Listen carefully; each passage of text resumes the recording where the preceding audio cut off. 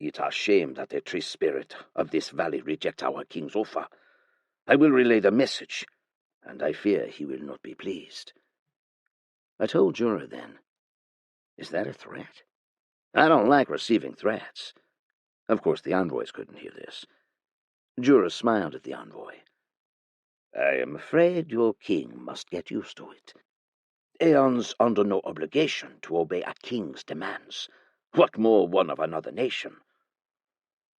"And Aeon did not even heed the views of his council?" the envoy retorted. "Aeon was here before the council was born, and he may remove the council should he so please." Jura smiled, but it was a creepy kind of smile, and the room's air suddenly felt heavy. A warlord's skill, heavyweight presence. He looked at the councillors, and the councillors somehow all took 2 steps back. The envoy, too, took a step back. Then he drew in a deep breath and sighed. "I see. But surely we can still purchase property in New Frika." "You may, but your property will be subject to all of New Frika's rules and regulations. There will be no exemptions. In short, you will be like any other wealthy merchant who invests in a property in New Frika. And know this, you will be watched." The envoys traded glances. They discussed with each other a bit, but then they all decided to leave. But I could still eavesdrop on them as they walked back to their inns. "Who does this tree spirit think he is?" one envoy said. "Our king's adventurers can chop down a tree." "But your adventurers cannot slay a demon walker," the envoy for another country said, "or you wouldn't be here." "Ugh!" The Rajakscan envoy said, "A powerful druid or monster tamer should be able to sway this tree spirit's mind." "I wouldn't count on that. Any monster able to slay a demon walker has to be at least level 100, and you won't find many druids or monster tamers willing to even try taming a creature of that level. It's a life-or-death battle." The Rajakscan envoy nodded. "Perhaps. Maybe a heroic artifact could." The 2 other envoys' eyes lit up. "Ah, that certainly changes things. Is there such an artifact?" The Rajakscan envoy said, "The elven kingdoms may still possess Rohanna's staff. I reckon a level 80 druid wielding that can bend this tree's will." The 2 envoys laughed. "And I thought you have such an item. That staff was destroyed long ago." "Was it?"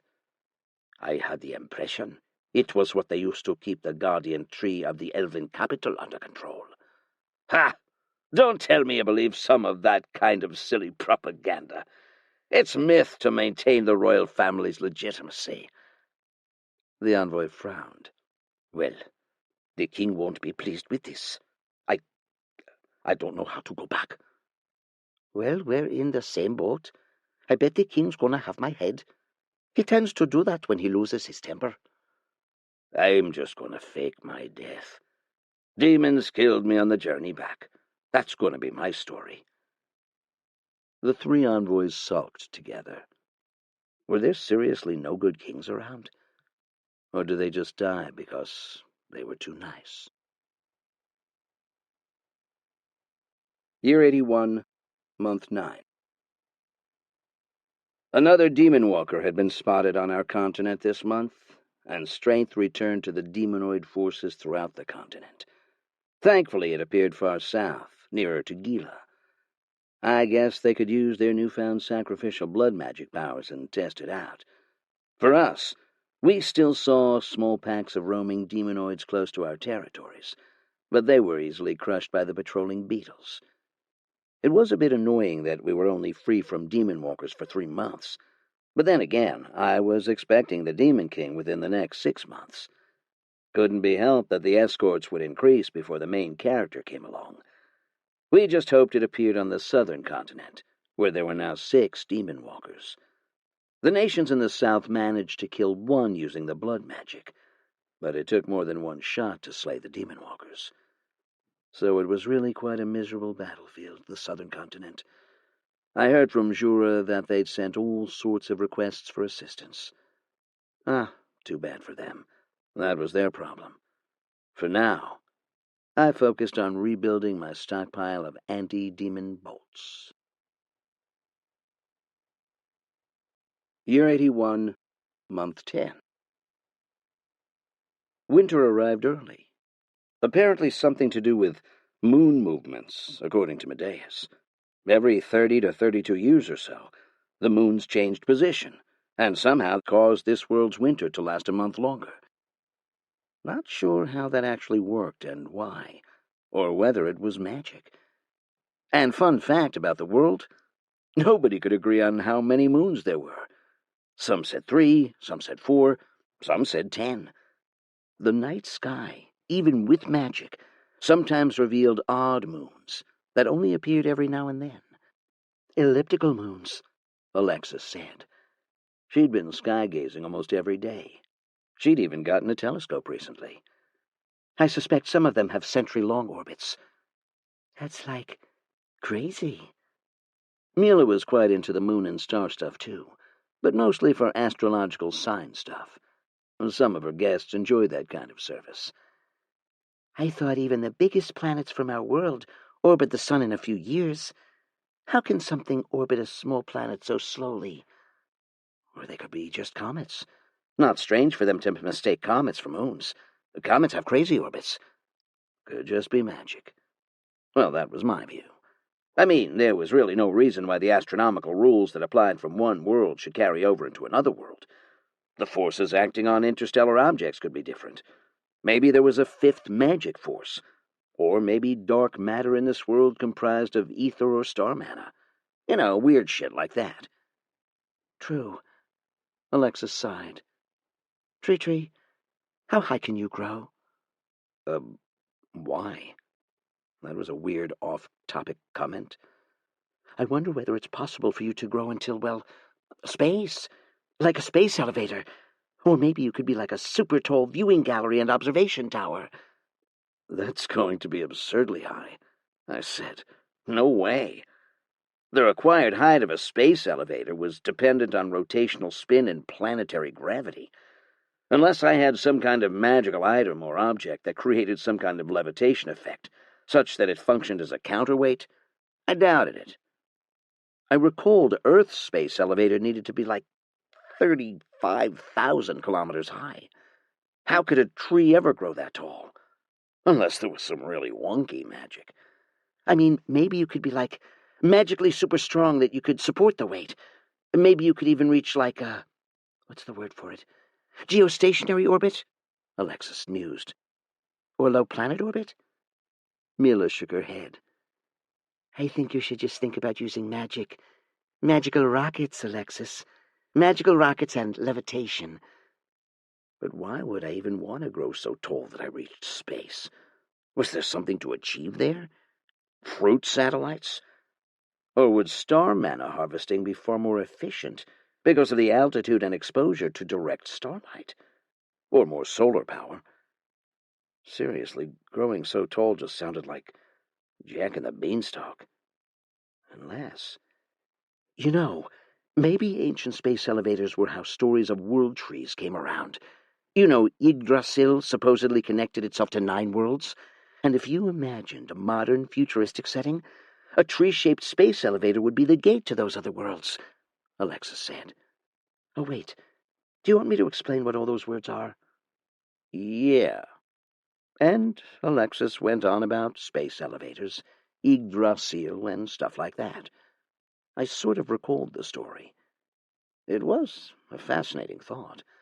But I suppose there were magical alternatives to a tree that grew into space. And why would I want to go to space? A tree couldn't grow into space. Or could it? Anyway, enough about space, and winter and moons. Demon battles intensified throughout the world. Refugee movements increased. And news of death, destruction, glory, and victories flooded the merchant channels. And that Gila country was crazy enough to actually use the blood sacrifice again. And I thought Gila used 3 rounds of that blood sacrifice ritual. because my sensors detected 3 surges of magic. But it didn't kill the walker, though it did somewhat disable it. News reported 2 of the hex bombs hit the walker's legs, so the walker was unable to move. Still, that didn't bring an end to the intense fighting, as the walker did what it could, which was to spawn demonoids and flood the area with them. So it kind of sucked, because the walker was a walking demon hive. It just vomited out demonoids when it didn't move.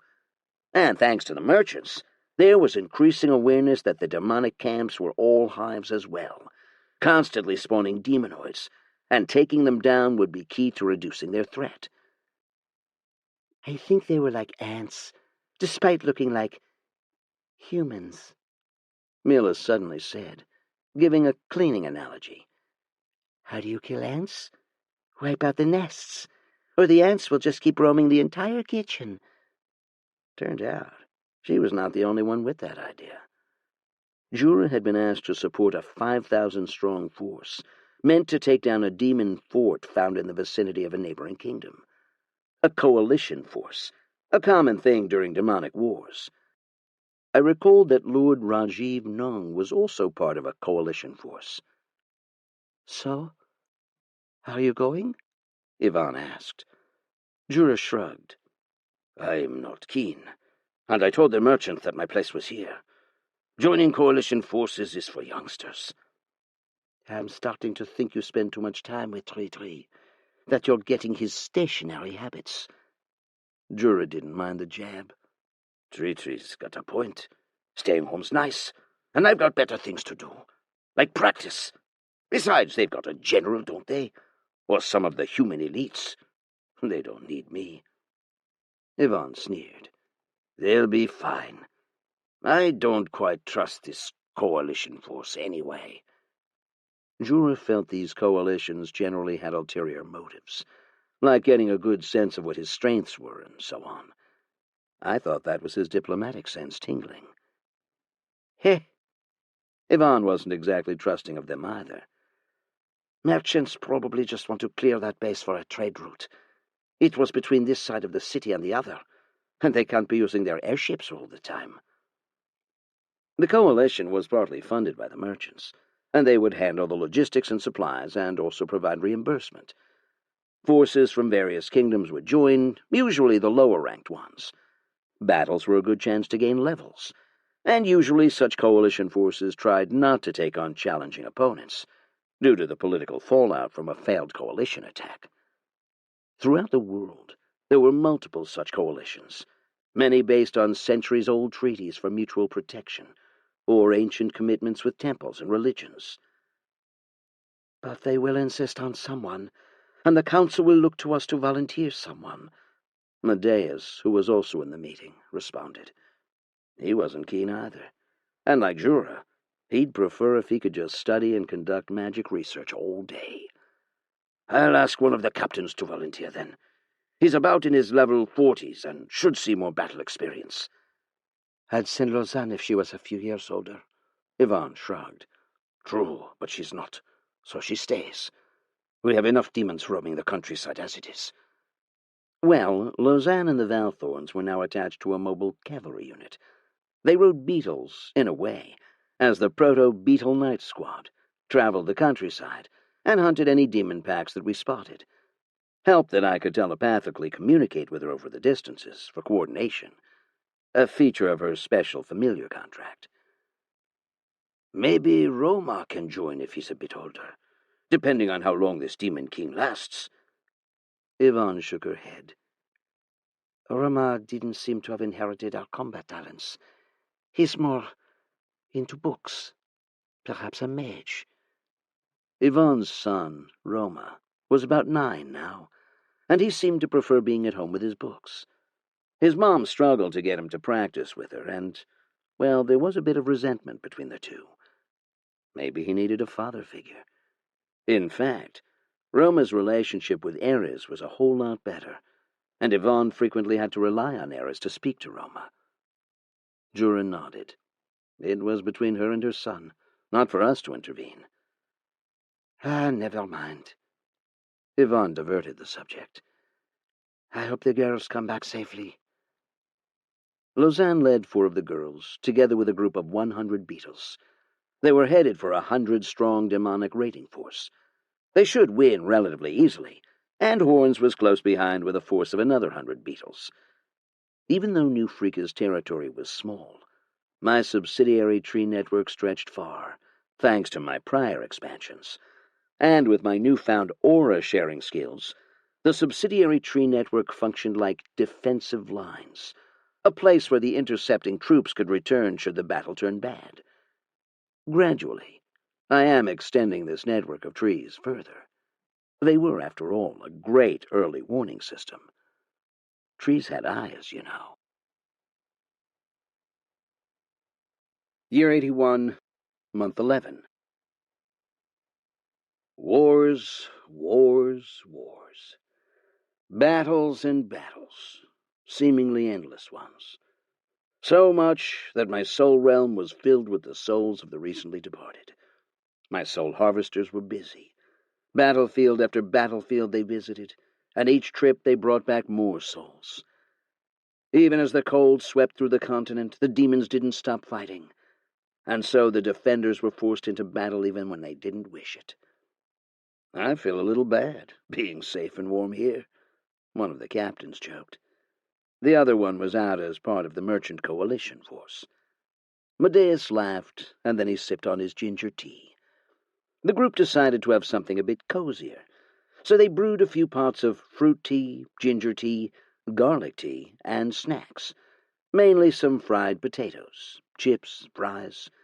One of Mila's kitchen projects was to recreate potato fries, because part of the global domination plans involved being a chain restaurant, like McDonald's, so she had to have fries. Wesley and our priest sat around the meeting room, too. Don't jinx us. Appreciate that we can still huddle around in such comfort, even when there was a demon walker around. Mila was happily playing the caterer. Apparently serving food contributed to her levels as a hotel tree. Jura, Laufen, and Lausanne also ate the snacks. Yeah, never know when the good times come to an end. There was a nod of agreement throughout the room. I wondered whether they felt it, that the Demon King was coming. I certainly thought I could.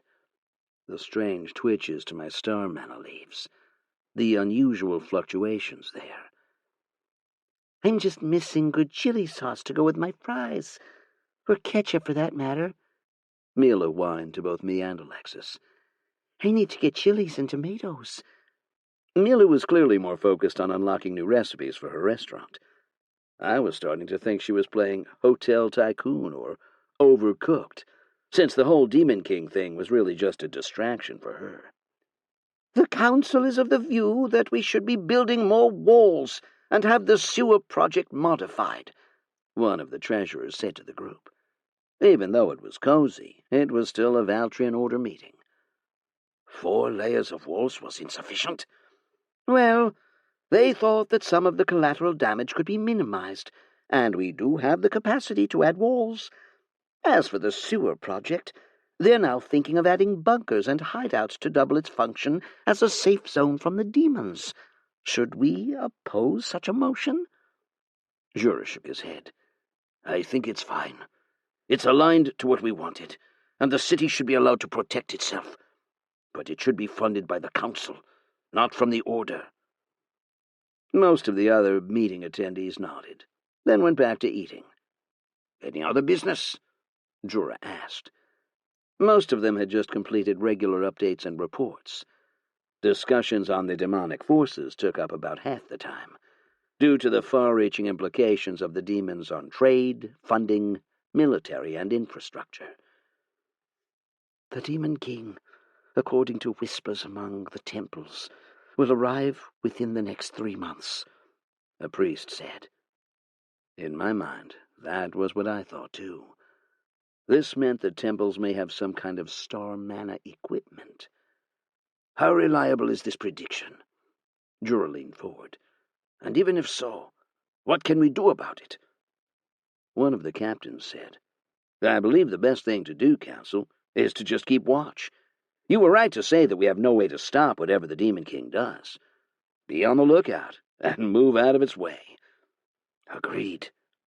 Jura nodded. I thought it was probably the best decision as well. I'm personally more interested in when the heroes will arrive, what powers they have, and how we can spot them so that we can stay out of their way. We don't like heroes? Mila asked. The crowd here didn't know her true identity as a former reincarnated hero. If they're not humans, I will like them, a captain said. Else these stupid heroes will buy into the propaganda the royals feed them, and treat us non-humans as enemies once the war is over. Mila did not reply. I thought she was trying to remember what the other kings and royalties had said to her in the past. She deftly served a plate of fried potatoes to one of the priests. Thankfully, all the previous generation heroes died with the Demon King. It was the priest that said it. The post-war political jostling was usually terrible. Heroes who see it as their duty from the gods to correct all that was wrong in this world. Mila stopped. She sighed. Yvonne, who was invited for the food, nodded. Indeed, we should do our best not to offend them. We stick out with our presence as a non-human nation in this region. But let's hope the gods spread out the heroes a bit, and that some of them are non-humans. If that's the case, the heroes will balance each other out. Or maybe all of them will die to the Demon King. Mila sagged a little. Never mind, never mind. Let's just wait and see what happens. Jura munched on a piece of bread. Year 81, month 12. The Hutan druids responded that the meet-up with the other tree spirits would be delayed because of the demons. Their efforts were dedicated to defending their areas against the demons. Ah, well, I didn't expect much from these druids anyway. I intended to reach out to these tree spirits without their intermediation anyway. I certainly would prefer to have discussions without the eavesdropping of others. Somehow, I had a gut feeling that there would be things only we, tree spirits, should know. Or should I say, root feeling. What would be a plant equivalent of gut anyway? After my recent level gains and my recent subsidiary tree numbers, I might have just enough to extend one long chain to the giant lily-pod city. But I would have to give up all the other subsidiary trees around, and that would leave the valley defenseless and without its early warning system. Ugh. I'd wait for my next subsidiary tree upgrade then. Or maybe I could extend halfway there and see whether I gained levels killing the demons I encountered along the way. But giant Lillipod City was way down south of my continent. Even past that Gila country, where the legless demon walker was. Decisions. Year 82, month 1. A new year, but same old threats. The demons found the volcano, and now we were fighting a three-way battle. The native golems, the demonic forces who seemed to be interested in the same mana source in the volcano, and my beetles. This, to me, was sufficient confirmation that the demons were looking for mana-rich sources, so maybe they would look to my 3 trees of mana soon. Without the walkers, it wasn't that difficult to defend these 2 locations, but I was having some trouble with the demon knights, so I did need to deploy Horns, Lausanne, and the Valthorns. I mean, I could root strike the knights, and I did every now and then, to delay and postpone the battle until I could get Lausanne and gang into battle. The reasoning was really simple. I was way too high level that defeating the knights was really quite pitiful for my experience gain, even with my overpowered experience gain. It was far more fruitful to save mobs of this level to Lausanne and the budding initiates, such that they got to a level where they could be of some use against the demons. At first, they were excited, but after 1 full month of constant battles throughout the volcanic area against the demons, Lausanne and the initiates were beginning to realize the enormity of the task. Wars are not nice, one of the young initiates, she's 8, sat next to Lausanne at a campsite. She sipped on a small wooden flask containing a kind of healing fluid. There were a few subsidiary trees here, so they benefited from my healing aura and demonic suppression aura, so it was a relatively good campsite.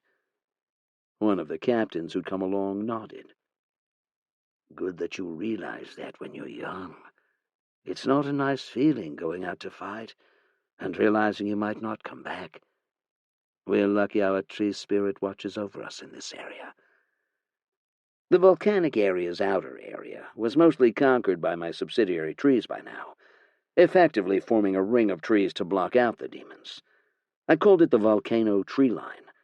That didn't stop the demons from trying to break through, occasionally with 500 to 1,000 strong forces. Lausanne sighed and massaged her left shoulder. A wooden vine surrounded her, an effect of the special tree familiar. She was level 42 from a whole month of demon fighting, most of it from taking on a few demon knights. Doing it every day was quite different from fighting occasionally. The captain smiled. You may be a genius, Lady Lausanne, but fighting daily is a reality for most common soldiers and guards in small villages. There was a group of soldiers who also came along. It didn't look good to leave the fighting to young kids. She nodded. Jura did tell her stories of the past, when Frika was still the village of Frika, and the men frequently patrolled the woods to defeat monsters. But still, nothing beat the experience of active duty, to know what it was like. If only we can stop this for good. The captain smiled and patted Lausanne on her lean shoulder. Honestly, New Frika has it good. The protection of the Aeons beetles meant we soldiers can fight more carefully and less frequently.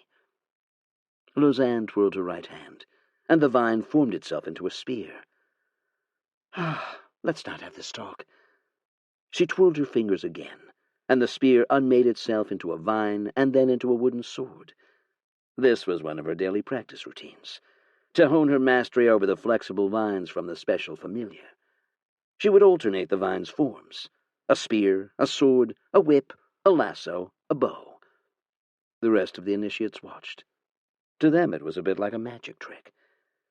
They would rest for an hour before continuing their journey home. Thankfully, the beetle army carried them. A few of the beetles had things resembling seats, and since each beetle was about the size of a large rhino, about 2 to 3 could fit on each beetle, except for one of the centaur Valthorns. She was one of the younger Valthorns, from the second batch, but centaurs tended to be bigger despite having similar ages. She would gallop next to the beetles, and her stamina was pretty good.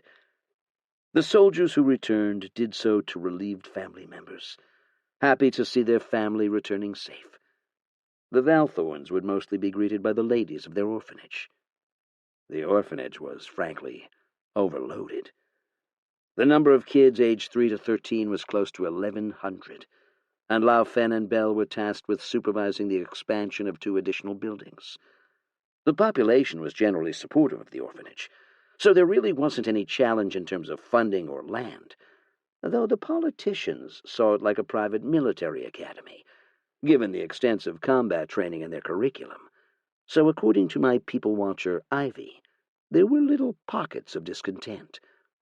In fact, the expansion of the orphanage meant about 30% of the Order's budget was now used to fund the charitable segment. Both the death services, orphanage, and birth gifts all did not generate money. One of the priests suggested tithes or donations, but I shot down the idea. I felt if people started giving money to priests, that was just going to send us into a downward spiral of corruption. So no, I insisted on the priests being paid a salary and no donations or tithes. Instead, the Order had to do work for money. We ran a vegetable market, food market, and herbs market. Herbal soup! Herbal soup! There was actually a lesser variant of ginseng, grown by our herbalist. It didn't have the full effect of the ginseng plant, and this variance boost was temporary. We thought of using the term ginseng, but then that might ruin the branding of the real ginseng plant, so we decided just plain old herbal root soup. Ginger tea! Ginger tea! An employee of the Order shouted, Flavoured olives, Oranges! cotton, and clothes. Yeah, a market. I thought of having a more upmarket feel to the premises, but somehow it just organically transformed into this chaotic mess of a market that wouldn't feel out of place in any Asian or Middle Eastern metropolis. I wondered whether this was what the grand bazaars of Baghdad would be like. I would usually tune out the shouting match in the markets. There was only so many times you could bear a middle-aged lady repeatedly shouting, "Potatoes for sale! Potatoes for sale!" Listening to it for too long, I found that those words ended up repeating in my thoughts, too. Thank goodness, like the root net, I could tune out all the chatter. But Ivy liked the market. She said the gossip in the markets was her top 5 ways of getting information. The things ladies shared with each other while haggling over carrots and tomatoes was quite interesting. 95% made up, by the way, but still, that 5% was worth it. Oh, and the bigger orphanage kids were usually tasked with security. If they weren't in the orphanage, they'd be the ones stealing. I thought it was a good way to deter the food thieves.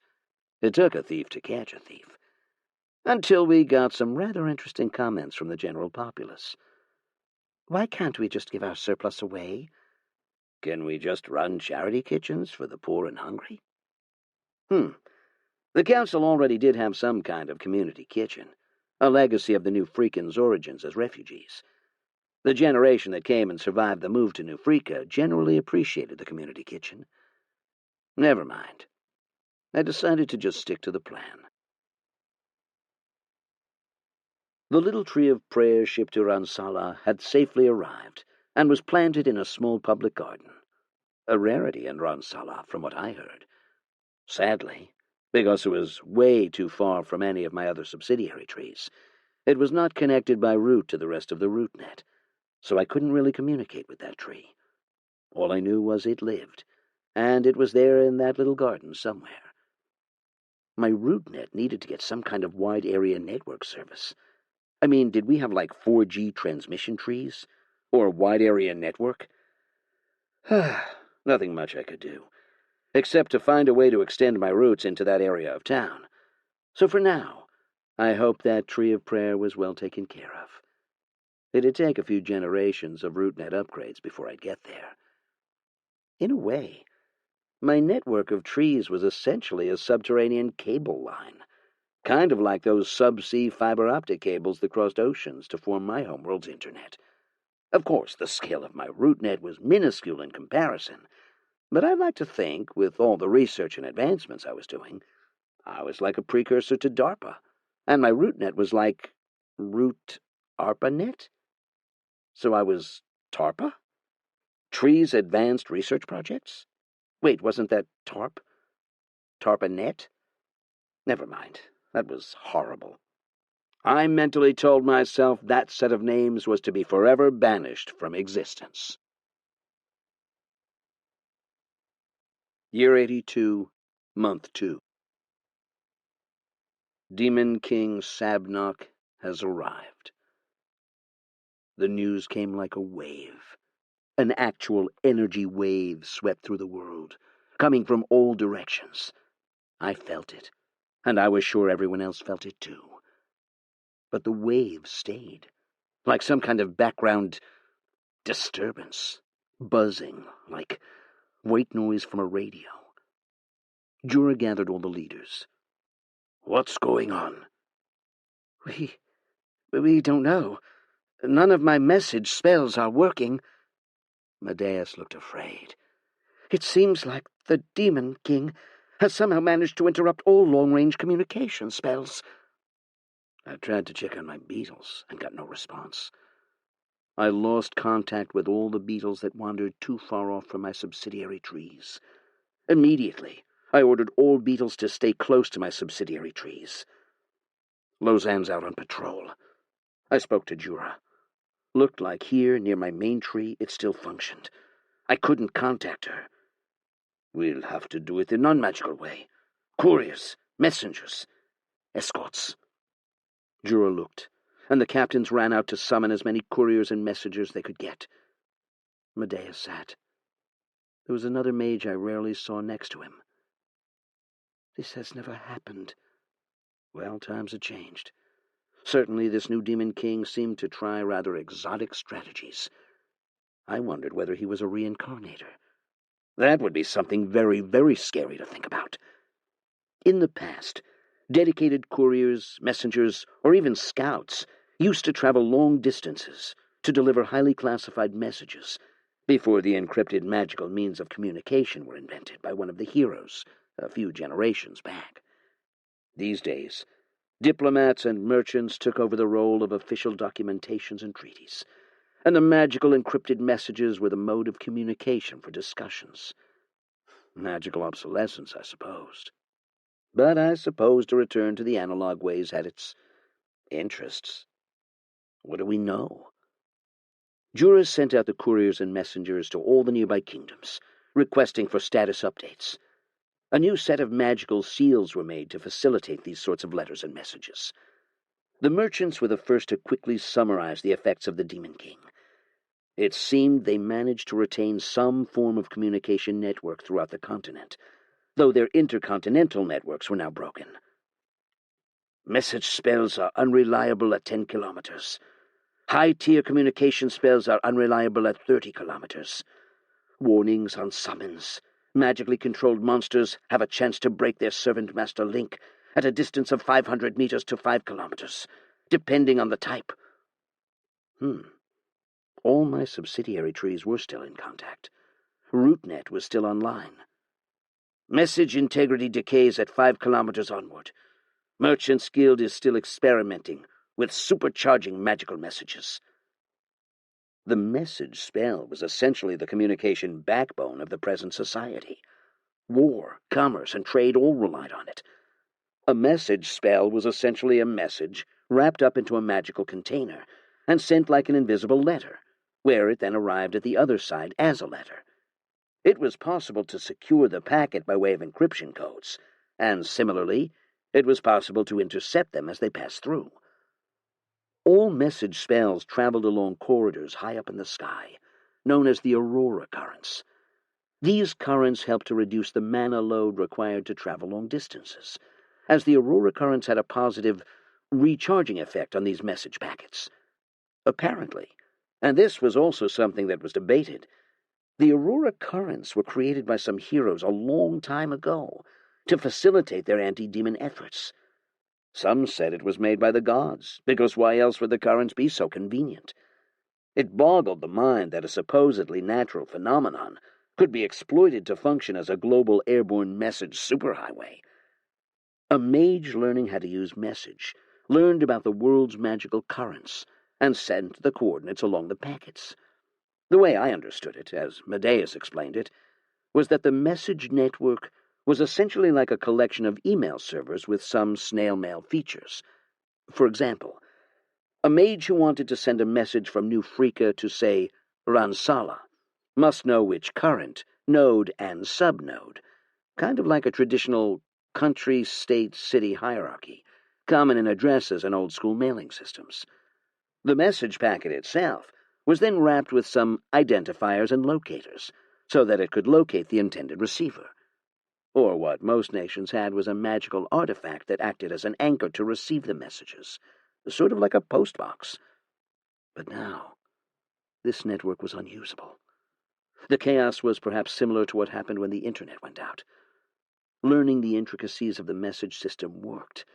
Only when the system went down was like how people started to study the intricacies of how planes worked after a flight crash occurred. A little too late. Merchants, especially, scrambled to find alternatives to their usual sources. Trading prices for certain goods started to fluctuate, because the merchant's ability to obtain market price information from other cities was now gone, and a merchant's willingness to purchase local goods dropped significantly, because he was unable to guarantee his own ability to make a profit by locking in another deal in some other part of the world. How about scrying and remote viewing? I observed the mages in New Freaka's Mage Guild in a discussion with the local merchants. Thankfully, this newfound magical interference from the Demon King didn't affect my ability to see my own trees. and I believed my own energies were repelling that interference somewhat. It really brought back memories. The guys banging on our IT admin's tables, demanding to know why the payment systems were down and how soon we could fix it. It didn't work either, and we do not have mages who focus on such spells. Then what works? I've got a warehouse full of goods, and I can't find out where to send them or whether the route is even safe. There has got to be something. I'm afraid the best chance at this point is a messenger. The mage tried to placate the angry merchant. That's too slow. We're still trying. Over at the military side, Jura attended a meeting with the new Freaka Council, together with a lot of military guys. A strategist under the Council's employ was present to give a quick briefing on the situation. 1. Our ability to coordinate our military with our allies is now significantly reduced. 2. Our ability to locate the Demon King and Demon Walkers on a close to real-time basis is also almost gone. This means the blood sacrifice spells used to bombard the Demon Walkers is effectively useless. Shit. That was a bad thing. What use was a nuke if you didn't know where to shoot it? Also, linked into that second point, we'll need to rely a whole lot more on scouts to monitor the demons' movements. I suppose they needed to return to flares, fire signals, and stuff like that. I still hadn't heard from Lausanne, so I decided to send some subsidiary trees toward her last known location. Year 82, Month 3. Silence was eerie. Without the communication networks to inform one's decisions, most travelers decided to stay put and wait. Only those truly desperate or daring made the journey. Throughout my network of trees, demons appeared more frequently and in larger numbers. Given my now smaller effective range due to the interference of the Demon King, it was also harder to move my beetles from one place to another, as they had to travel close to my chain of subsidiary trees. When are the damn messages going to get through? Some of the merchants had started drinking extensively. It seemed they were in a limbo. Some of them started to band together and try to make the trip to the next town. A small minority sold all their inventory and decided to stay put. I'm not going anywhere. This town can defend itself against a demon walker. I'll just stay. It's a risk to go out there. You might not know if a demon walker was nearby. We're merchants. We do not sit still in a place. We need to sell to make money. Anyway, back to the beetles. The attacks throughout my network increased, and so, with Trevor and Dimitri's advice, I'd split my beetle force into 6 squads of 1,500 each, all stationed in a different part of my network, the rest of them in New Freaka. I couldn't move the beetles as quickly as before because of the longer route they now had to take, and with lesser visibility, I had a lesser amount of time to plan and respond to any incursion. In a way, this was a hub-and-spoke strategy, mini-bases for my beetles. Frankly, I didn't see this coming. I thought Demon Kings were just overpowered and had high destructive abilities. Utility or passive abilities wasn't something I expected. It really felt like there was a mind behind the demon. Would you think it's a reincarnator? A hero from your world? Alexis paused. That would be terrible, wouldn't it? If they brought someone from my world? There was really no reason why the Demon Kings would change tactics this time. There has to be a trigger point. When you fought the Demon King, what did you think? Alexis waited, and then she responded, off tangent but very relevant. I wonder whether the demons accessed my memories. Huh? When I was trapped as a fire demon, whether the demons looked into my mind, just like how I saw their homeworld. You saw their homeworld? I think so. I'm not sure whether it's a dream or it's their homeworld, but after the Demon Walker, it brought back memories. It's a massive desert with large spires, similar to the ones on the Demon Walker's back, but many, many times bigger, and more. Okay, now we have 2 suspects. 1, the demons somehow brought a reincarnator or off-worlder. 2, the demons took a look at your mind and decided to copy some tactics. Or possibly both were true. Or you may have let the demons in on where you were from, and therefore they can now summon their own version of heroes. Alexis's spirit body rotated and twirled in the air. She looked horrified. That? I hope not. We need to warn everyone if we were potentially dealing with an enemy reincarnator. All the nations must treat the demons as intelligent. Let's not panic yet. I did suspect that this generation's demons were possibly intelligent, or had some kind of thought process to their tactics. But the fact that they only had a small variety of units seemed to imply that there was some kind of migration limit on what they could bring to this world. Maybe the reincarnator himself wasn't here in this world. We need countermeasures. We need to do something. Alexis spun. I thought her spiritual body was changing color. Mila! Mila was happily in her inn. Now that the merchants weren't going anywhere, they needed a place to stay, so her inn was full house, and many merchants were drinking their worries away. Busy, Alexis. I've got a full house to manage. Mila waved her off. This is important, Mila. Important!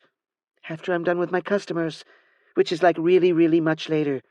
Later, okay? Mila! Alexis pouted. In the meantime, I called Jura and Medeas to discuss the possibility of an intelligent demon king. Demon kings were somewhat monster-like, at least in history. They seek out places with large populations and have an ability to sense the presence of heroes. Their instincts seem to drive them toward the heroes. They have some primitive intelligence, according to statements from past heroes.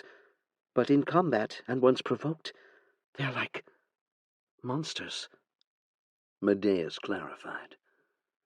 So how bad is it if the Demon King is intelligent, say, like an average human? I asked. On the bigger scale of things, it's probably the demonic equivalent of a very, very nasty undead necromancer. Is that bad? It sounds bad. I continued with my questions. Jura shook his head. His knowledge about such things was quite shallow. Medeas had a better understanding of historical outbreaks. Medeas nodded. If the heroes can work with the kingdoms, it should still be possible to defeat the Demon King. After all, the demons can't level, and the lower-level demons and demon walkers don't display the kind of intelligence that I would associate with his sentience. So, it's likely that only the Demon King was fully intelligent. I agree with that theory. Indeed, the demon walker or the demon general did not appear to be intelligent, even if they had some tactical sense. Else they would not have walked in a straight line toward the source of the hex bombs. If so, all the thinking must be done by the Demon King, and that was inherently a weakness. Jura and Medeas looked at the map. There was nothing on it, now that we had no data on the demons. Jura shrugged. Nothing's actually changed, has it? The heroes still have a Demon King to slay. It just means the process is harder for them.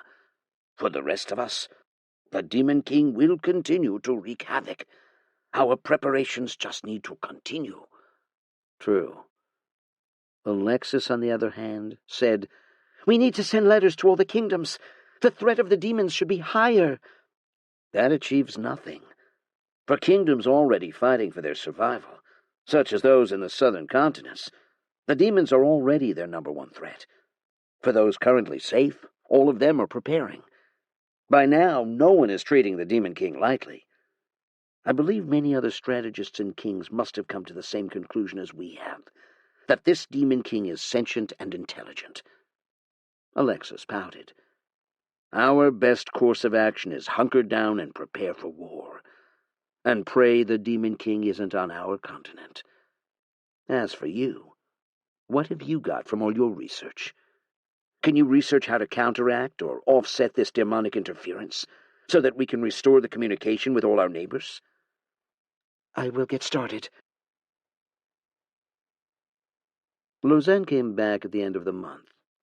They had been forced into hiding to avoid the roaming demons. With the beetles asleep, they did not have the numbers to take the demons in a fight, so their progress home was super slow.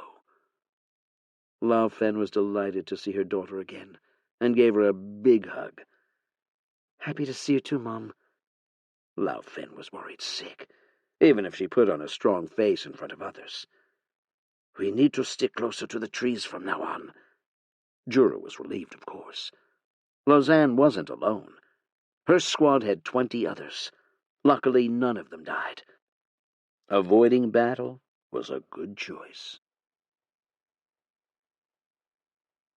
Year 82, Month 4. When will the heroes be summoned? Usually 6 months to a year after the Demon King. Maybe less. I hoped it was less. If the Demon King was smart, he would expand as fast as he could and crush all the allied kingdoms. That way, the heroes had less support. The kingdom stood no chance against a creature like the Demon King. If he was truly intelligent, he would use this head start to cement his position. "Aeon! A demon army in the distance!" I spotted it too. They seemed to employ a scorched earth strategy, and were headed for the volcano. New Freaka wouldn't deploy itself, but I would have to defend the volcano. After the Demon Walker battle, I had 15,000 subsidiary trees, about a third of which were beetle nests. Each tree, with Horn's upgrades, was home to 5 beetles, so I had a total beetle force of 25,000. I was literally a one-tree beetle army, but I had to spread this force throughout my network. 7,000 were at home, in the valley as its defensive force, and I'd lost about 4,000 beetles in various smaller skirmishes in the past months. That left 14,000, of which spread into the 6 1,500 squads, give or take a few hundred. 20,000 demons. There were already 1,500 beetles stationed in that segment of my tree network. The rest of my beetles, the 7,000 stationed at home, would take about 5 days to get there. It was a battle away from my main tree, not my ideal battleground. They are headed for the volcanic area? The Order captains were surprised, of course. They presumed they would head here. The volcano was a natural mana source, a difficult one to work with, but a mana source. We must defend it, else we will have a demon factory as our neighbor, I told the Order, and Jura relayed the message to a clearly spooked New Freakin' Council. The councilors were afraid, so they summoned their local supporters for views. Some of them wanted to participate. They saw why it should be defended. Some preferred to wait and hold a defensive line here, in the valley. So the choice was given to the councilors, and they gathered support. Either send an army to fight a force near the volcano, or tolerate a demon base next to New Freaka and die eventually anyway. In a way, it was an easier battle, since it was just a large army of regular demonoids. There were no giant walkers. But the flip side was my ability to intervene, slightly weakened by the distance. Jura and Yvonne, I need both of you at that battle. Lausanne tapped herself. Me too. Well, I planned on including her anyway. And you. La Fen gave her daughter a hug. And the Velthorns. I need every high-level person I have at that battlefield. Go, and go quickly. The beetles there may not be able to hold the line for more than 3 days, and the demons were only 2 days away. In a way, this could have been prevented had I created an outer perimeter of subsidiary trees, but even that would only give me 1 extra day's advance warning. Still, I made a note to further fortify the southern forest and the 3 Tree of Mana. Clearly, that magic ley line would be a juicy target for the demons should they discover it. To delay the demonic force while the rest of the forces got into position, I activated Rooting Field and Poison Field multiple times.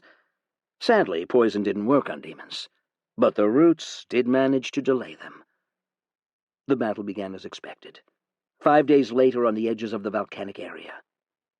I had increased the amount of subsidiary trees I had, so that I could keep control over the beetles. And with new subsidiary trees, the present beetle force stood at 2,500. My 7,000 beetles were a day away, and the new freaking army of 4,000 soldiers were 2 days away. The demons? 21,000 or so. The demons themselves were increasing. The demons charged, led by humanoid demons, riding on demon hounds, wielding long halberds and spears. Fucking hell! They have cavalry! They had demon knights that rode hellhounds some time ago, a small elite brainwashed humans that chased the heroes. But this was my first time witnessing pure demonoid cavalry as combat force. Actually, how did the demons brainwash those humans? Could they be the source of this change in tactics, too? Something wasn't right. If demon knights brainwashed by the demons existed, that meant the demon kings had always been sentient, because you needed a certain measure of intelligence to utilize demonic corrupted human knights. And the previous demon king had manticores and wyverns, too. I needed to come back to this thought later.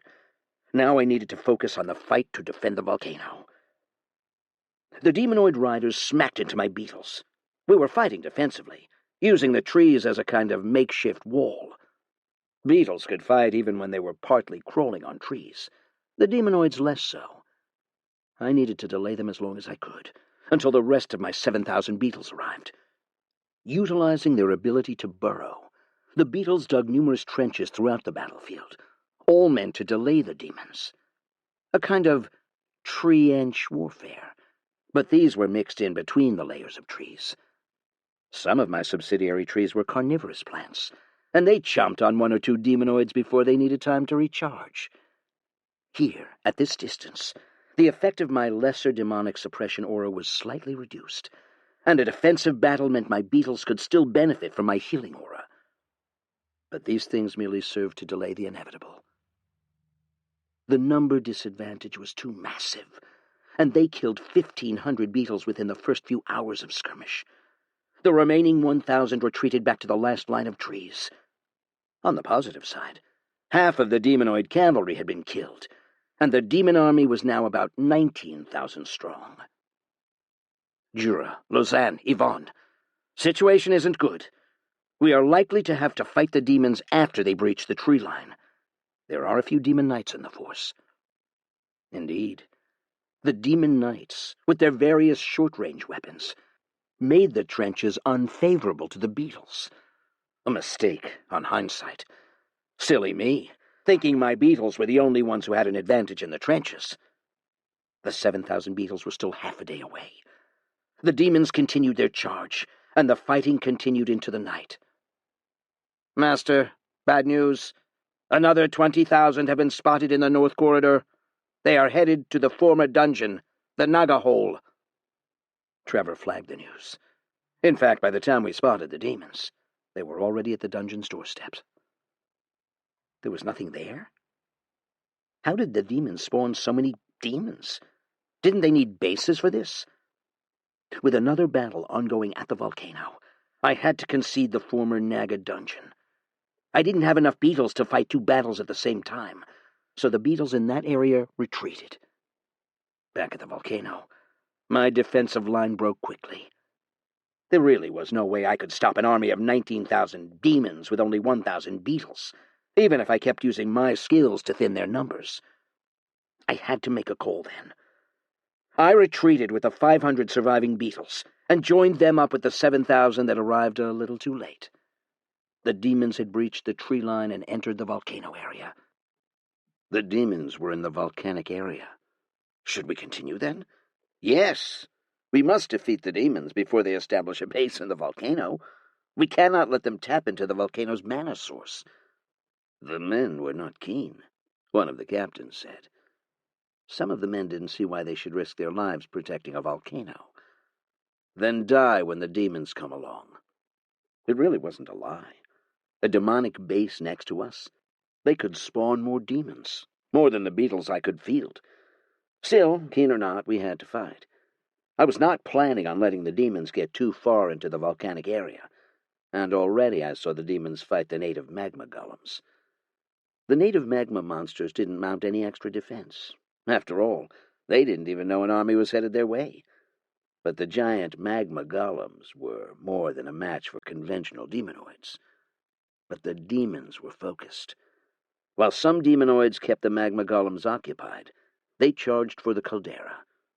And I didn't plan on letting them get there and establish a foothold. I spawned subsidiary trees, even in this hostile terrain, and the army of beetles and new freakins chased after the demons. They had one day's head start, and the army passed by more casualties by the wayside. Some soldiers took this chance to collect any loot that the golems dropped, since the demons were not interested. As the beetles and soldiers headed up, I felt it. A surge in mana, a shiver in the magma and earth below. Shit, I told myself. They might have already started. Demonic energy was starting to corrupt the volcano's energies, and all the trees in the area could feel the incursion. After an hour of climbing up the volcano with this army, we saw the demon's fortress. Past a field of crushed golems and half-skewered demonoids, right at the edge of the volcanic caldera, a fortress in the making. It was growing slowly, but it already had the shape of spires, similar to the spires of the Demon Walker. There it was, at the center of the under-construction fortress, a banner-like reddish object, the so-called Demon Rod, as told by the Merchants' Guilds. This was a terraforming army, Alexis muttered. They plan to turn the world into the factories of their homeworld.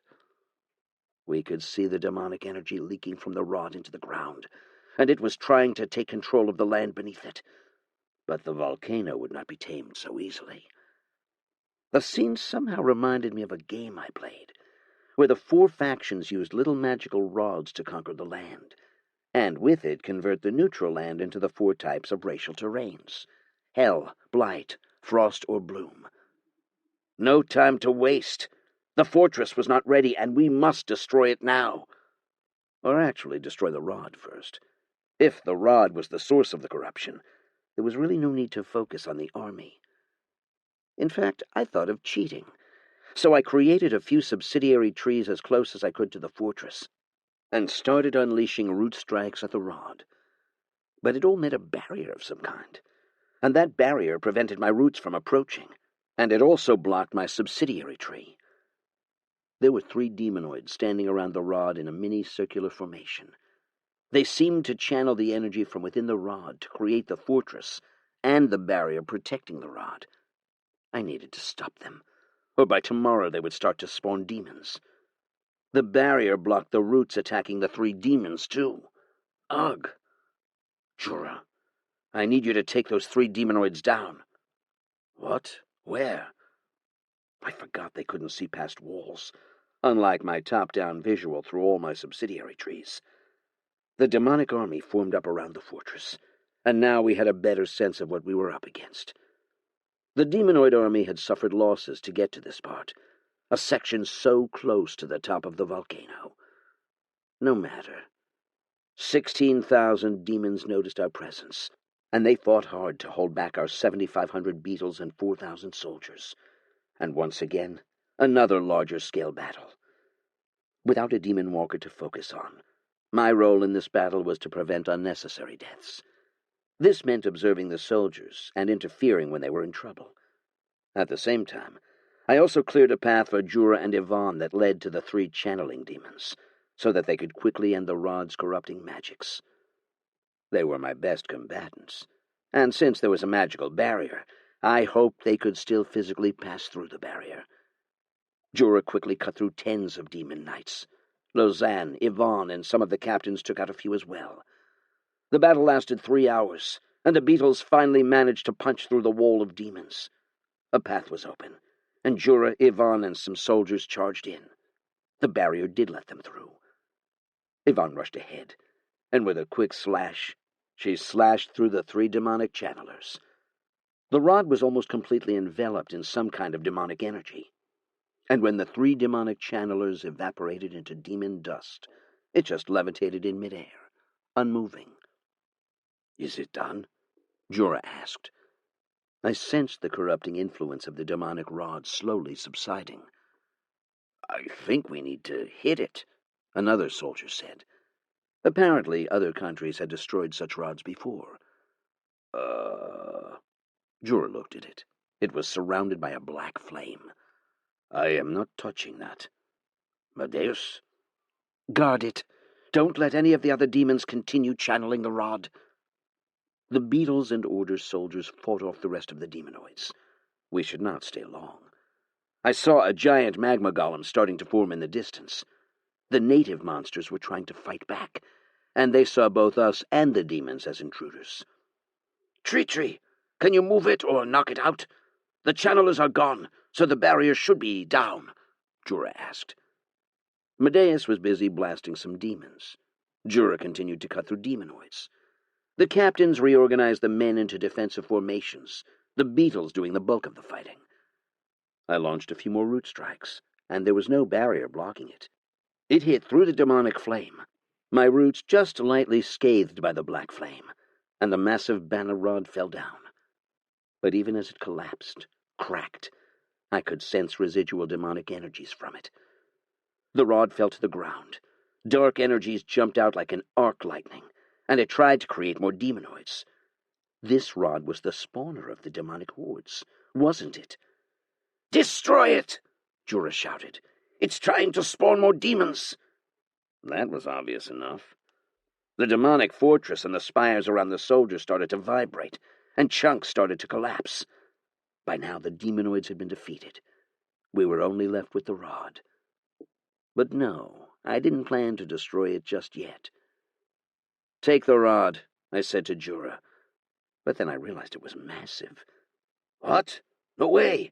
It's still emitting that black demon flame. You need to knock it out a bit more." Ugh. That meant I was the only one that could manipulate it. A beetle approached, and the flames burned the beetle. I briefly considered leaving it here, but that meant the rod would spawn more demons, and that defeated the purpose of this incursion. I decided to weaken the rod a bit more, so with some root strikes, the demonic energy dissipated, and the rod itself cracked. Still, I could sense some remaining demonic energy, and that was what I wanted. Good. I felt it would be better for me to hold on to it and subject it to some research, see what I could learn from it. If this Demon King was intelligent, as I predicted it was, then I needed to know how I could counter him, whether I could use the energies from such rods against it. No one wanted to touch the demon rod surrounded by the residual black flames, and only I had the necessary resistances. I used a bit of my vines, and the black flames were unable to hurt the vines much, and I moved the rod. It took a bit of effort to play pass the baton with my vines, tossing the rod from one subsidiary tree to another, all the way down from the volcano back to New Freaka. This baton pass took 2 days for the rod to arrive back at the valley. It must have looked rather silly, trees passing a cracked rod, swinging it from tree to tree. It took a lot of effort to get the rod to move correctly. Wait, why did that sound wrong? Okay, let's retreat before the golems respawn. There's no need to fight the natives. Meanwhile, Jura ordered the army to retreat home. I would rebuild my defenses around the volcano after this. You gained a level 138. New skill learned, Vine Ropeway Network. Vine Ropeway networks allow you to move things and people from place to place, like a cable car or aerial gondola system. Must be part of the same connected network of vines. Star Mana variant. Consumes 150 star mana. Creates a star mana vine network that temporarily folds space and time, and opens a portal between any 2 subsidiary trees or your main body. Allows movement of any one animal or item instantaneously, from any subsidiary tree to any other subsidiary. Need not be connected. Treachery presently has 300 star mana, and generates 30 star mana per month. Wait. This was like that story Jura, or was it Keshern, said so long ago, of the twinned tree spirits that had a steady portal between one another, like paired stargates.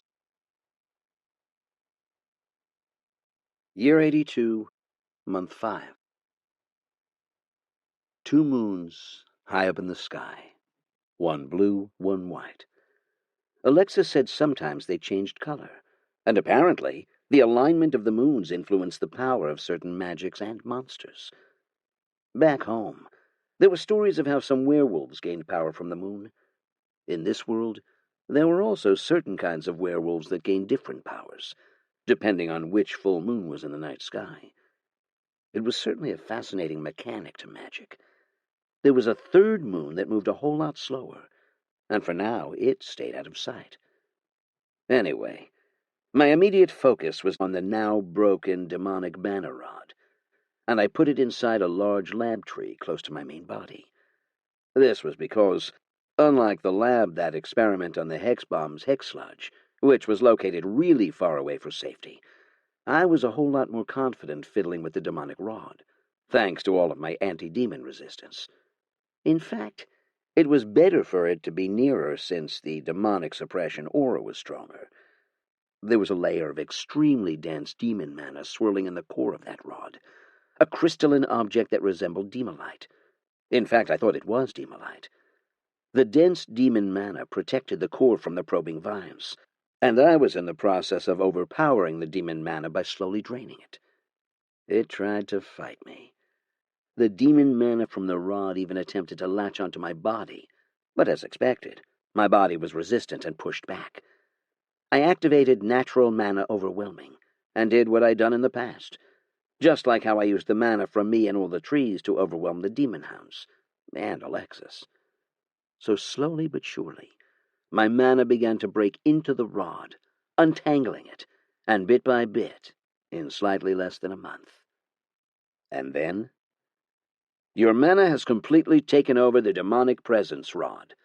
Demonic rod has now transformed into the Stick of Treachery. The Stick of Treachery retains the mana conversion and assimilation abilities of the original rod, will grow trees wherever it was placed, and will spread your influence. The strange-looking rod now resembled a large wooden spear, with overgrown vines all tangled up around it. The demolite core, once purple and reddish, was now entirely light green in color. But seriously, I didn't come up with such a name. Or maybe I did. Maybe it was my subconscious. Deciding it was a horrible name, I decided to call it the Forest Rod instead. I was just too embarrassed to even tell my beetles to carry the Stick of Treachery. Throughout New Freaka, news was rare. Most message services were not operational, and there were not many couriers or messengers in service. They were often employed at great cost to deliver the most important messages. Some merchant groups decided not to wait any longer, and instead they spent money to hire a large escort force. It was a well-reasoned choice, since the Demon King would not die until the heroes arrived. How long could they wait, anyway? Messengers, couriers were escorted by riders and armed cavalry.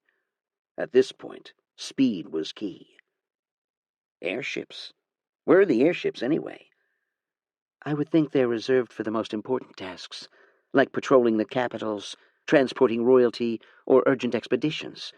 Smaller ones are used by adventurers, but charging the demolites usually really costly. I was starting to suspect the airship I downed so many years ago was somehow stolen. Or just somehow airships just fell out of favor. Under such circumstances, I would think airships would work, unless something was interfering with that, too. Throughout my network of trees, I was starting to see more travelers, merchants, and others. A courier from Salah arrived today. Jura looked at a letter and then casually placed it aside. They must be truly desperate to demand that we all contribute military to their defense. What a waste of valuable courier's time. Huh? Well, just a strongly worded letter, demanding that New Freaka provide protection to the royals of Salah and support the Continental Coalition Army. Salah's part of the organizing nations this time around, together with Tokti and the Eastern Nagra. Nagra? Where's that? Further east of Salah. It's a coastal nation, and its capital is actually on a large island just off the coast of our mainland. Funny it decided to play a part. Maybe demons found a way to sail across the oceans. Demons can fly, though. At least elder demons, Medeus added. If one of these giant demon walkers have some kind of flying ability... The previous demon king was a floating castle, after all. But what's the point of the coalition army anyway, if they can't hold a candle to the demon king? They can act as a big fat decoy, a captain said. That's what happened to the last coalition army. A decoy to redirect the demon king elsewhere. Ignore them, then. I thought all these royal schemes tended to fail in the face of the demon king. Jura laughed. I never intended to respond. We've got enough on our own plate. Year 82, month 6. Now that I had this stick, suddenly a whole load of ideas came back to my mind. Could I do what the demons did? To claim the volcano as my own using this rod? The fact that it had spread my mana thing seemed to suggest, yes, I could. I mean, that was how it worked in that other game I played, right? Rods spread influence, and if I had a rod, I could do it too. And after dwelling on the idea for a few days, I decided to call on my beetles and horns, and it was time for me to try to use the demon's tactics for myself. The trees I had on the volcano had been destroyed, uprooted by the magma golems, but it wouldn't be hard for me to get back there again. 6,000 beetles charged up the volcano. We fought golems and giant golems along the way, and it was a little easier this time around, with healing aura somewhat offsetting the natural burn damage from the volcanic environment. With stronger beetles, thanks to the upgrades, we managed to secure a one-way chain of trees up till the caldera. And there we had it, the giant magma golems. Defeating the giant golems was easy, but consistently holding on to it, while saving all the things that were dying, that was harder. I had to personally intervene every time the giant golems attacked, and that made holding on to the volcano exceptionally time-consuming. That was even before the issue of the volcano's raw natural mana, which I couldn't seem to access. My subsidiary trees also kept burning from the natural heat of the volcano, and that meant I had to constantly replace them. Thankfully, after the past few upgrades, they were a little bit tougher. I hope the forest rod changed that. If this worked, I was going to start hunting the demons for more rods. A torrent of root strikes later, the golems were down, and 4 beetles helped to insert the forest rod into the edge of the caldera. One of my subsidiary tree's vines and roots then tangled with the forest rod's growing vines, and I felt a strange sensation. I felt like I was in a hot sauna, but I was a tree. Focusing on the forest rod, I quickly saw that it was the natural mana from the volcano and my own natural mana mixing. I thought this might work. And more of those magma golems appeared. They seemed to have been riled up by the sudden shift in mana, and we, the trees and the beetles, now played defense. I supposed it was like tree versus volcano then. And we spent 5 days defending the forest rod while it channeled slowly. There really was no way I could speed it up, since the rod itself seemed to just work auto-magically once supplied with mana. Increasing it didn't work. Maybe it was like cooking. You couldn't speed up a natural process. Not too much, at least. So we endured for 5 days, constantly healing all the damaged subsidiary trees from all the spontaneous combustion. The heat meant the trees were drained of all their liquids, and when they were sufficiently dry, they would just burst into flames. That on top of the attacks by golems. To slow down the effects of the intense heat, I tapped on the waters from the rest of my network and constantly pumped water to the subsidiary trees in the volcano. It worked somewhat, but instead some of the trees started to boil, which killed them too. But we held our ground. 5 days of constant fighting against golems, and I lost 4,500 beetles after 5 days. Battling in this unfavorable terrain meant their effectiveness was low, and I'd seen it firsthand during the earlier battle with the demons. A beetle that was normally able to take on 3, maybe 4 demons, could only take on 1 demon because of the damage from the terrain itself. For 5 days, golems attacked the subsidiary trees and the makeshift walls from all sides, and I had the beetles try to do some rudimentary digging. The beetles suffered much, digging through hardened magma, and didn't help that there had been a few accidents. Some beetles accidentally stepped on a chunk of loose rocks and then slid to their deaths into the molten lava lake in the center of the caldera. Or some chunks of ground suddenly erupted, and a geyser of lava torched a few trees.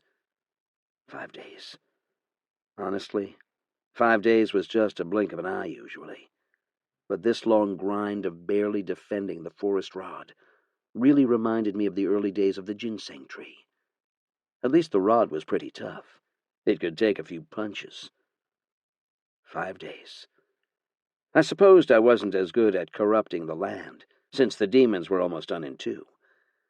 And 5 days of magma golem genocide later, the volcano filled with the burned trees, burned beetles, we completed the channeling of the rod. The forest rod transformed into a large tree right at the edge of the caldera. It was massive. And then, one of the longest skill notifications I had ever had. I mean, it was really, really long.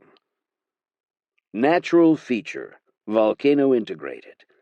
Volcano has now transformed into verdant volcano. Verdant volcano will now spawn giant wild beasts instead of magma golems. Giant wild beasts and other spawned creatures will recognize your trees and subordinates as natives. Volcanic minerals, passive, must maintain connection to volcano. Subsidiary trees now share nutrients and minerals from the volcano to its surroundings, provide significant improvement to crop output, tree growth, and regeneration and crop health. Bathing in and drinking volcanic waters improve overall health. Resistance to disease. Plague improved for New Freaka inhabitants. Soul Forge. Red unlocked. Soul Forge. Red increases artificial soul level caps to level 50. Soul Forge. Red unlocks additional repair options and allows the repair of souls damaged by psychic or mental attacks. Improves a soul's ability to withstand exposure to other kinds of mana, and also improves skill harvesting rate. Dream Harvester Spirits unlocked. Dream Spirits harvest essences, soul fragments, and occasionally skills from those having dreams, aspirations, and strong passions.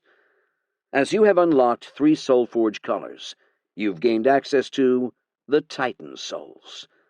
Titans were guardian monsters, protectors of incredible power and summons of yore. You have sufficient power to support one Titan. To create a Titan, you must have a Titan frame. Titans start at level 70 and have a level limit of 150.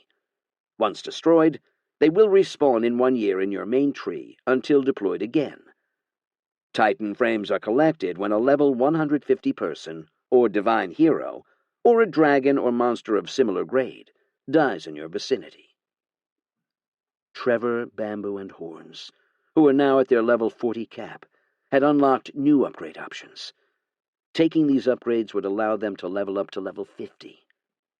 Trevor, Red, Blood Path, requires 10 rubies and 3 barrels of monster blood. Bamboo, Red, Flower Path, requires 10 star garnets and 2 boxes of red flower petals. Horns, Red, Scarlet Steel Beetle Path, requires 1 ton of iron and 10 rubies. And I'm not done yet. You have gained a level. You are now level 139. Skill obtained, Main Body Environmental Adaptation. Your main tree body was now able to survive all environments. Metaphorically, I felt like I had to sit down and digest all that. In fact, that meant just doing nothing. A tree couldn't sit. I could move my roots to resemble sitting, but it was not sitting. Year 82, Month 7. I had a lot to think about, particularly about the nature of my new powers.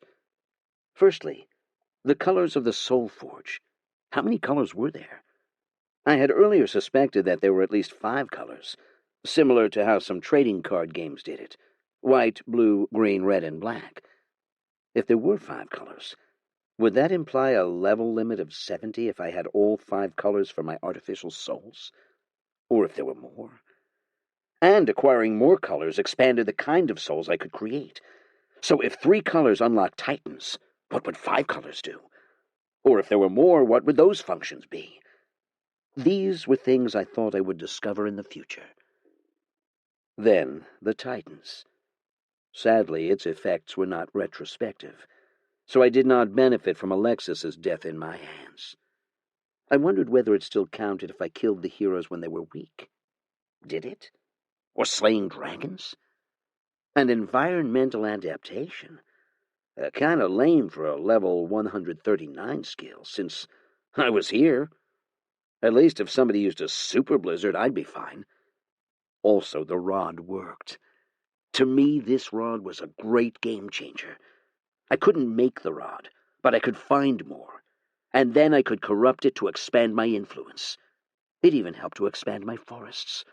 More forests was good. I liked having more forests everywhere. Even now, the volcano's surface was filled with small shrubs and trees. The once violent mana, now a whole lot less hostile to vegetation. I should have more of these rods. So it was time for me to turn heat back on the demons, because these rods were awesome. And for that purpose, I created a new artificial soul. Too bad I couldn't have a Titan yet, but I supposed Titans were like endgame units, like Cain or the War Boss. Treachery online, awaiting your instructions, Commander. Damn! I loved the fact that the artificial soul could leech on my memories to shape his voice and conduct. I honestly modeled him after the adjutants and advisors in all the 1990s RTS games I used to play. Good. Here's our plan. Dimitri, Trevor, your roles remain. That is defense and administration of the southwest forests, the valley, and now also the volcano area. Ivy, your role remains to monitor the inhabitants of New Freaka. Treachery, your role is to be my war room and battlefield command. Your task is to find and hunt for these demonic rods. Acknowledged. As it is, our visibility and scouting range has been significantly weakened, thanks to the interference from the Demon King, and beetles are only able to operate within a specified range of our subsidiary trees. This will be a difficult task, but together we will hunt down more of these rods. Silence. As such, I am delegating control over 4,000 beetles and 500 unused subsidiary tree slots to you. Get me more of those rods. Understood, Commander. And so, I let my new artificial soul on its way. I felt a bit like the Overmind, creating new cerebrates to perform specific tasks. It helped that my special project, the Grand Mind Tree, was going to be ready in 2 more months. What would I be called then? I honestly didn't want a name with a mind in it, because I thought my mind wasn't really all there. As much as I tried to resist it, my mind splintered and went off in weird tangents. It was almost like my mind was some kind of multi-threaded computer, jumping from one train of thought to another. I wondered sometimes whether I was still Matt. But then, a part of me just brushed that off and pushed me back to my duties, which was the valley and caring for all my trees and citizens. I liked my trees. There were so many of them now, and I considered them extensions of me. Yeah, my mind wasn't all there. I wondered whether the gods were playing tricks on me, like how they played tricks on the heroes. How long before the heroes arrive, anyway? It had already been 5 months. It seemed that the courier services were getting more and more active, with more people taking on the job of delivering messages to nearby towns. We still hadn't received any news from the other continents, but we were starting to get a better sense of what was happening on our own. The Merchants Guild had finally set up something of a high-priority courier network, using their best scouts and messengers to travel along specified routes. The good thing was, at least, the Demon King wasn't on our continent. The bad news was, there were a lot more demon walkers. But that was a small matter. Now that I was aware of the value of the demon rod, I wanted more of it. So I needed to help treachery along. Jura seemed quite puzzled, but once I explained how I corrupted the demon rod, he too saw value in it. Yes, preferably ones where there are known demon rods. Jura didn't want to explain too much, but said that I have uses for them. The captain seemed strangely appalled. You do not have to engage. You just need to find it and report back. We'd rather not, Counsel. With communication lines so limited, the men would prefer to remain close to home. The captains didn't like the idea of looking for demons outside our immediate territory. I could sense their hesitation, and I decided to tap on another source of valuable talent. Adventurers. 20 gold for the first party that spotted a demonic banner rod. And indeed, that helped to mobilize the adventurers. I mean, conventional military men weren't really looking to risk their lives unnecessarily. The idea of poking the hornet's nest was strange to most regular forces, and only those with high levels in scout or spy or infiltrator would even think of risking their lives. Adventurers, on the other hand, were more than willing to take on danger for simple, good old moolah. I mean, at what point did money lose value anyway? In a world where monsters and demons were so insane, why should money have any value? Shouldn't protection and safety be more valuable? What really gave money value in a world with no certainty of value? I mean, theoretically, if you were more likely to die than ever be able to trade that gold for anything of value, the gold was essentially worthless once you stepped out of the city gates, no? Perhaps one of the gods somehow guaranteed the value of gold then, acting as some kind of universal monetary authority? Or did the Merchants Guild play that role indirectly, functioning as a de facto reserve bank? It was a rhetorical question. I needed to stop getting sidetracked. I needed more rods. Maybe I could plant them at the lake. Or what if I used it on the large mound of demolite? How did I get green and white-colored soul forges? Year 82, Month 8. The fact that the rod worked made me ask more questions about the nature of these mana sources. Why were my normal subsidiary trees able to tap into the magical ley line, yet it didn't work on the volcano? What made the rod special? I made a few theories, but I must admit these were shaped by my experiences with my own games. The first possibility was that there were compatible and incompatible colors for mana, and so, if my base color was blue, then red was therefore an opposing color, so I would have to go through a lot more steps and upgrades to assimilate an opposing color mana, hence the forest rod. That, of course, was just a theory.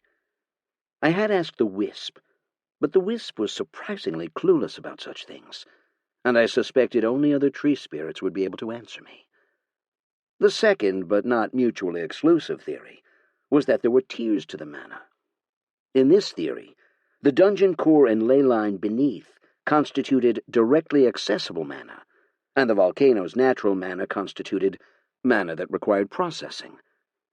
The mental model I had for this theory was similar to the oil and gas industry, which had different types of rigs and mines, like regular pumps, deep-sea rigs, oil sands, or shale oil, each with different rates of recovery at different kinds of technological difficulty. I built this theory on the knowledge that heroes and I had star mana, and the sick princess was exposed to void mana, so it may not be too hard to then theorize star mana was like nuclear fuel. So, if we were to lay down the types of mana on a scale, there would be an increasing difficulty. Of course, the fact that I had the ability to produce star mana challenged this theory. Like, if I could make star mana, why was the volcanic mana a challenge? Anyway, whether these were types of mana or tiers of mana or even both, I frankly had no proof. Or maybe I was just imagining things. The rod was able to circumvent the tiers, or whether it was the colors, but other than it worked, I had little insights into the underlying mechanics of how it took the volcanic mana and made it usable to me. So what I could do was keep expanding and growing, using the rods in different circumstances, and then observing the outcomes. Meanwhile, somebody important came. We knew it was important because that person came in a rare airship. Apparently, after some sniffing, Demonite-powered airships were quite sensitive to the magical interference by the Demon King, and so many fleets had been grounded. This airship was powered by quantium, an expensive and rare crystal. The fact that it was deployed meant a lot. The kingdom of Tokti summons all high-level individuals to assault a demonic fortress. It's located in the ruins of a once large city. All individuals above level 50 are invited to participate, and Tokti will bear all lodging and costs. The demons had managed to take down a large city, and a rod had been planted. In the ruins of a place that witnessed intense death, the rod's magical harvesting ability mixed with the residual death energy, and as a result, they started producing special kinds of demonoids. The envoy described it as an upgraded version of demon knights, bound to the ground, without wings, but they were twice as large as any regular demonoid. The size of a troll or a large ogre, these demons were equal in strength to a regular demon knight, the equivalent of a level 30 to 35 captain. Not a problem per se, but the issue was really about numbers. This rod produced these demon ogres by the hundreds every week. Fascinating, Alexis mused. It's like these rods have some kind of natural adaptation ability to produce special kinds of units, like an adaptive breeder. It was expected. The volcano's conversion created special giant beasts. Looking at this sort of trend, the former snake dungeon might be spitting out snake demons very soon. I should look into that. But why didn't these sorts of special units appear earlier? I wondered. Perhaps it was a condition for unlocking the next tier units that required the presence of a Demon King. Or, like queens in a beehive, it was the Demon King who introduced genetic diversity into their population. A few adventurers in New Freaka agreed to join. I had the impression adventurers avoided participating in such high-profile demon-related manners unless the heroes were involved. But I supposed some people were going to bite if the rewards were good. So, that snake dungeon, were you just going to leave it? Alexis asked. Well, no. I looked at Treachery's overlay, showing a large map, split into numerous hexagons. It was an overlay and presentation resembling Age of Wonders, with my main body at the center. There were 5 straight lines of trees, one to the volcano, one to the South Forest, one that went all the way to Ransalah, one that led close to the former Snake Dungeon, and another one that was headed south, toward where the other Demon Walker was once spotted. I'm thinking. It took one beetle pod 1 month to regrow one beetle. So, theoretically, I could lose about 5,000 beetles per month with no real loss to my force. I could consistently assault that location with 5,000 beetles, but it was probably better to hammer it with a larger force. Unlike the humans, or the elves, or any other nation who manned their force with non-renewable lives, my beetles essentially allowed me to fight the demons with their own strategy, a war of attrition. Outside of my own extremely overpowered abilities against demons, this was my second advantage against demons. How about your spiders? They've not been seeing use. Outside making webs here? They're anti-air, and we're campers. They're not suitable as an invasion force. Beetles, being a mobile unit, were kind of like cavalry. Your other beetle variants? The dung beetles or the spear beetles? I looked at the map again. Visibility was still crap. A comparison to Age of Wonders would be being able to see only 1 or 2 hex away. So, treachery, would you want to send anyone to join the Takti's force? Jura interrupted my thoughts. The envoy had met a whole load of other adventurers and fighters. No. I'd deal with them separately. Get me a map of where that location is. I was still very happy that I could actually see now, instead of just spirit vision. I could read maps.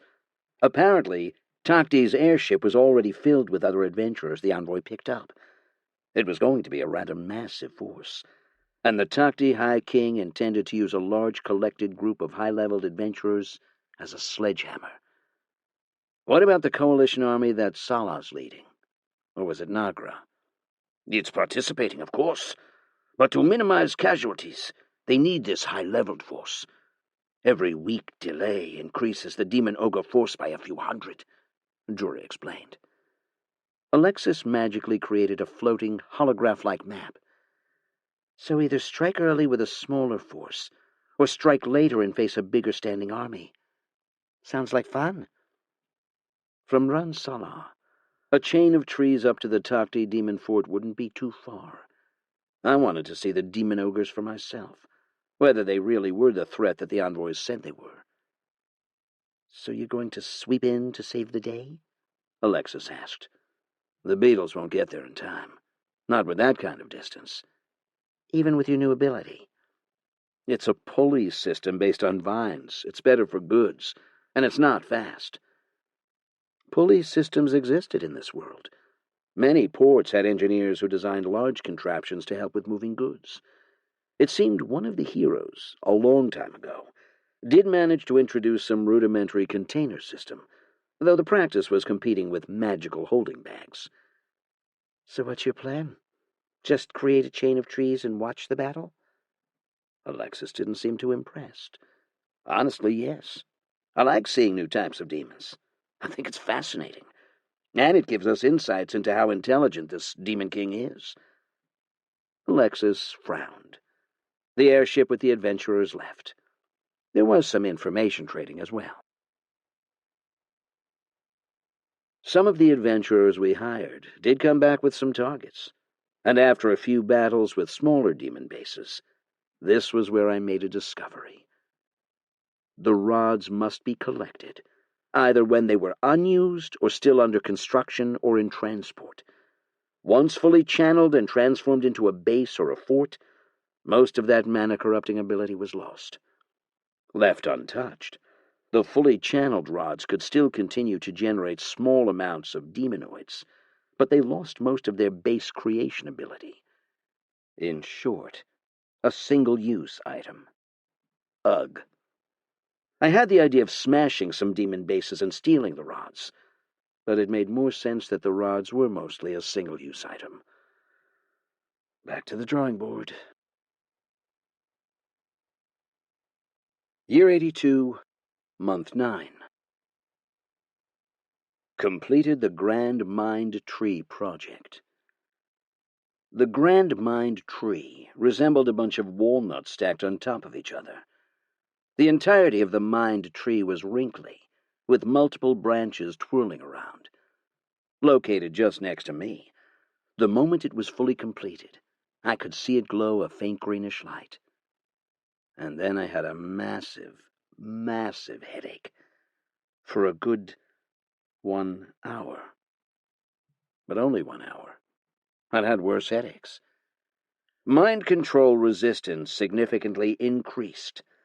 Each of your artificial minds will now act as counter-checks against attempted mind control attacks. Mind control must now apply to more than half of your artificial minds to work. Ah, wonderful.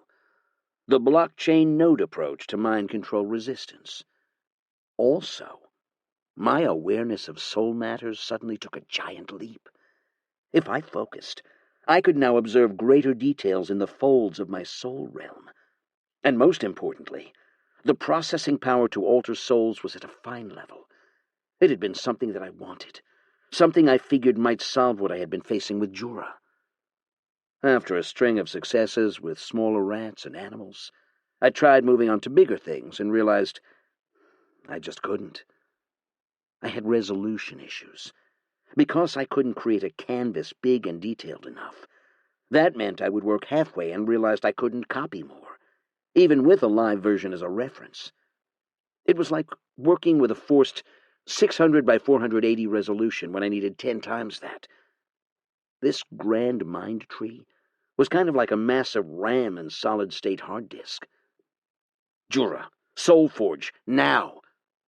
With the grand mind, I now had what I needed to create a functional copy of the hand. He looked puzzled, But he wasn't one to challenge me that much, so he agreed. I had Lausanne and Laufen gather all sorts of materials and animals, and place them around my main tree. With all three, Soulforge, red, blue, and black, I drew the mana from all over my network of trees, and they appeared as three separate balls of energy, one blue, one red, and one black. This distinction was also made possible by the improved mana manipulation ability from the Grand Mind tree. And from the Soul Realm, I took a bunch of the soul fragments and started to form the shape of a hand. Jura's now asleep inside. The vines pumped nutrients and mana. And three viney feelers, ethereal, both physical and spiritual, reached into his body and pulled his soul out, just partly. It revealed an elf-shaped soul, but with one hand gone. A gap. It was rounded now, like a soul version of a stump. Two more feelers appeared and touched the other still present hand. The Grand Mind tree glowed, and in sync, another feeler started to work on the floating hand formed from the broken soul fragments of the dead. With the mental processing and storage power of the Grand Mind tree, we had the necessary mental capacity to copy all the details of his existing hand, and we started to work. Ivy and Trevor acted as my assistants. They helped maintain some of the mana flow and regulated the Soul Forge. Cocooned in mana, it took a good 4 hours, and the floating hand now resembled the other, with the necessary corrections. Previously, I could only do 3 hours. It had all the vessels, muscle strands, and bone shapes, a perfectly flipped copy of the other hand. Then multiple ethereal feelers appeared, and it cut into the stump on Jura's soul. It was a slow process, using the fragments of souls to create all the components, and joining the existing soul to this new hand. Bit by bit, vein by vein, bone by bone, strands of muscle joined their counterparts on Jura's soul. This took another 4 hours, and day had now turned into night. There were people looking for Jura, but Laufen sent them off. The 3 glowing mana balls entered the new hand, and then the energies mixed and bound them together. Before I woke Jura, I checked, and double-checked. I made sure I fixed every part of the connection. Trevor and Ivy helped to check as well. Checking my own work took another 2 hours. I had to be sure. If I lost Jura to my own mistakes, I was not sure how I could forgive myself. But after that, I felt I was okay. Jura's body was stable. Gently his soul returned back to his body, and then I used the biolab functions to check another time. 15 minutes. He was all right. His soul spring appeared stable. There was a new section in there. I injected something and roused him from his slumber. Jura woke up and shouted. He felt immense, immense pain, because what was once a stump was now something he could feel in his soul. The loss, the lack of a hand, the pain that once was, all of it returned. He shouted. But now I could apply healing magic, with more surgery, and I sent him back into sleep. I had to wake him to check his response. This time, with real physical feelers, inside a biopod, I cut into the physical stump on his body and started to apply healing. And instead of healing back to a stump, it started to form a hand. I did it slowly, making sure the recovery of the hand didn't cause any cuts or gaps that would leak blood. Trevor and Ivy helped monitor his vital stats. And after another 2 hours of slow reconstruction, Jura woke up to find that he had both his arms. Jura was speechless when he saw his returned hand. He touched it, and he felt it, and he just stared at his new hand for a good 15 minutes, just moving his fingers, his wrist, his muscles. I decided to let him have his moment. He sat, and he cried for a while. Treachery, you fixed my hand. Only gods and their miracles can do such things. Maybe heroes too. Great. I took so long to do something a hero could probably do in his sleep. I didn't know I could, too. So, be gentle with your new hand. I wasn't sure whether everything was fine yet, even though all the stats from Biolab were positive. Yeah. He stretched it. It still feels kind of strange to be having my own hand, and not Bamboo's wood hand. I'll be careful. When he stepped out of the biopod room, everyone gasped. Jura smiled. Hey, treachery made a hand! So, that tree makes you smarter? Alexis asked. Is it like your brain, but bigger? No, it's just a special tree type I have. Increases research and improves my mental resistances. Huh. For something that takes up so many resources, and almost 2 years to grow, I expected it to be more impressive. Like warp space-time or something. I believe there are abilities that I have yet to discover. But I guess you needed it to fix Jura's hand. That's pretty good. Alexis mused and looked at the magical labs. Too bad you can't fix this magical interference. Could it create like a psychic bubble to push back the Demon King's interference? You know, like, Professor X's? Why? Well, you can fix this newsless world for a change. Huh. I was a bit torn. Should I care about the outside world? I like just caring about growing more trees, spreading trees from place to place. I liked looking after what was mine, my forests and my valley, the trees that I had. Wait, was that me? But then the world was never going to just let me be.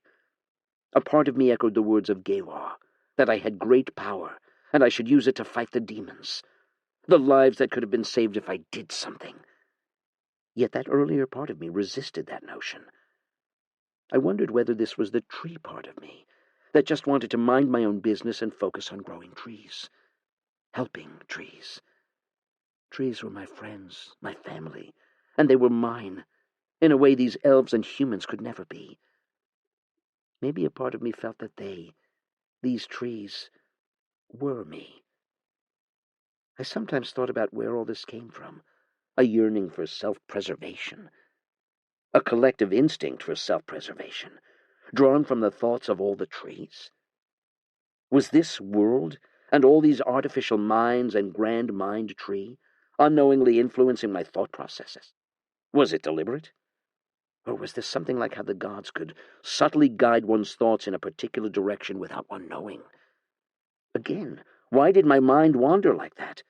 I was having discussion on the demons, was I not? Tree, you okay? Alexa seemed puzzled. You just stopped talking. I have a lot on my mind. Ah, because you actually have a mind now. Alexis pointed to the mind tree. She laughed. I was wondering where you did your thinking.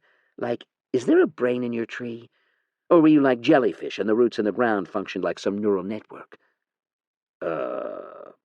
Well, I was beginning to suspect it was some kind of neural network. Or was it overstimulation from all the data coming in from all those other trees? Never mind. I often make jokes that only I find funny. Alexis shrugged. Yes, back to subject. Demons. There was a big fight with the demon ogres. The Takti's force of 1,500 high-leveled adventurers and fighters was super impressive, and it managed to crush the force at the demon city. The battle lasted for about half a day, and they were successful. Of course, I had some trees nearby to watch the action.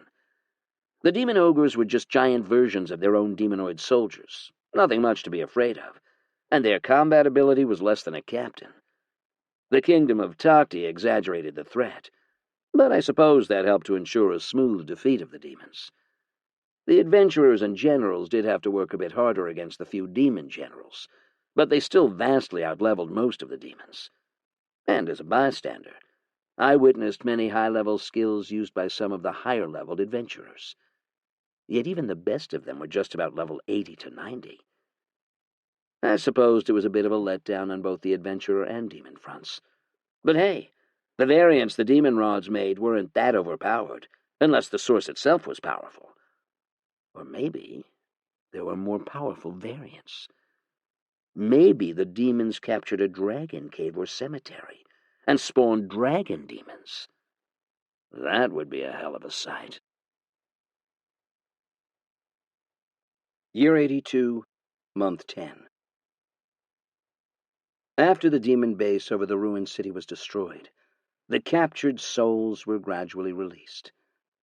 The city, a field of death of many, had many wandering souls, spirits, and the rod caught onto them and leached off their energies.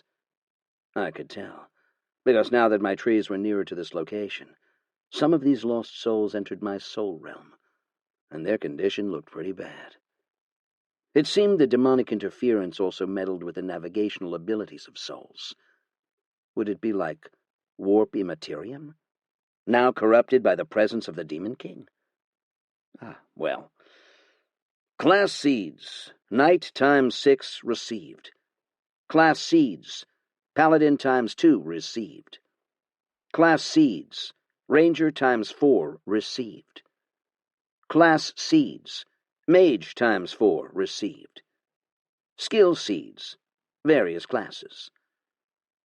The souls, as they returned to the soul realm, gave me various class and skill seeds. Many of those perished in combat. Many more in the chaos after the demonic army breached the walls. These were the fragments. As they died, the things that held their soul spring together started to break apart. So I might as well pick them up. After all, once they entered the soul realm, only the inner soul was needed for reincarnation.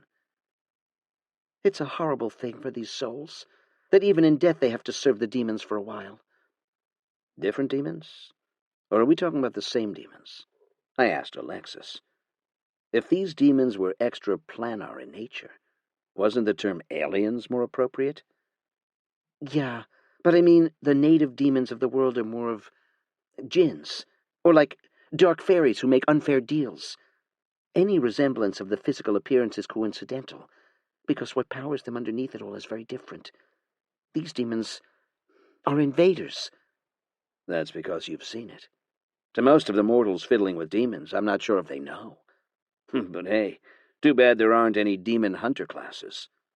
There are. I guess you're just unlucky. But then paladins can gain skills that boost damage against demons. But if they were aliens, why did they benefit from the same boosts? The skill system clearly acknowledged that they were demons. Even my own skills considered them demons. Or was this some kind of godly classification? I wondered whether I could just plant these class and skill seeds and let them grow, so that I had more such seeds. Each of these class seeds gave one level in that class to the person that consumed the fruit made from these seeds. But second helpings did nothing. Skill seeds, on the other hand, there were specific types and generic types. Specific types would grant a skill in the type if the person had a compatible class. Generic ones would grant a skill from that class's pool of skills. In a way, generic ones were stronger, since it was theoretically possible to give someone one class seed and multiple generic skill seeds to let him have multiple skills. They were seeds, right? You can compress 10 class seeds or 10 skill seeds of the same type into a class tree or skill tree. These class or skill trees produce 1 to 3 seeds every year. Was it theoretically possible to create an orchard of these class trees and skill trees? I mean, if I had 100 paladin seeds, I could create 100 paladins, right? Level 1 for sure, but still, 100 paladins? What if I had crazy powerful classes like kings or heroes or emperors? What happened if I gave 100 people all king classes? Did they fight each other for a chance to be king? What if I had 100 knight seeds and had them fight each other to level up? That was possible, right? A survival of the fittest gauntlet to produce a strong fighter? Sounded like something out of those mobages, where one fused units together to level up. Why couldn't I just fuse those class seeds together? Wouldn't fusing class seeds create hybrid classes? Or did this world's classes not work like that?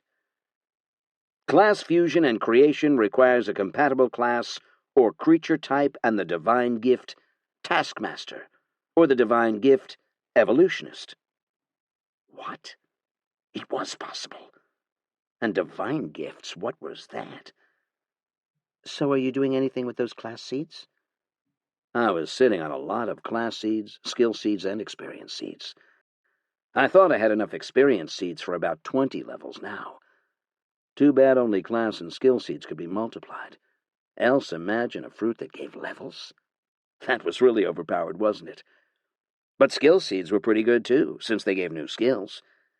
If I could create a skill seed tree that produced a strong skill every year, I could have a team of very highly skilled fighters.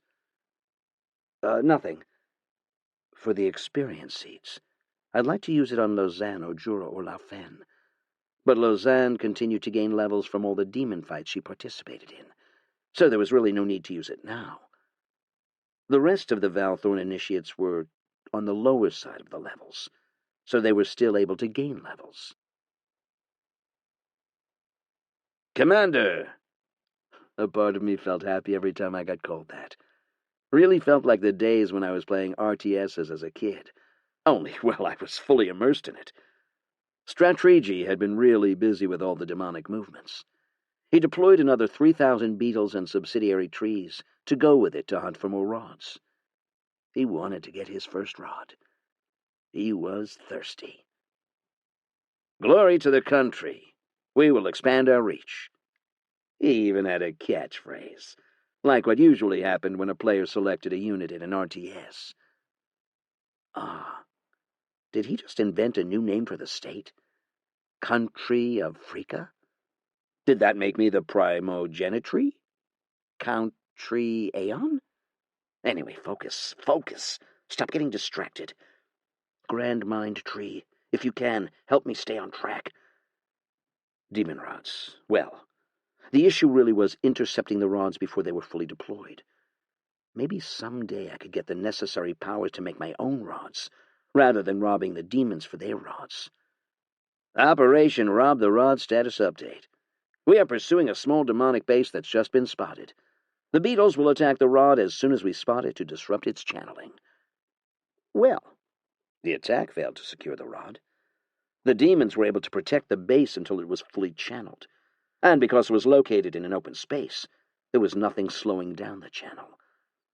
The demon rod's channel time was correlated with the ambient magic energy in the area, so using the rod in a regular plane didn't take very long. Ugh. Next target. Please bestow your punishment on me for my failure, Commander. Treachery wasn't happy. Do a post-mortem and tell me what you think. It can improve your chances for success. Maybe you should flip it around. Look for magical places and lure the demon rods to them, Alexa suggested. Genius! I mean, why didn't I think of it? All these mines and I couldn't get a good idea. News from the southern states of the continent. A demonic walker had been spotted swimming across the ocean. The southern naval states were forming an armada to intercept the walker before it hit land. This means the southern continent was done for. Jura looked at the parchment. Else why would the walker make the journey across the ocean? Intercepting the walker before it hits land is a good idea. The regular demonoids are unable to fight on water. Could the demonoids be, I don't know, walking beneath the oceans? Like that pirate movie where the undead marched underwater? Alexis asked. I mean, they aren't exactly living things, right? So they may be able to function in water just as well as on land. That was a good point, Alexis. So I asked Jura and the leadership team. There have been documented records that some generations of demons were able to function underwater, or fly. But walking underwater is not something that has been observed, Medeus explained. He rummaged through a few massive tomes. But Aeon is right. Nothing rules out the possibility that the demons can simply walk underwater. So, perhaps it is a trap? I mean, what can the naval forces do? Shoot cannons and fire spells at the walker until it somehow sinks? But if it doesn't breathe, that doesn't change a thing, does it? Jura thought out loud. Whatever the outcome, I feel it didn't change that we're going to have more demons from the south, so we need to increase our southern sector defenses. This did mean I needed to widen my net of subsidiary trees, but I'd already deployed most of my subsidiary trees. I needed my next level up. 15,000 trees was pathetic compared to the kind of numbers the demons could put out. I'd like to be a tree supercluster with billions, no, trillions of trees. I mean, if I could somehow become a massive forest that covered the entire continent, I could take on the Demon King myself.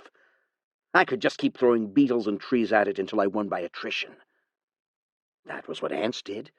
That was what invasive plants did. Outnumber and overpower. I would like to see a world where trees ruled the entire world, where there were all kinds of trees, from the North Pole to the South. Maybe trees on the moon and other planets. Earth was once like that. If I was back home, I could solve global warming by just spawning trees everywhere. I recalled reading some articles while working that a few billion trees would help fix the whole carbon dioxide emissions thing. Anyway, I wanted to gather my thoughts. So much had happened, so many places to watch, a whole load of news from all over the world. I had so many new skills and faced new foes. Since the end of the year was coming, it was time for me to do a bit of a checkup. Maybe I should do such things once a decade, or maybe once every few years, since a year was really short to me. Introspection, or I suppose introspection, was very much overdue. Wait, didn't I assign one of the artificial souls to keep track of things for me? Trevor! Apologies, Master. I had minimized the task manager when the Demon King spawned, Trevor noted, pulling it out now and updating. Volcano completed. Airship pending. Research and upgrades suspended due to Demon King. Mineral hunting suspended due to poor visibility and reduced beetle range. Rune deciphering, no progress. Is that all? The task list remained what was given 5 years ago. You didn't add new things to it?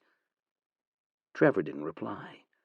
But then I thought he either needed explicit instructions, or he wasn't sure what needed to be included. The artificial souls had quite a bit of ability, and they were able to make judgments in their fields of expertise. But I supposed, being artificial, their ability to make judgments and self-organizing didn't apply to all fields and all kinds of tasks. Then again, even regular folk had different parameters for tasks. Some people were better able to judge cooking ingredient sizes than others. Trevor was really good at forest management, and he could decide on the direction of growth of plants and decide when to cull and replace normal trees that had gotten sick or damaged due to animals or monsters. So perhaps this issue of judgment was a matter of unfamiliarity. Never mind. I wouldn't have been able to handle that much anyway. Where are we on the sewage issue? The newer hyper-accumulator trees are performing well, and we are introducing layered trees to the area. However, utilizing 1,000 subsidiary trees to contain and process sewage and high magical toxin fecal matter is honestly not the best application of the subsidiary trees. I would recommend further research into the hyper-accumulator trees, as the single metal magic type restriction on trees means we have to utilize multiple trees adapted to different materials to remove all the toxins. Upgrades. The Demon King's interference meant most of the merchant networks were down, and intercontinental traffic slowed down significantly. What this then meant for me was that I was unable to purchase the materials needed to upgrade my 3 artificial souls, without incurring significant spending and without the usual delivery guarantee. No progress, Master. Of course, rare gems were rare. Even if I could mine some of the gems, it remained that there were other materials that would be located far away. Ivy, Dmitri, what else is being worked on? Anything of note? Observation of the citizens is ongoing. Nothing to report. Dmitri's turn. Defense is strong. Preparations and traps for the southern demonic incursions are ready. Winter was coming. Year 82, month 11. A fairly quiet month for the valley. Maybe it was the cold. During this month, Lausanne and the Valthorns spent a lot of time fighting smaller demonic incursions. It was good for their experience, and they did need it. The second strongest girl in that Valthorns was now level 18, and that was pretty decent at the age of 9. I recalled Lausanne had only reached level 16 at age 9. It was partly due to a mix of starting early and being exposed to the effects of all the leveling skills. It was still a long way for them. Treachery was also busy extending trees to places where the demons might want to establish a base. We wanted to lure them there, just as the volcano did. I did hope to mount an offense against the Snake Dungeon and retake that location, but I was waiting for more information to come in. Not easy when the cold reduced the operating range of beetles. According to recent courier reports, another demon walker had been spotted in the south, on top of the one that was immobile. That made 2 demon walkers on our continent. And if we added in the demon walker that was somehow swimming across the ocean, like some kind of massive island turtle, that was going to be 3 demon walkers in the southern parts of our continent. I don't recall having that many demon champion equivalents during the last Demon King, I asked Alexis. You have a point. It's likely that the Demon King delegated more powers to its walkers, rather than holding most of the power. Even the demon champions were just a wee bit stronger than the walkers. But then again, this Demon King was also harvesting energies and mana from the world itself, and it may be using that energy to create more demon walkers. If so, the Demon King may be just as insane as my time. Insane, eh? I mean, it did blow up a massive crater, did it not? A crater that still remains today, and left all that stray demolite embedded throughout, creating weird monsters. I wonder whether the demon rods work on demolite. It was a thought, right? If these demon rods worked on mana sources, would it work on the Demon King's remains? I wonder what happens when your captured rods are in the Demon King's crater, Alexis retorted. Had the demons taken control of where the previous Demon King perished? From what I understood, after the defenders of the valley were cleared, the nearby nations usually attempted to mine all the demolite for sale, given how valuable it was. Maybe it was cleared out by now. Apparently most Demon King's corpses had been cleared out, due to how valuable demolite was as a store of mana. Maybe it was like this world's equivalent of a super lithium-ion battery. Year 82, month 12. Winter's fury mixed with demonic attacks. With winter in full swing, my beetles were forced into a retreat, even with their upgrades. It was harder for the beetles to move in such cold, but at least around my trees, the effect of heat transmission routes meant I could keep the surroundings of New Freaka relatively warm, and the beetles could still perform optimally in the warmed areas. Yet this also meant I couldn't attack the Snake Dungeon. The cold affected my beetles more than the demons. So we waited for this winter to pass. We fought mostly defensive battles where my roots provided warmth and worked on research. Winter also meant traffic and news from the south came really slowly. On some days during the cold winter, the sky turned really clear, and we could see about multiple astral objects. The moons, the stars, and things that just seemed to drift in space. On days like this, my star mana production was slightly, very slightly, better. For the New Freakans, it was a month of preparation, hiding, and retreat. The subterranean hideouts were now popular, thanks to the presence of heated water from the volcanoes, a great way to warm up. News also slowed to a crawl, thanks to the thick snow and occasional blizzards. With news being carried physically, almost all the towns would be in a similar state. It was only thanks to my network of roots that I could still see what was going on in my surroundings. Midway through the cold, we detected the presence of blood magic being used again. Somewhere, somebody out there was desperate enough to use blood magic. Perhaps the Demon King? Triangulating. Southern continent. That far? The readings of the amount of sacrifice were insane. Trevor and Alexis ran through some calculations, and calculated perhaps 3,000 to 5,000 were sacrificed for a spell this large. With little else to do, we spent our time theorizing about the nature of blood magic. How did blood magic even work, really? What really was blood magic, and why was it so powerful? I mean, I could see the effects of the hex created from blood magic, even at the few locations near to me. It was just corrupted by the hex, though it was slowly decaying. Alexis's theory was that it was like a nuclear weapon. The hex was a magical version of radiation. I mean, looking at the indicator's high power, fallout, it felt like it. She wondered if the origins of blood magic would be similar, that it was the magical equivalent of weaponizing the soul. Perhaps the numbers made the spell stronger, by the same principles of nuclear fusion or fission, that blood magic fused or broke apart the components of a soul into some kind of unstable form, and in doing so released all this magical energy, and the unstable soul remnant form was what created the fallout. Given how difficult it was to access the soul, I thought it was quite unlikely that the blood magic worked at that level. So I thought maybe it was really the blood that was like some kind of superfuel, and blood magic bound the superfuel and concentrated it into a bomb. The hex was just the leftover unexploded bomb.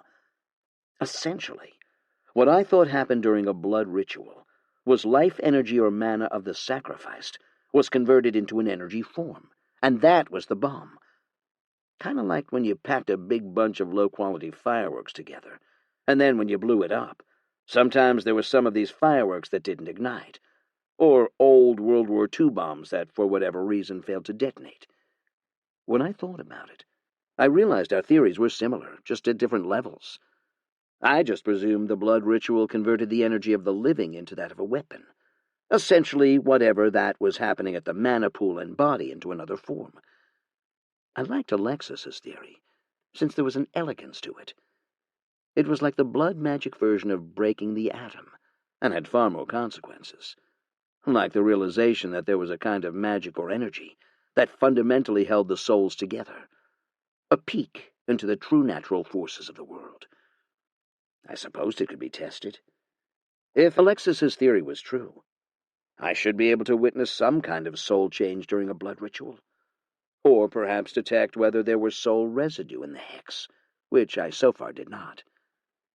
Perhaps it was a size thing.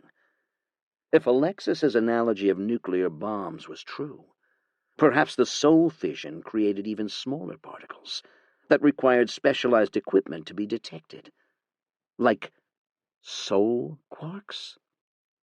Squarks? Side stories. Lausanne meets the heroes. Sometime around year 83, month 2. I'm off, Mom. Lausanne walked over and gave her mum a hug. Lao Fen smiled and hugged her back. Lausanne was about to turn 14 years old, and she was now an active member of the regional patrols. All right. Come home safely. Lao Fen kissed her on the forehead. Lao Fen smiled.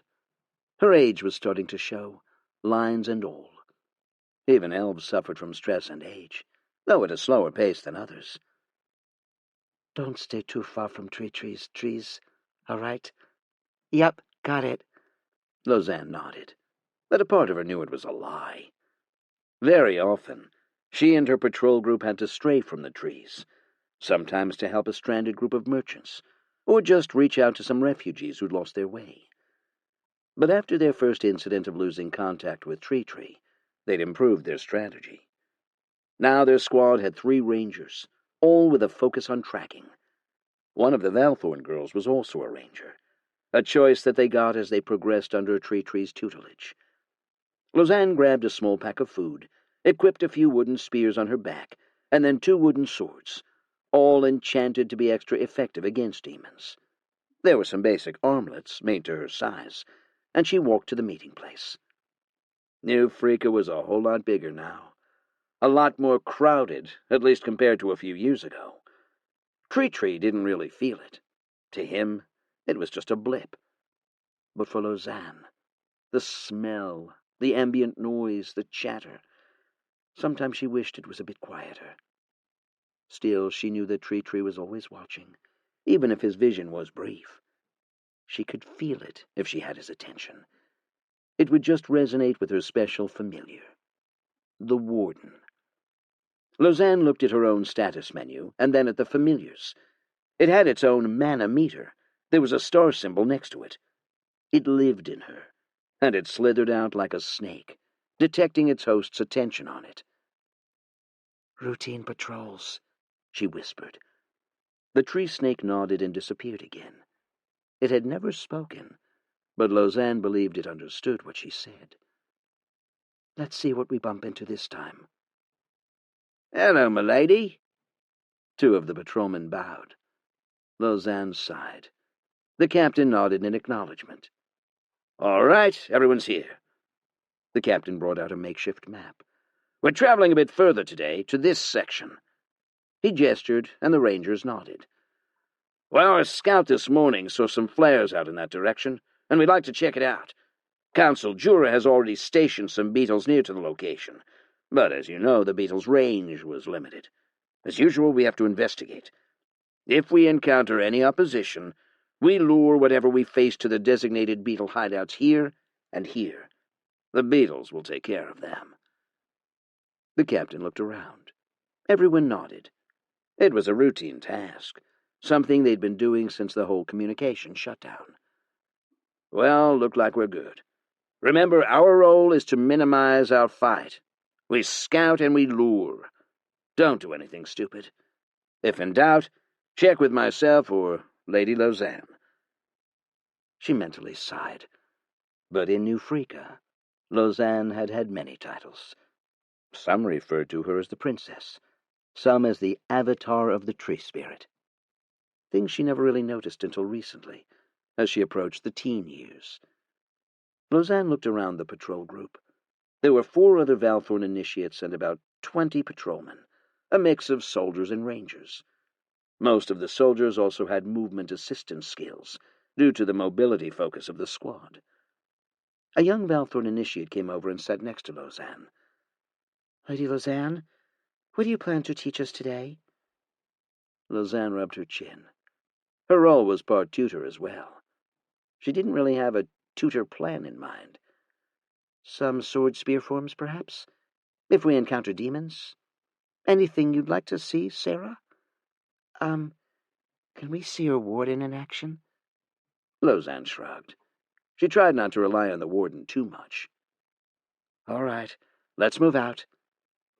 A convoy of beetles helped transport them to the designated starting area. There were a bunch of beetles that functioned as buses. They moved at regular intervals along the 5 chains of trees. It conserved the patrol group's energy, and the beetles were plenty fast. They arrived at the nearest location about an hour later. "All right, let's stop here." The captain tapped the beetle on the head twice, and the beetle obediently moved to the side, then stopped. "Don't forget anything, especially your supplies. You may never know if we're cut off again." Well, nobody was going to make that mistake.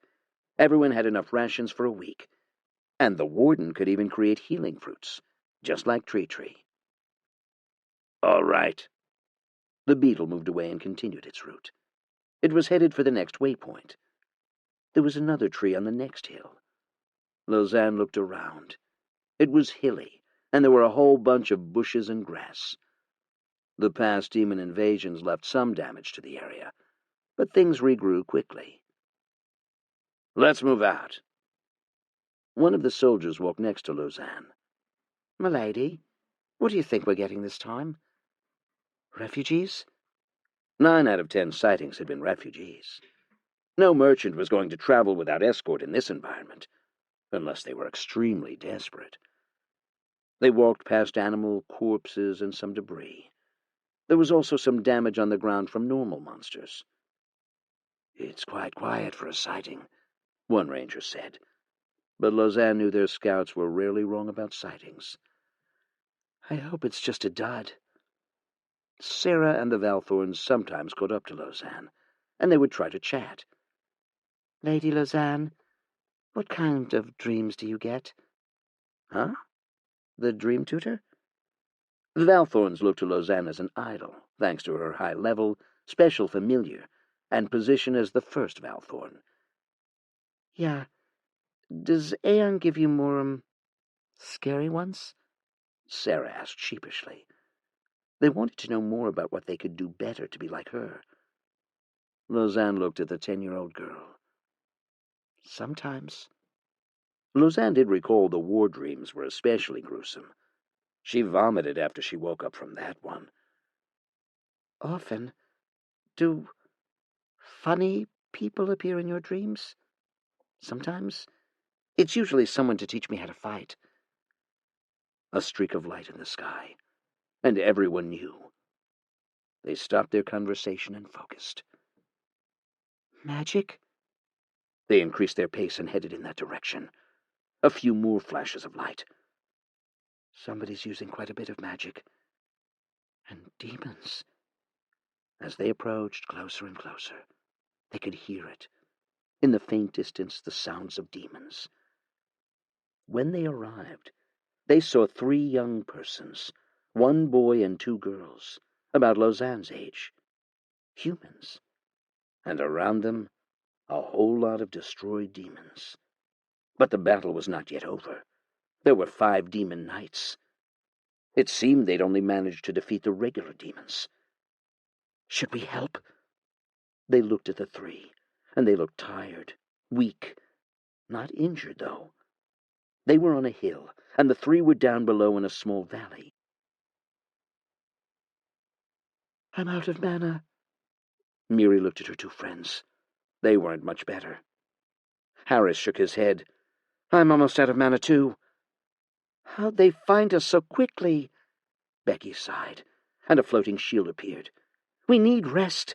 We can't even choose our level 10 perks like this. The demon knights closed in. Miri looked again. It was a tactical mistake to use her powers so quickly on the regular demon army. The demon knights wanted to drain them out. Inexperience. Harris lifted his wooden shield. He wished he had something sturdier. But after being popped in the middle of nowhere, this was all he could make with his newfound knowledge of shields. I can't block all of them. Miri sighed. They were backed into a corner. They were too green to take on demon knights, and she hoped her friends would do better. Her fists were both charged with lightning, but she knew that it wasn't enough. Becky's back faced hers, and she had a magical sword in her hand, a summoned weapon. Becky was probably in the best shape. The 5 demon knights, however, didn't move. They turned, and they saw a girl about their age. She was surrounded by vines, dark greenish vines. Is that a bad guy? Harris asked. Because we're dead if she is. Harris had a skill, battle sense, and he knew the odds. And those vines moved incredibly quickly. To them, they saw it almost instantly impale the 3 demon knights, destroying them.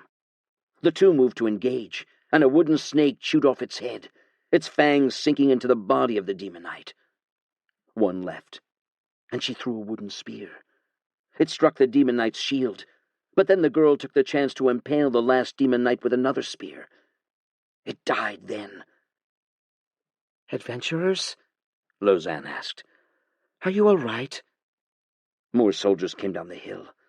Harris wondered whether they saw the battle the entire time, but was just relieved to be saved.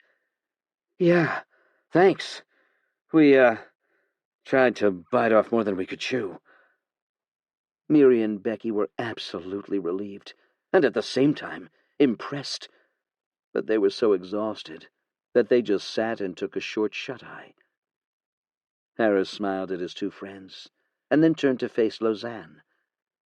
How did you beat the 5 demon knights so easily? Lausanne shrugged. One of Warden's unique abilities was the ability to use variants or lesser versions of treachery's skills, That meant she could use anti-demon strikes and a smaller anti-demon aura. With those two skills, taking down a few demon knights wasn't exactly difficult. Apologies for my two friends. Mages. We've been fighting and running for the past 8 hours. They're so tired their mana isn't even regenerating anymore.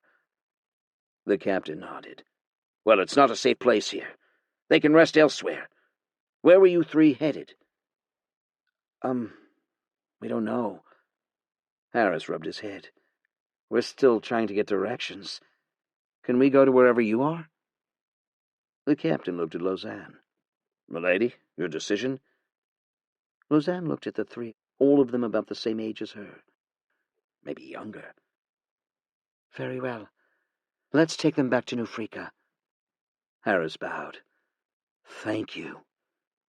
The two mages were still too exhausted, but found some energy to walk back after some rations. They made the journey back to the tree line, and the convoy of beetles was their ride home. So what happened back there? The captain asked. Harris seemed to be the leader of the three. The other two mages were napping on the beetles' seats. Harris looked a whole lot better after some food and water. Fighting for so long was exhausting, and they looked visibly green at it. I don't know where to start, honestly. Well, whatever you were comfortable talking about. The captain smiled. The beetle ride was 1 hour, after all. Let's just say we got lost, and somehow we found ourselves being chased by demons. We fought where we could, but the three of us were just level 1. I mean, I think I'm level 14 now, but before that rest, I was still just level 5. You had a lot of skills for a level 5 person. The captain smiled. It's a bloodline thing. Ah, the gifted children. Milady Lausanne here is also one of those gifted children. The captain grinned, and Lausanne just glared. Well, that vine strike thing was impressive, and I felt like they froze in place. So, where are we heading? And what are these giant beetles? New Freaka and transportation. The captain laughed. Impressive, right? Most refugees are extremely excited when they see one of these. Merchants less so. Some of them say the giant elephants or the sand beasts are more impressive as transports. But whatever, we have giant beetles. Harris nodded. Indeed, it's my first time seeing such obedient beetles. Do you control them? The captain shook his head. Nah, Aeon does. Aeon? Harris asked. Our city's guardian spirit. Nice. Harris nodded, and he looked at Lausanne. Lausanne was talking to the younger Valthorns, who were extremely impressed by her display of the warden's abilities. Soon they arrived at New Freaka, and passed by the 5 layers of walls that now encircled the entire city. This was impressive. Harris looked. The 2 girls were still asleep. They'd really drained their energies for the battle. Harris, being the physical combatant, less so. The captain nodded. Indeed. Even during the last Demon Walker's attack, they only got as far as the 4th wall before Aeon destroyed it. I know because I was on the walls. He pointed to one part of the wall. I was there. One of the soldiers tapped the captain on the shoulder. All right, Captain. Don't have to talk about the same story to every single refugee. I can't help it. We were there too, but we were right in the trenches with the other beetles. Harris looked at the captain and the soldiers. So, is every city in the world like this? Everyone instantly shook their heads. The captain even sniggered, as if they said something ridiculous. All this was possible because we have a guardian spirit. Without it, this valley would be uninhabited. Many of us were refugees from other cities that were attacked by demons. Harris soaked in this knowledge. He looked at Lausanne again, who wasn't really talking. She seemed more interested in something else.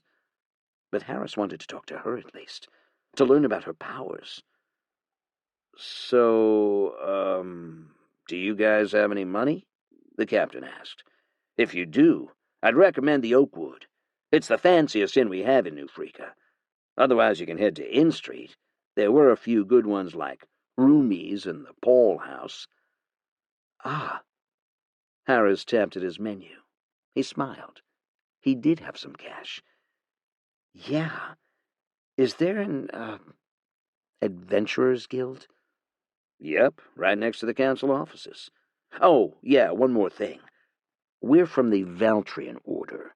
We're sort of an independent arm of the city. But New Freaka has its own militia and guards, so don't mix us up. You can identify us by our armband. Harris nodded. He looked at his two sleeping friends. He tapped both of them. Hey, it's time to wake up. The beetle stopped right outside the city gates. There was a tree woman waiting. Hey, Lady Micah, what brings you here? The captain asked. Your guests. They're with me. Mila flashed a wide, hospitable smile. It was something she'd practiced over the years. Ah! The captain tapped Harris on his shoulders. You're in luck. The Oakwood boss is already here. Lausanne hopped off the beetle with the rest of the Valthorns and headed back to the Order's HQ. As for Mila, she looked at the three visibly human heroes. Hello. She extended her wooden hand. Come. All of you must be hungry, poor, and extremely confused, and probably have a whole load of questions. Harris looked at her and noticed she looked like a very high-quality wooden carving of a young girl. What? Don't trust me? Harris nodded. There was probably no one you can trust, if you can't trust me. Especially if you are heroes. Mila whispered into Harris's ear, and his eyes immediately opened wide. There are ears everywhere. Best to come with me. Those words made Harris nod, and they followed her to a large, opulent wooden lodge that looked like a hybrid between a tree and a hotel. Two tree folks waited in the lobby, and, working for Mila, immediately passed them their keys, and there was proper food waiting for them in a quiet, private dining room. Harris, Becky, and Miri sat, and it was food from home. A burger. Sit. Eat. Leave us. Mila motioned to the attendants, and the doors were closed. She snapped a finger, activated a few skills. High security room, private quarters. All right. Here. Now. It's just the three of you and me. My name is Micah. Speak freely. You three are the reincarnated, summoned heroes? Harris stared at Mila. Becky ate a bite of the burger and nodded. Yes, we are. How'd you know?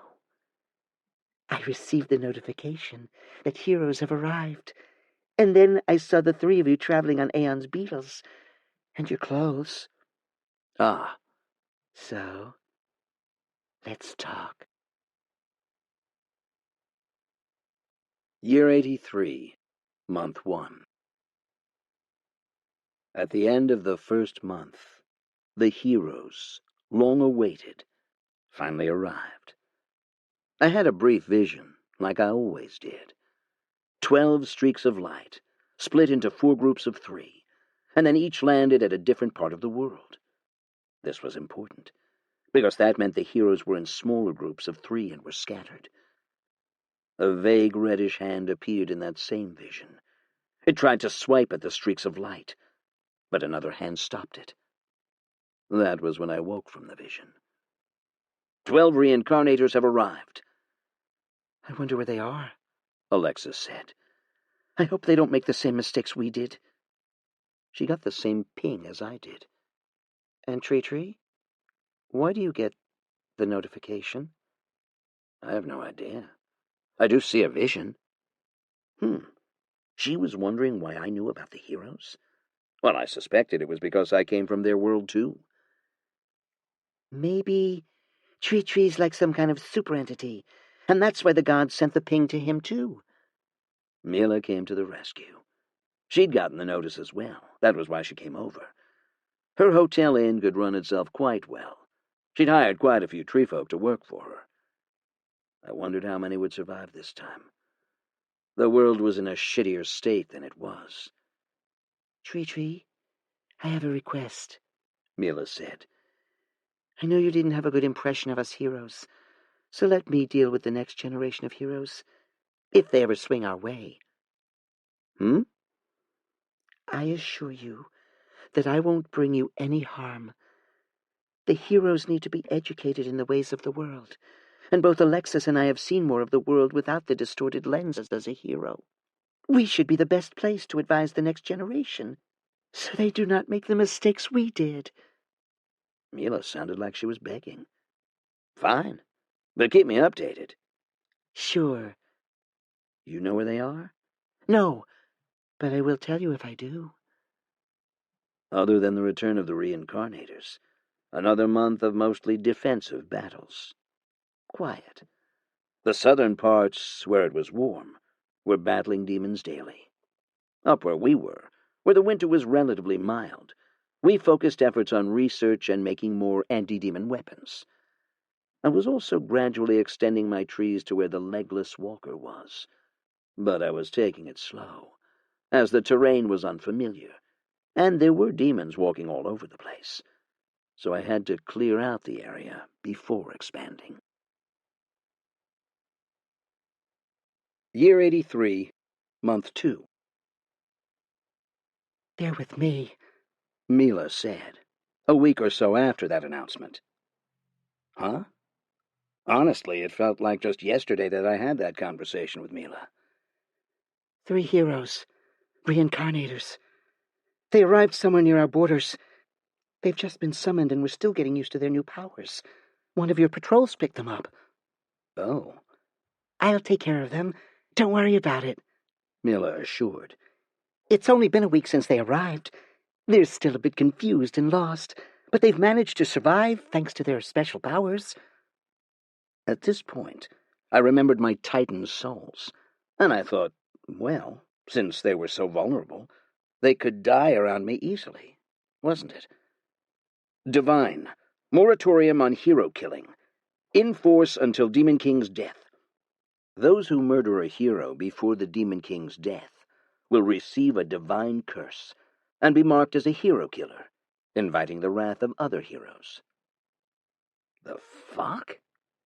Looked like the gods already thought about it. So what did you talk to them about? I give them an overview of the world, what they were facing, and what the previous heroes did, without telling them I was a hero. I think they bought it. They are just 13-year-olds, after all, unlike me or Alexis. Thinking about it, if they arrived at age 13, and it had been close to 13 to 14 years, did that make them pretty much 26-year-olds? Well, that's good. Hope they don't put new Freaka in danger again. Do you feel old talking to them since you were their senior? Honestly, yes. I feel a bit afraid. Of course, we can't be older than you, Treachery. You must be centuries old now. Or millennia? I was not answering that. Mila continued anyway. But yeah, they're still in a state of panic, and they were just relieved that we were here to give them some cover. The 2 girls were just sleeping in for days and exploring New Freaka's markets and shops. It's not a holiday, though. Alexis popped in. They need to start leveling soon. The Demon King won't wait for them. And Treachery, you need to make preparations. The Demon King can sense us, and they will send men after the 3 heroes. I know, Alexis. But I think taking care of their mental state is important, too. We made that mistake of rushing from battle to battle, and that made us fight each other, remember? Alexis sulked. They need experience, and they need it soon. We do not need to nanny them. They need to level up and gain full access to their star mana and heroic tier skills as soon as possible. And find some items of the right tier. Oh yeah, items. Treachery, can I get some of your anti-demon weapons? The one that Lausanne has? And a wooden anti-demon shield, too? Only the normal ones, and they'll need to buy it like anyone else. They were the regular series wooden weapons that were distributed to the patrol force, so I thought that was fine. I'll pay for it then. I soon learned, thanks to Ivy's updates, that the 3 heroes in New Freaka were Harris, the Shield Guardian, Becky, the Horde Summoner, and Miri, the Lightning Guard Mage. Of course, I took some time to watch them as they walked around New Freaka.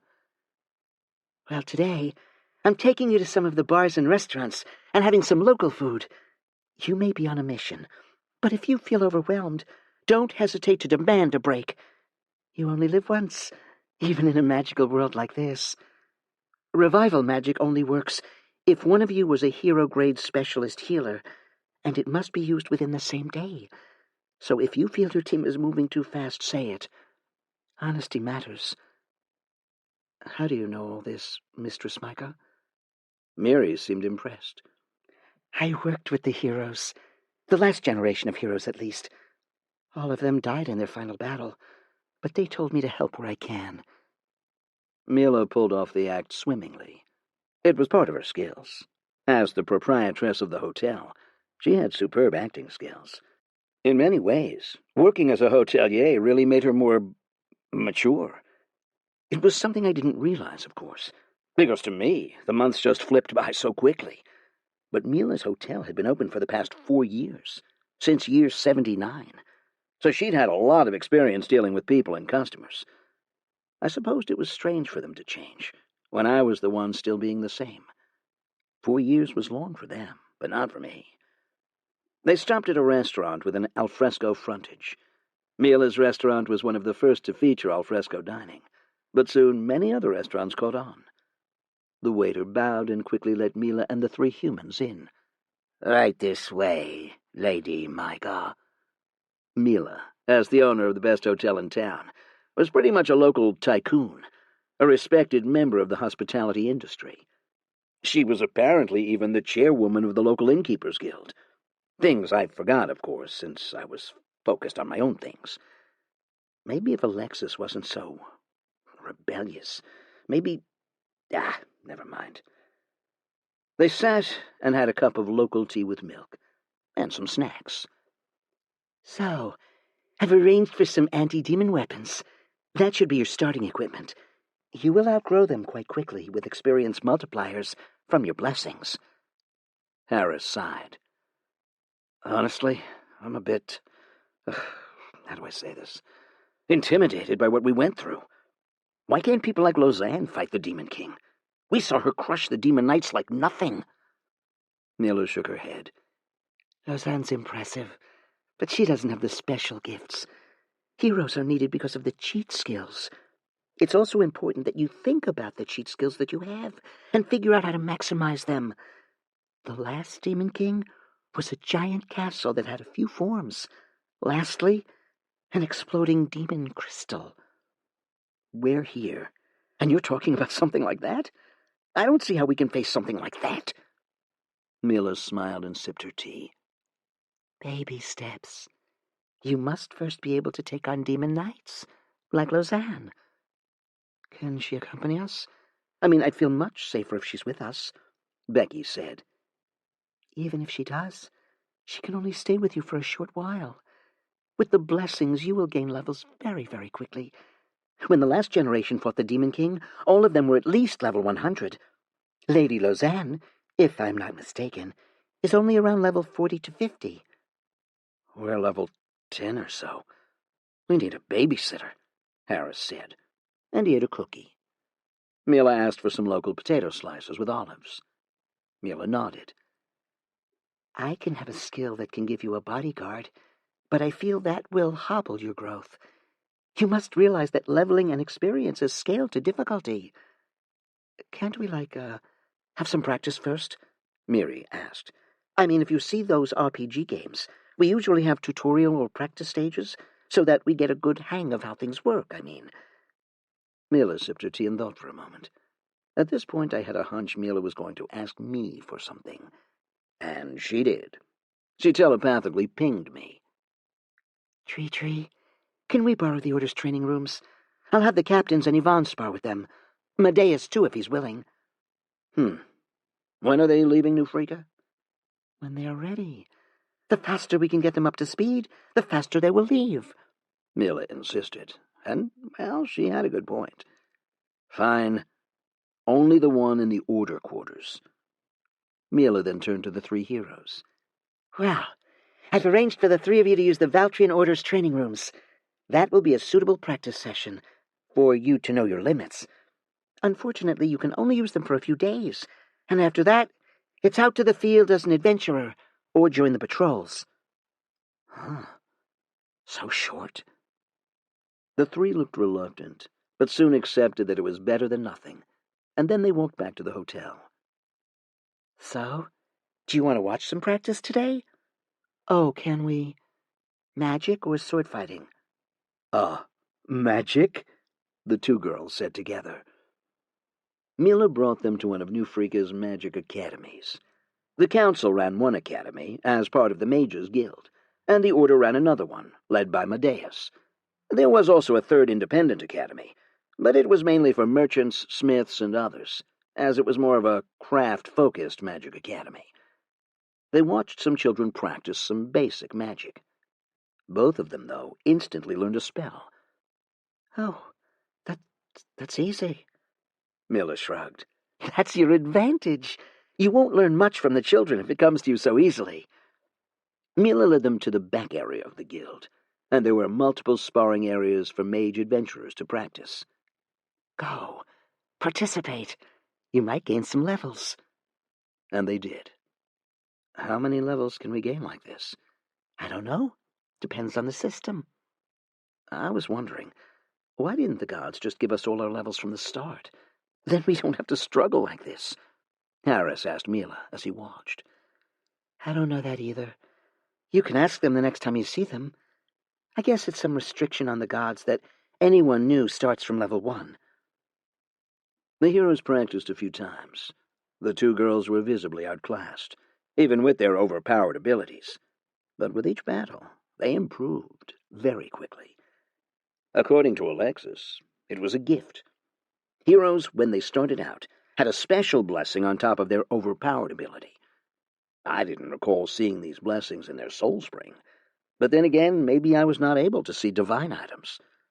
The blessings did a whole lot of things, like improve their rate of experience gain, the ability to choose the direction of the skill growth, meaning heroes could actually select what kind of skills they wanted to learn, a natural affinity to combat, enhanced recovery rates.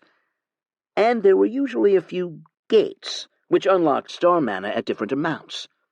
At level 100, that was when their entire mana pool was converted into star mana, which meant they had way more star mana than I had. Like, easily 10 to 50 times more. Mila then brought the three heroes to one of the Order's militia practice yards, and where the soldiers practiced. Similarly, they also had a few spars. Why were you bringing them to all these places? I mentally asked Mila. They can gain levels from practice, and it's a safe way to gain these early levels. I'll ask Jura for permission to include them in a few patrol missions, so they can fight some demons. I'll send my bodyguard with them, just to be safe. Well, more spars. Mila then led them back to the hotel to rest, and the next day they were at the training rooms. We're fighting Lausanne? The three looked surprised. Yeah, I asked whether she's willing to spar, and she said sure. Does she know? Nope. It's my first time watching Lausanne in action, too. Mila smiled. I don't think we can take her alone, unless she's fighting handicapped, Becky said, and Lausanne obviously heard it. I won't be using my familiar, don't worry, and we're just using wooden swords. But you whooped the demons with those wooden swords. Harris seemed visibly panicked. Mila clapped. Oh, come on, just fight. If you can't face Lausanne, you'll have trouble facing demon walkers and the demon generals. Mila's pep talk worked, and they started to spar. Indeed, they'd seemed to have gained levels from yesterday's spar, and their performance was much better than before. But the heroes weren't good at sparring, in the sense that they couldn't seem to control their powers. It was 100% on all the time. So Miri accidentally loosed a lightning blast, and it hit the training room walls. Thankfully, no damage. The training room was exceptionally sturdy. Still, as one who watched their fights yesterday and today, their progress was unnatural. It was like there was a genius that guided their growth. They instinctively knew what to do to improve. And for now, Lausanne was still better. But I would think within a month, they would be able to stand toe-to-toe with her, without her familiar powers. All of them took turns to spar over the course of the next week. And for Lausanne, whose usual sparring partners were Yvonne and Jura, this was a welcome change. In fact, Lausanne had her first loss on their last day. Their exceptional growth was very humbling for Lausanne, even if it was just a sparring match without Lausanne's full skill set. After the week was over and their time was up, Lausanne came back to me. Treachery, who are those people? They make me feel like I'm stupid. Why? I mean, it took so many years of practice to get to this point, but they just got from newbies to be able to do that in a week. Well, it was all relative, wasn't it? To the other Valthorns, Lausanne was an exceptional fighter. But as with all things, there was always a higher mountain out there. They're the gifted ones, blessed by the gods themselves. Don't hold on to your defeat too hard. Are they heroes? I think so. I knew the truth, but I was not sure whether I should tell her. Lausanne paused. She was in my secret hideout, her home. She sat in bed and looked at the wooden spear next to her bed. Is this what heroes need to be able to do? I suddenly feel like I'm not good enough. She was 14 and feeling demotivated and discouraged. Should I inject her with some psychedelic dreams? Was this puberty? Or teen angst? Should I give her a pep talk? Or should I ask Lofan to do it? Maybe I should ask her mom to talk to her first. And indeed, Lofan came into her room and sat next to her bed. "Hi, darling." Lofan smiled and patted her leg. "I heard you lost." Losing's fine, but it's just that, I don't know, facing genius? Lofan moved herself a little closer. Every now and then, the gods create people who are so exceptionally good that they blow the rest of us out of the water. There are those born with a unique ability or unique skills since birth. These are champions. I want to be a hero, Mom. I just feel like, suddenly, that dream feels very, very far away. It's okay. Laufen gave her daughter a hug. I felt a bit guilty spying, but then again I did want to check on Lausanne's mental state. It's a privilege that you could even attempt to dream such a dream. I wouldn't have dreamed of what we have today, my dear. Mom, that's not helping. Lausanne still sulked. Laufen just hugged. Think of it as a challenge, then. No great things are achieved without great obstacles. But then why do the heroes get such great powers? They have the burden of defeating the Demon King. Would you want that burden? Lausanne sulked. Year 83, Month 3. The heroes, annoyingly, made Mila's Oakwood Hotel their base of operations. At least they were now participating in the Order's patrols, and were helping to defeat demons that they encountered. And within a month, they had gained about 30 levels, so they were now about level 35 to 40, and seemed to have unlocked their first quarter of star mana. This meant they could now stand toe-to-toe with multiple demon knights, just like Lausanne. What seemed crazy to them a month ago was now something they could do. "The first 50 levels are easy," Alexis explained. "We got it within a month, too. It's the grind up to level 100 that took a whole lot longer. And past level 80, we only seem to gain levels when we fought champion-level monsters." "Good thing is, I think they will leave New Freaka soon," Mila, their de facto nanny, said. "Thanks, Treachery. I'm happy to have helped them get on their feet. After this, they must find other places to go, other monsters to fight. I told them about the demon walkers, and that they need to start attempting to fight them. Can they? I would recommend level 50 before trying the walker. At least they get their second quarter of the star mana. It was mostly a conversation between Alexis and Mila, both of whom had differing views of what the optimal strategy was for heroes. At the rate they're going, they will encounter demons and level up along the way. And all of them have summoned units. I think the gods gave them all a mini-army-like ability. I didn't watch their battles, especially those that happened with the patrols, so this really piqued my attention. Explain. Yeah, Harris has a defense aura and can summon living armors with massive shields. Miri has lightning elementals and thunderstorm rods. Becky has, like, a squadron of magical knights. This meant something. Did the gods intentionally delay the summoning of the heroes so that they knew what they were facing? And then they tailored the gifts to the heroes based on what they saw the demons were doing? What if the demons knew this too? I didn't see how the previous hero's abilities were tailored to the Demon King at all. Or was it just a coincidence that this roster of abilities leaned toward the heroes being a one-man army? In any case, after a week or more of fighting, the three heroes eventually decided to make a move for the next town. As advised by Mila, they were going to head south, toward the stationary walker. The heroes took one of the beetles to head south. A magical ball appeared in front of them. "Hi, guys. Everyone alive?" A voice came out of the ball. The three heroes jumped, but then nodded. "Astra, was that you?" "Yeah, it's me, all right. Sorry it took so long. I had to reach my level 30 perk to unlock the hero chat communication ability. Everyone here?" "Yep."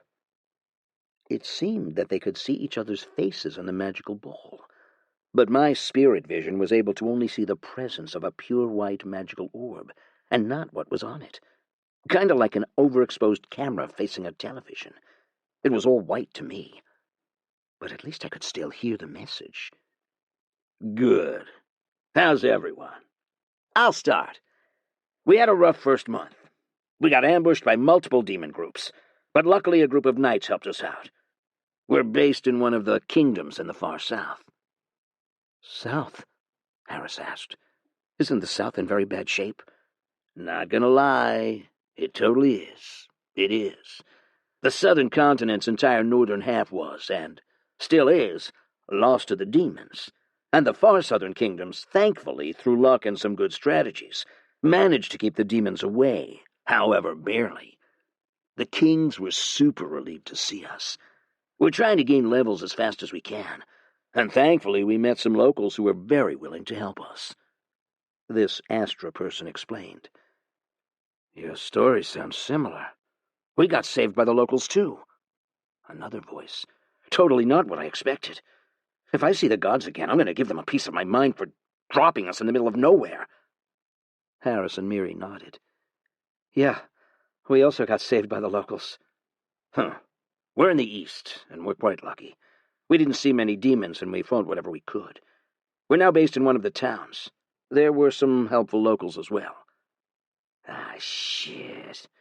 This skill drains my star mana faster than Pokemon Go does. My star mana is running out. All right, we'll catch up again once my star mana recovers. Sorry," Astra complained. "It's fine.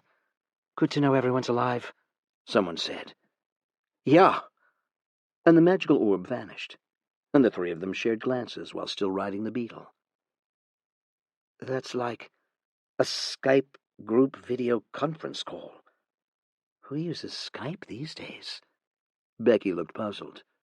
"My dad does." Miri shrugged. "For work." For me, this meant the hero's star mana was able to overcome the Demon King's magical interference. Year 83, Month 4. I was so glad they were gone. The heroes headed south, and I thought they passed by some other cities. I thought they would probably reach the Demon Walker in the next month, or maybe the month after, depending on which route they took. I felt like I was on edge whenever they were doing something in the city. Or maybe it was that subtle presence they had, the hero's aura or whatever. I got a sense that it was a subtle aura the gods gave them, albeit bundled up in the blessing that they had. So, with them gone, I focused my attention back on New Freaka and those under my care. Treachery, do you have any special powers you can give me? Lausanne sat. She was done with another round of practice with the rest of the Valthorns. Still, even though the heroes left a mark on her mind. She was too young the last time the heroes came, but this time she was old enough to even spar with them. You already have some, no? Well, the possession of the devoted was a special skill. It gave her that weird whip-like ability, and she'd already gotten exceptional resonance to my own abilities. But what would I have to do? Let's say if the heroes survived and they started having political ideas, like Alexis. What would I do? Clearly not everyone would agree with them, and the divine moratorium on their death was lifted. A super-condensed version of Dream Tutor, and a whole bunch of level and skill seeds? What else? Physical enhancements? Soul modification? I could probably do some physical enhancements and give her a super-strong dose of Dream Tutor, but skill seeds? Did she want some special class? Dark Knight, perhaps? Would that be enough to even stand up to a hero? Lausanne, what's your class at this point? Main class, Elven Swordfighter. Secondary class, Villager. I'm level 31 at my main class, level 8 Villager. Total level 47. I thought you broke level 50. This segregated and accumulated class level system that humanoids had still felt a bit like a cheat. But on the flip side, creatures like me had way higher base stats, and gained more of such stats per level than humanoids. Not yet, Lausanne sulked. Is that why I lost? But before I could answer, she answered herself. No, they improved so fast. Higher levels didn't change that. It would be a matter of time, unless I could improve just as fast as them. I would need to have some kind of anti-hero countermeasures. So, do you have any kind of fruit that can make me smarter, so that I can level up faster? Or just as fast as the heroes? How would I do that, Lausanne? Maybe not make you smarter, but the process of gaining levels was essentially these experiences were absorbed via the soul. Experience was in the outer soul, and the blessings acted as a modifier on the... The soul spring was the gatekeeper of levels. It would make sense, therefore, that any experience multipliers, such as the divine blessings, would exist as a layer outside the soul. So, if I were to make a super-leveling follower, I would have to somehow influence the soul spring. Might be possible, Lausanne, but not something I can do now. If I could create the effects of training room, dream tutor, power leveling, learning aura, or even my very own hero fragments as a part of Lausanne's soul spring, then she could level up faster. But would the soul spring affect natural ability? It seemed quite predeterministic if that was the case. The fate of these young infants had been decided at the start of their lives.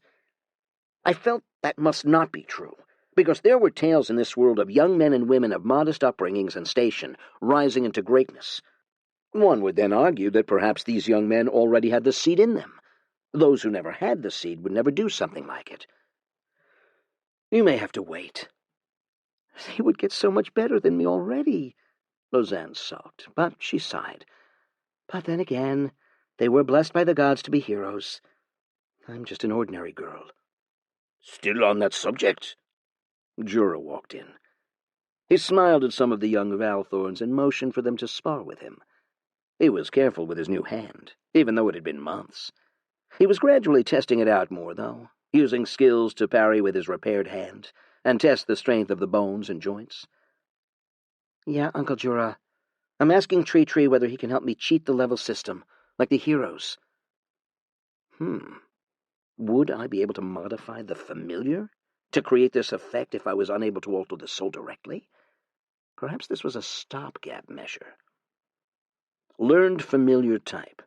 Studious spirits. Studious spirits loses almost all familiar abilities except Wood Shield. In exchange, the host's experience gain is doubled. Skills and levels gained since acquiring Studious Spirit are more likely to be transferred to the grantor on death of host.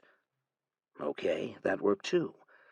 But clearly Lausanne wouldn't benefit from this, since she already had one familiar spirit contract.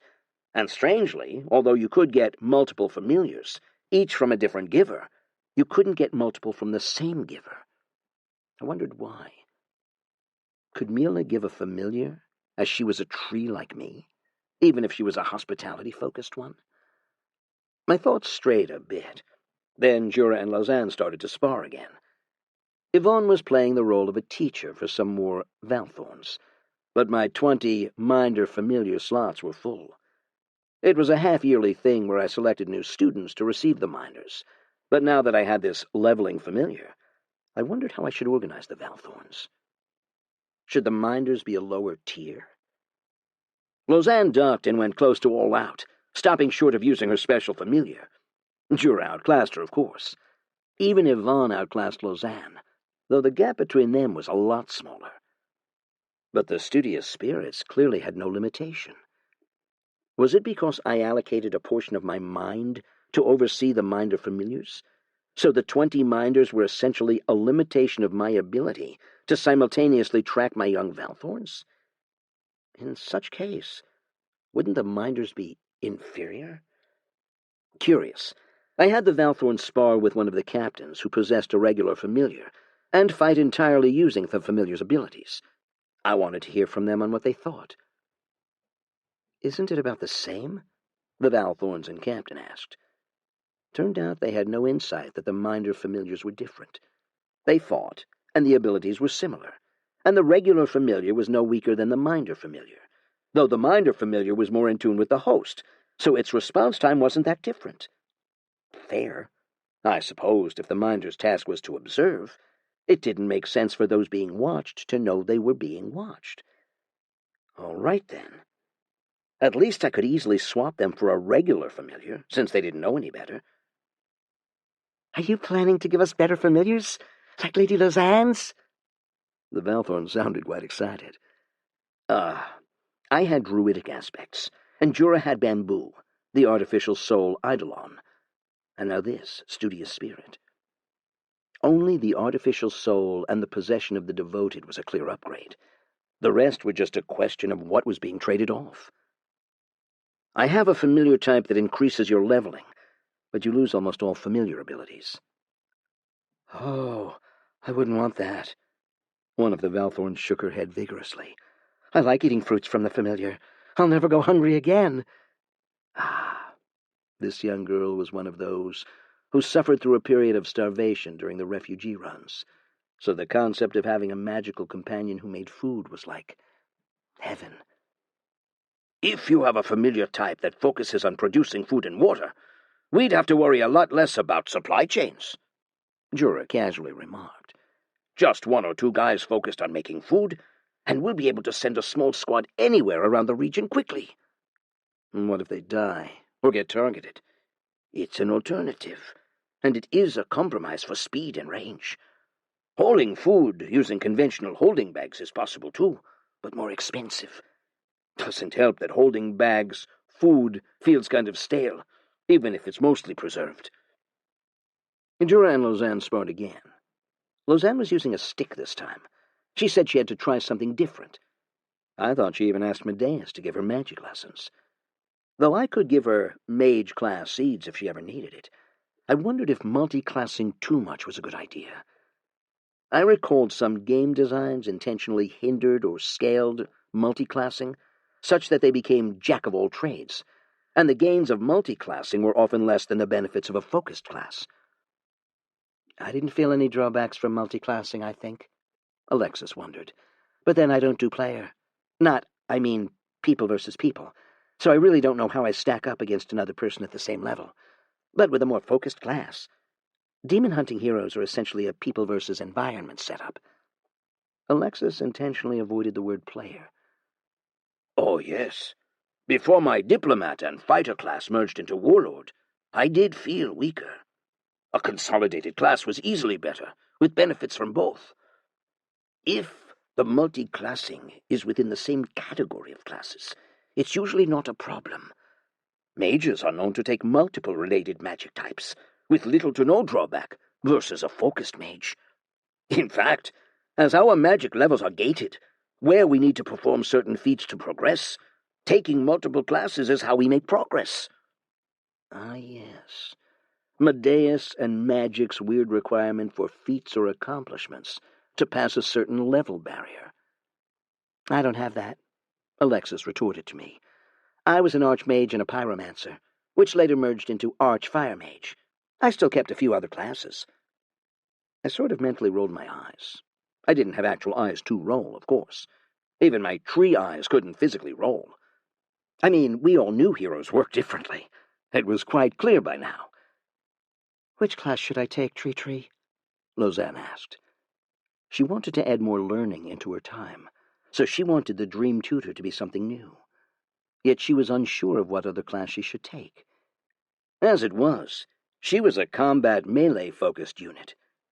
Should she get some range? Or maybe she should head for the spell sword kind of route. Enchanted blades and magical sword attacks. Year 83, Month 5. I hope they remember what I told them. Mila sat and enjoyed a cup of wine.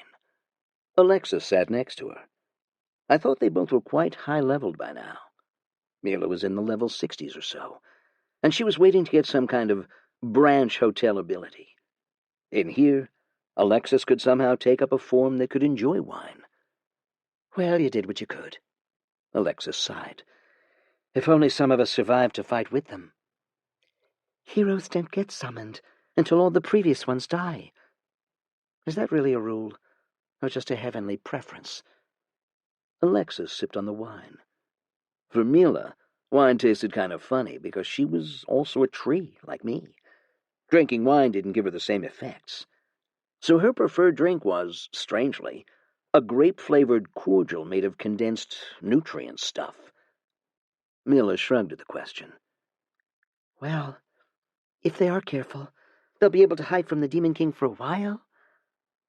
One of the key lessons Alexis wanted Mila to share was that the Demon King could sense their presence, and the stronger they got, the easier it was for the Demon King to find them. It was like a fire in the darkness. A stronger fire burned brighter and easier to see. Think they'll come back? Honestly? Mila paused and sipped on her nutrient cordial. They will, Alexis sighed. I see us in them. We were just as desperate and lost as they were. The burden's on them so heavy that they will look for anyone, anything to help them.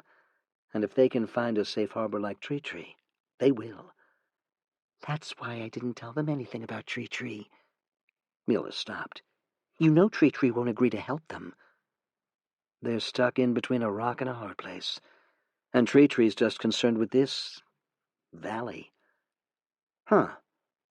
But then I liked only paying attention to my things and things related to my things. The Demon King was one of my top 3 threats. Other kingdoms, other monsters, and demons. All of them were threats, because they threatened the existence of this valley, and they were often destructive to me, the trees, and the valley around me. You know he's listening, right? Mila shrugged, and she sipped on her cordial again. But then again, he's not exactly bothered by what we say about him. Look at the new Freakins. So many of them say weird stuff about Aeon all the time. Nothing happened. As someone who's mostly tree, I think he's still thinking whether he should do anything. Mila finished the cordial and walked over to the sink. I mean, I sort of can understand his slow response. Now that I am a tree hotel, we get assaulted with so much sensory information from all over our tree, and in his case, his network of trees, that we need a lot of time to just take it all in. But he fights battles surprisingly well for someone that lives life on a different time scale. It's probably an emergency reaction. It's like how some of us can enter into bullet time and fight things differently. Alexis frowned. That implies that if treachery fights too long, he'll need to rest like the rest of us. Why not? A tree is still a living being, and energy fluctuates. But what's long to him is probably extremely long to us. Shouldn't it be the other way around? That someone who lives on a longer time scale should consume more energy to focus on a short battle? But then again, he does have a mind now. Maybe that helps. I wondered what they were on about. Mission accomplished, Supreme Leader. Treachery managed to capture a demon rod, but Supreme Leader made me feel like some Hermit Kingdom's dictator. The luring tactic worked.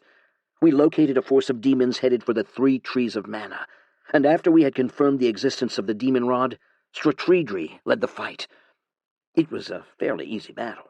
The demons were only 5,000 strong, and the South Forest had more than that in beetles alone. Added to it, it was a defensive battle, so we crushed them easily and took a rod. Another 1 week to convert it into a forest rod, and now I had a tree-creating item. Now I needed to think about where to use it. With winter over, and the snake dungeon now spitting out more demons, I gathered the beetles from across my valley. I probably wouldn't use the demon rod on the snake dungeon, though. I didn't quite fancy having snakes, and I recalled the residual mana in that location was quite weak. So I would rather save it for something that was more likely able to unlock the next Soul Forge color. Still, time to crush the annoying nest of demon insects in my neighborhood. Pests. The battle was relatively brief. Lausanne, Horns, and Jura, accompanied by 8,000 beetles, led the charge into the snakehole-turned-demon base. Unlike the dungeon, this demonic base didn't block my subsidiary trees, and as such I could still use the beetles even within the dungeon. It was one of my concerns that the demon rods could possibly enhance the effects of the Demon King's magical interference, but I was happy to see this was not the case. Anyway, Lausanne spoke of 2 demon generals defending the demon rod after the battle. She gained a level after Jura and Lausanne defeated them. The rod itself apparently transformed into a large nest-like structure, which crumbled under the attack of giant beetles. Year 83, Month 6. While no actual news arrived on our shores, I had a sense there had been a lot of fighting. My soul realm collected a whole load of souls, and they seemed to come from all directions. Even my wandering soul harvesters seemed to bring back souls from far away. I hadn't heard of the heroes, nor did I care all that much, but I wondered whether this was linked to them. And then refugees. By the thousands they came from north and south. Trevor and Treachery detected them as they approached the outer ring of subsidiary trees. Curious, I had my assistant zoom in and try to pick out what was the cause. There were 2 walkers.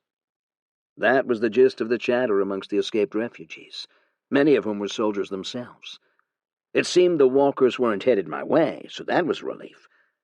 It seemed that 2 walkers had somehow managed to move into position together, the second one being from the south. It landed on some poor, unsuspecting village and then started to wreak chaos. The other one came from the north, headed south. Were they planning to meet with the 3rd immovable demon walker? What was the point of 2 walkers in the same place? Still, it was amusing, and I would like to see a battle of walkers and heroes. Would you have problems with 2 walkers? I asked Alexis and Mila. When we were in our level 100s, I could probably take on one single-handedly. But when I was level 90 and our heavenly forms needed channeling, that was a bit harder. But then it's hard to say. There were so many things to consider. For example, I think piercing magic works better than explosive ones with the walkers, so there may be an issue of compatibility. Sometimes Alexis got really long-winded, and I was quite certain it was her laboratory spirit doing the talking. I thought we handled the walker quite easily, but then again I did have anti-demon boosts. Apparently, Not all the hero's conventional abilities included an anti-demon boost. This meant a paladin hero with anti-demon abilities, far stronger than a generic archmage with no specific anti-demon ability. Except their star mana, which, star mana by nature, was especially effective against demons. I recall all of you struggled against 3 champions and had to come to me. 10 years was but a short while ago, though ancient to them. That didn't make sense. Mila looked awkwardly, and it was Alexis who responded. We were in our level 90s, and we were just coming to grasp with our star mana and heavenly form. Unlike you, somehow, the gods didn't give all of us anti-demon blessings. Only paladins, healers, and some of the sword mages. Regular mages like me got supersized mana pools, high-tier spells, multi-elemental enchantments, and that sort of stuff. And supersized star mana. Why wouldn't they? Again, another nonsensical idea. If the heroes were created to fight demons, why wouldn't the gods give them anti-demon blessings? Such a thing did, after all, exist. How would I know? Maybe they thought it wouldn't be necessary, since the star mana was so damned good at killing demons. Besides, those anti-demon blessings don't work against the Demon King itself that much. They don't? I thought they did. I survived a Demon King thanks to them. Did the fragments manifest differently from blessings? I pulled out my Tree Heart's status again, just to reread the narration. The tree's heart and spirit lantern. This is the heart of the tree, adorned with the fragments of 67 heroes. It gives the tree 3,350% increase in experience gain, 670% extra damage against mid-tier demons, 335% extra damage against elder demons, significant demon armor negation, immunity to lesser demons, significant damage reduction against elder demons, and immunity from all lesser forms of fire, and significantly reduced damage from higher forms of fires. Mila, Alexis, when your friend died, did you get a fragment or a blessing? Mila nodded. We did. All of us received a fragment. It's called Baton of the Fallen. It boosts our experience gain, blessings against lesser and mid-tier demons, some demonic resistance, and other stuff like that. I lost it, though. We lost it. Was it not effective? Or did they not know whether it was effective or not because they'd not seen its effects? When they fought the Demon King, that fragment had always been with them, and they probably had one fragment. Maybe the effects were too minuscule for them to realize. Or was it because the Demon King was perhaps an otherworldly, divine being, perhaps something of a demonic half-god? Therefore, star mana was the only true counter for the Demon King. All these stat boosts negated only an aspect of its power. Why did you ask? And how did you know there was a fragment? Alexis suddenly probed. That's not something anyone knows, except for heroes. A hero told me once? But I didn't know what it did. Alexis paused, thought for a while, and I witnessed her eyes change, as if something dawned on her. Treachery. How did you get those heroic fragments? You know, the ones in your tree heart? The ones you showed us so many years ago? Did she figure it out? What should I say? I don't know, I just get them. Who? Alexis asked. Her voice seemed almost angry. Mila seemed puzzled. Alexis, what's happening? It's so painfully obvious now. I cannot believe how I have been so blind. You, treachery, have heroic fragments. You clearly don't like heroes. Hero fragments are the shattered remains of a soul. Treachery has a soul forge. Did you steal fragments from us through your soul forge? You cut into our souls and take it out of us, a bit of us, didn't you? Or a familiar? What? That time when Mila was in your biopod, you took a fragment from her, didn't you? And the same when I was here. Or that familiar of yours. That's a thing to steal hero fragments, right? That's why you insisted on all of us taking a familiar. Huh? Mila rubbed her chin. I don't think so, though. I don't feel a thing. Of course you don't feel a thing. It probably happened after we died. Timeline didn't line up. Treachery didn't have a soul forge until later, Mila retorted. Then it must be the familiars. Alexis mused. The familiars are scavengers, like vultures that wait for us to die and then pick on our soul fragments. That's not true. I don't believe it. It all makes sense now, Alexis shouted. That's why you asked Mila to offer your familiars to the 3 new heroes, which all of them accepted. You've planned this all along. Look, you're a smart girl. Think about it for a moment. It's not as if you actually lost anything. You died. Your attachment to your body and whatever fragments stops there. It's like your corpse. After it's buried in the ground, some worms come and eat your dead body. It's just nature, naturally consuming and assimilating the deceased. Do you curse the worms for eating the bodies buried in the ground? I am a soul tree. My job is to recycle the souls and spirits of the world, and reality is you, as a person who died, were part of that cycle. Oh, did I just make it worse? Oh my God! I cannot believe that I am soul contracted with someone who's been collecting our fragments. I want out! I want to break this contract! And Alexis screamed in pain, as the soul contract acted on her mind. Mila sighed. Alexis's screaming slowly faded into the background. She seemed calm, but she was thinking, and she asked, Tree, did you steal or take fragments from us through those familiars? No. I can assure you I did not steal them via familiars or any other methods. I wanted to keep my presence as also a reincarnator a secret. No one should know. I received them only after your death, as part of my duties as a soul tree, but I did not steal or take them. Mila paused and sat on a chair. Tree. The screaming stopped, as the soul contract put Alexis's mind to sleep. I don't believe you are malicious, Mila said. Alexis might be right, that the kind of magic you have, this soul magic, isn't something we can comprehend. I'll talk to Alexis. Mila sighed. I need to think about this. I guess neither of us has ever really come to terms about how different you are as a soul tree. Alexis, and myself, there are concepts about this world that we still have not accepted. Huh? I think it's probably like I died and somebody took over my online identity and sold it. Sure, I didn't lose anything, but a part of me didn't feel right. Like the dead has been desecrated. There was reincarnation? You had a new body? And if you always held on to your previous bodies, then eventually you would need to care for so many previous bodies. There was a time to move on. Give me some time.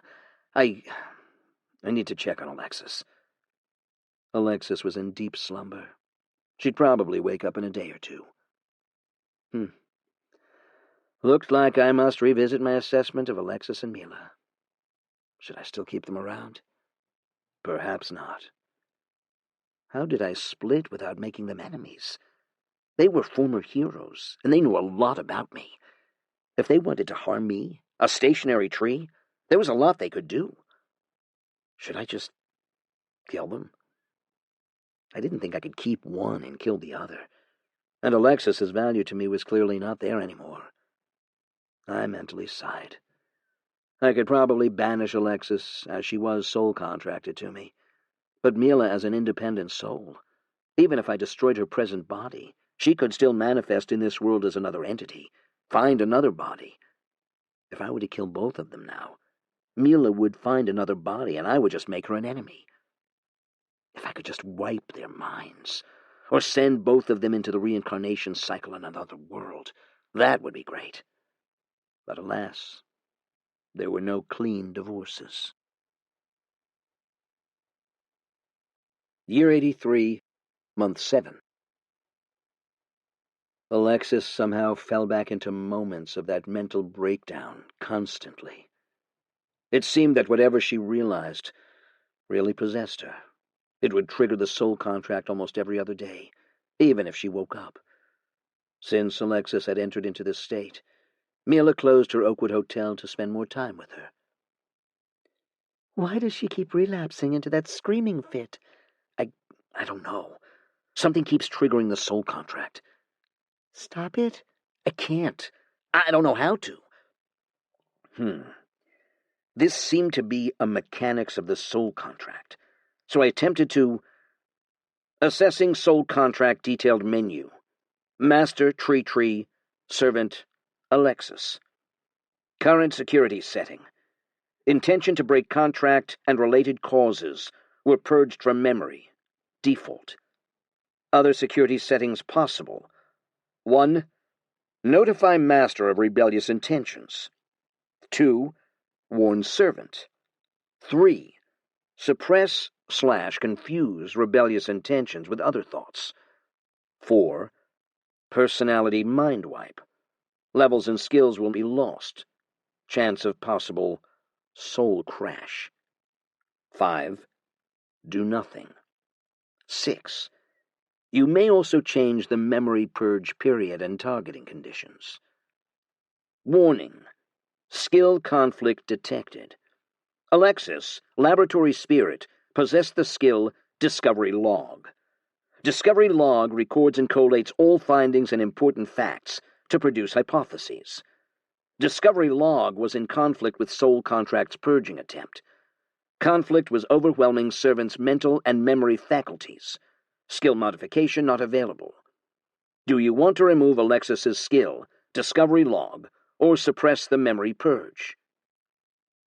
Oh. A fix was possible. But let's talk to Mila. I was not too keen on keeping Alexis anymore.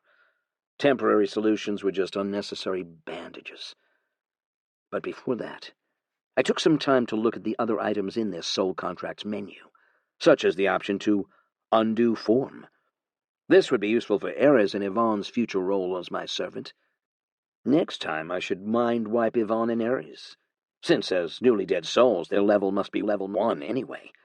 Then I didn't have to deal with this loyalty issue. Treachery, this can't continue, Mila said. Obviously she didn't know I had an idea how to fix her. I can't see her like that. I know we died before and all, but Alexis like that is a fate worse than death. The moment she sees you, this happens. Alexis screamed again.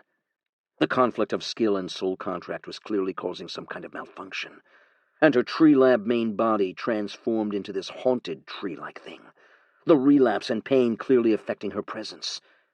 It was indeed unpleasant to have her around like this, and that negative energy also affected the nearby trees.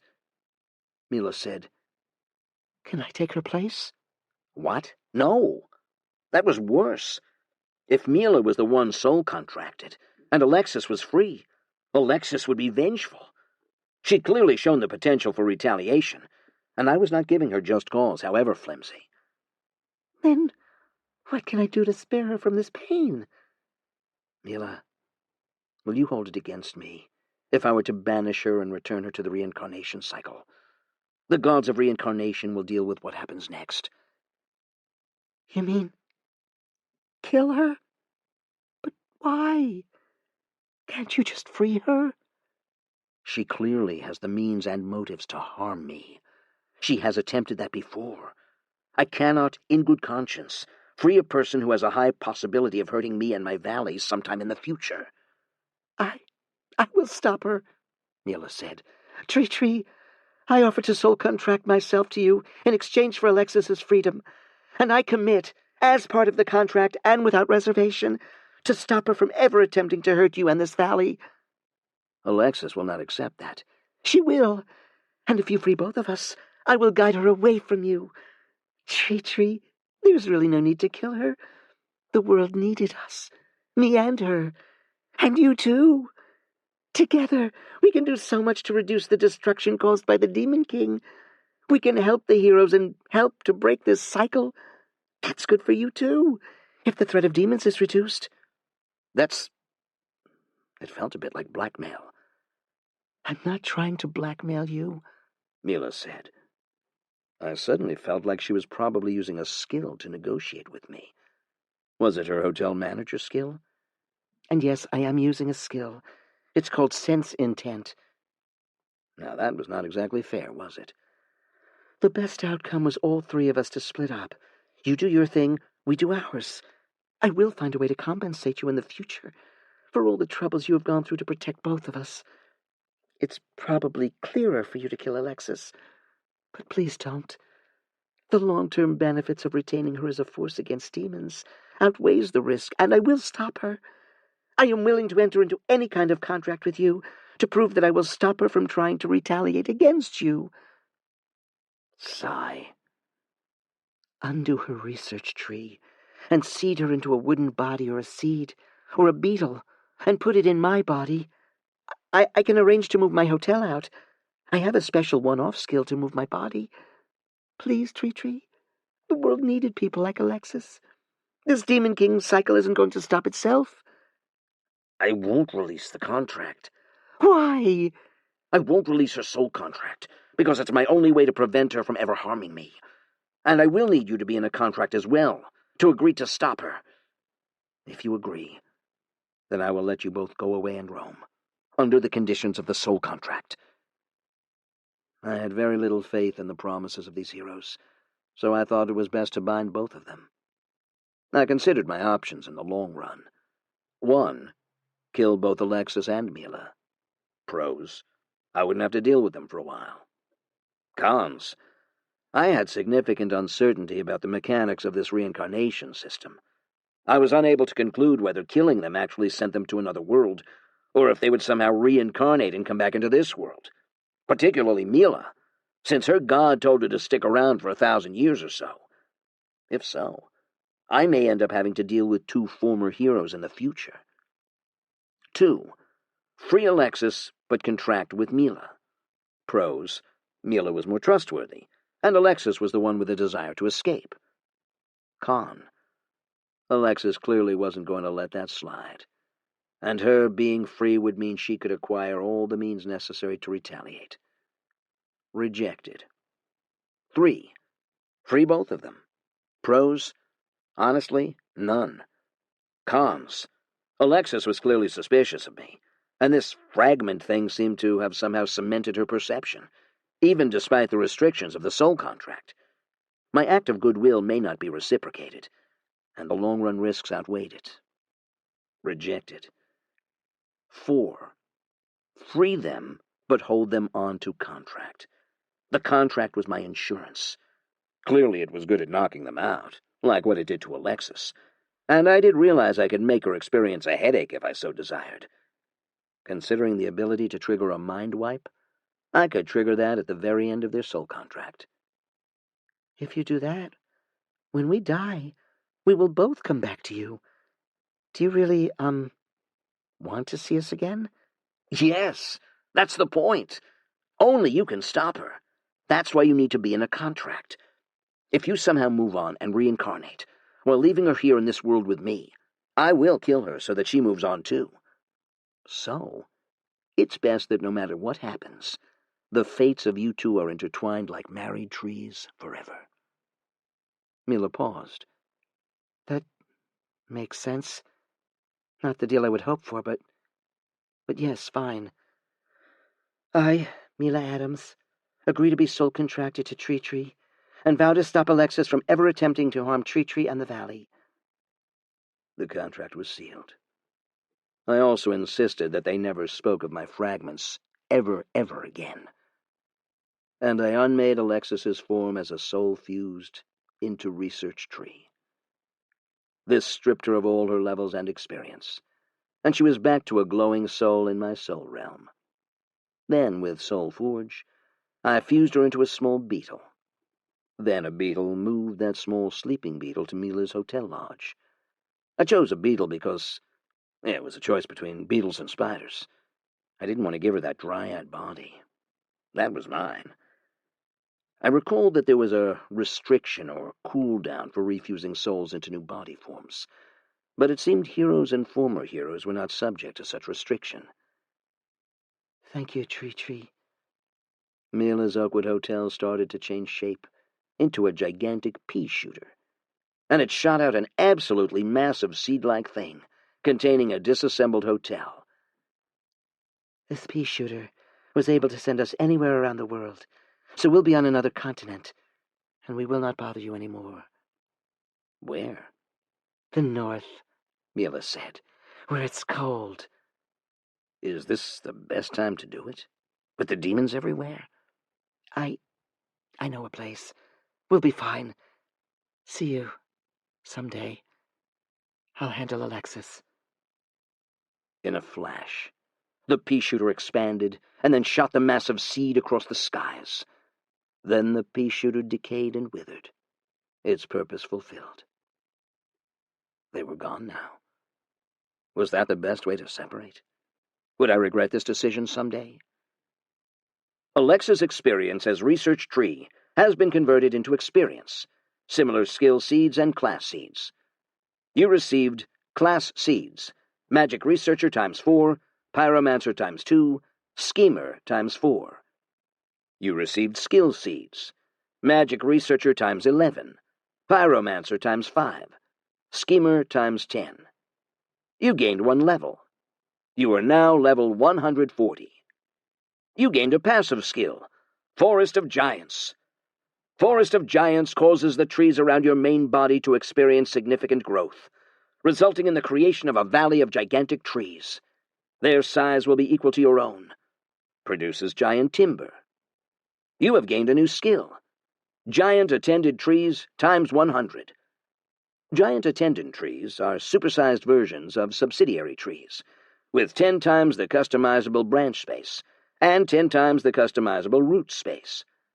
They also have a root network that is 10 times larger and also expands the communication range by 10 times. They also retain a larger percentage of the main tree's auras and passive, but this was capped at a max of 50% of the main body's aura and passives. Wow. Well, at least she gave me a farewell gift. With that over, I turned my focus on the southern walker. The heroes should be there soon, but it seemed they took the scenic route, fighting demon after demon, helping town after town with their demon problems. That was fine. That was what heroes did. But I thought something was messing with them.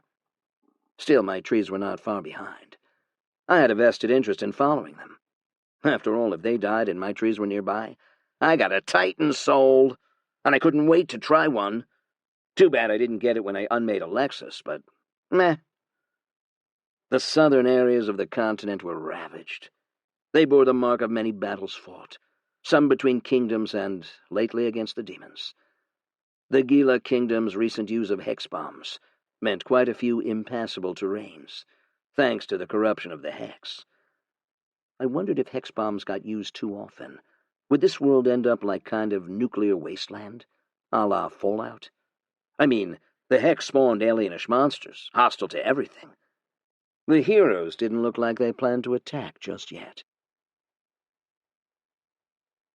Lausanne received something from me this month. I had an idea while working on the Soul contract that I wanted her to have a special weapon. All heroes had special weapons. Thor had Mjolnir, Iron Man had his suit, and Captain America had his shield. So I made a wooden staff with the largest gem I had in it, and I fused an artificial soul into it. Jura had bamboo, so I thought Lausanne should get one. This was thorny. It's a level 1 living staff. If you practice with it, it will get stronger. I wasn't very creative with names. Lausanne looked at it and twirled it around. To me, it didn't look any different from another staff. The fusing somehow made the large gem melt into the entirety of the spear, but Lausanne could feel it. I sometimes forgot they weren't used to voices other than my own. I chose a staff because it seemed to be a common equipment for druids, since she took the druid class fruit recently. Compatibility with the possession of the devoted. Maybe she'd do something cool with it.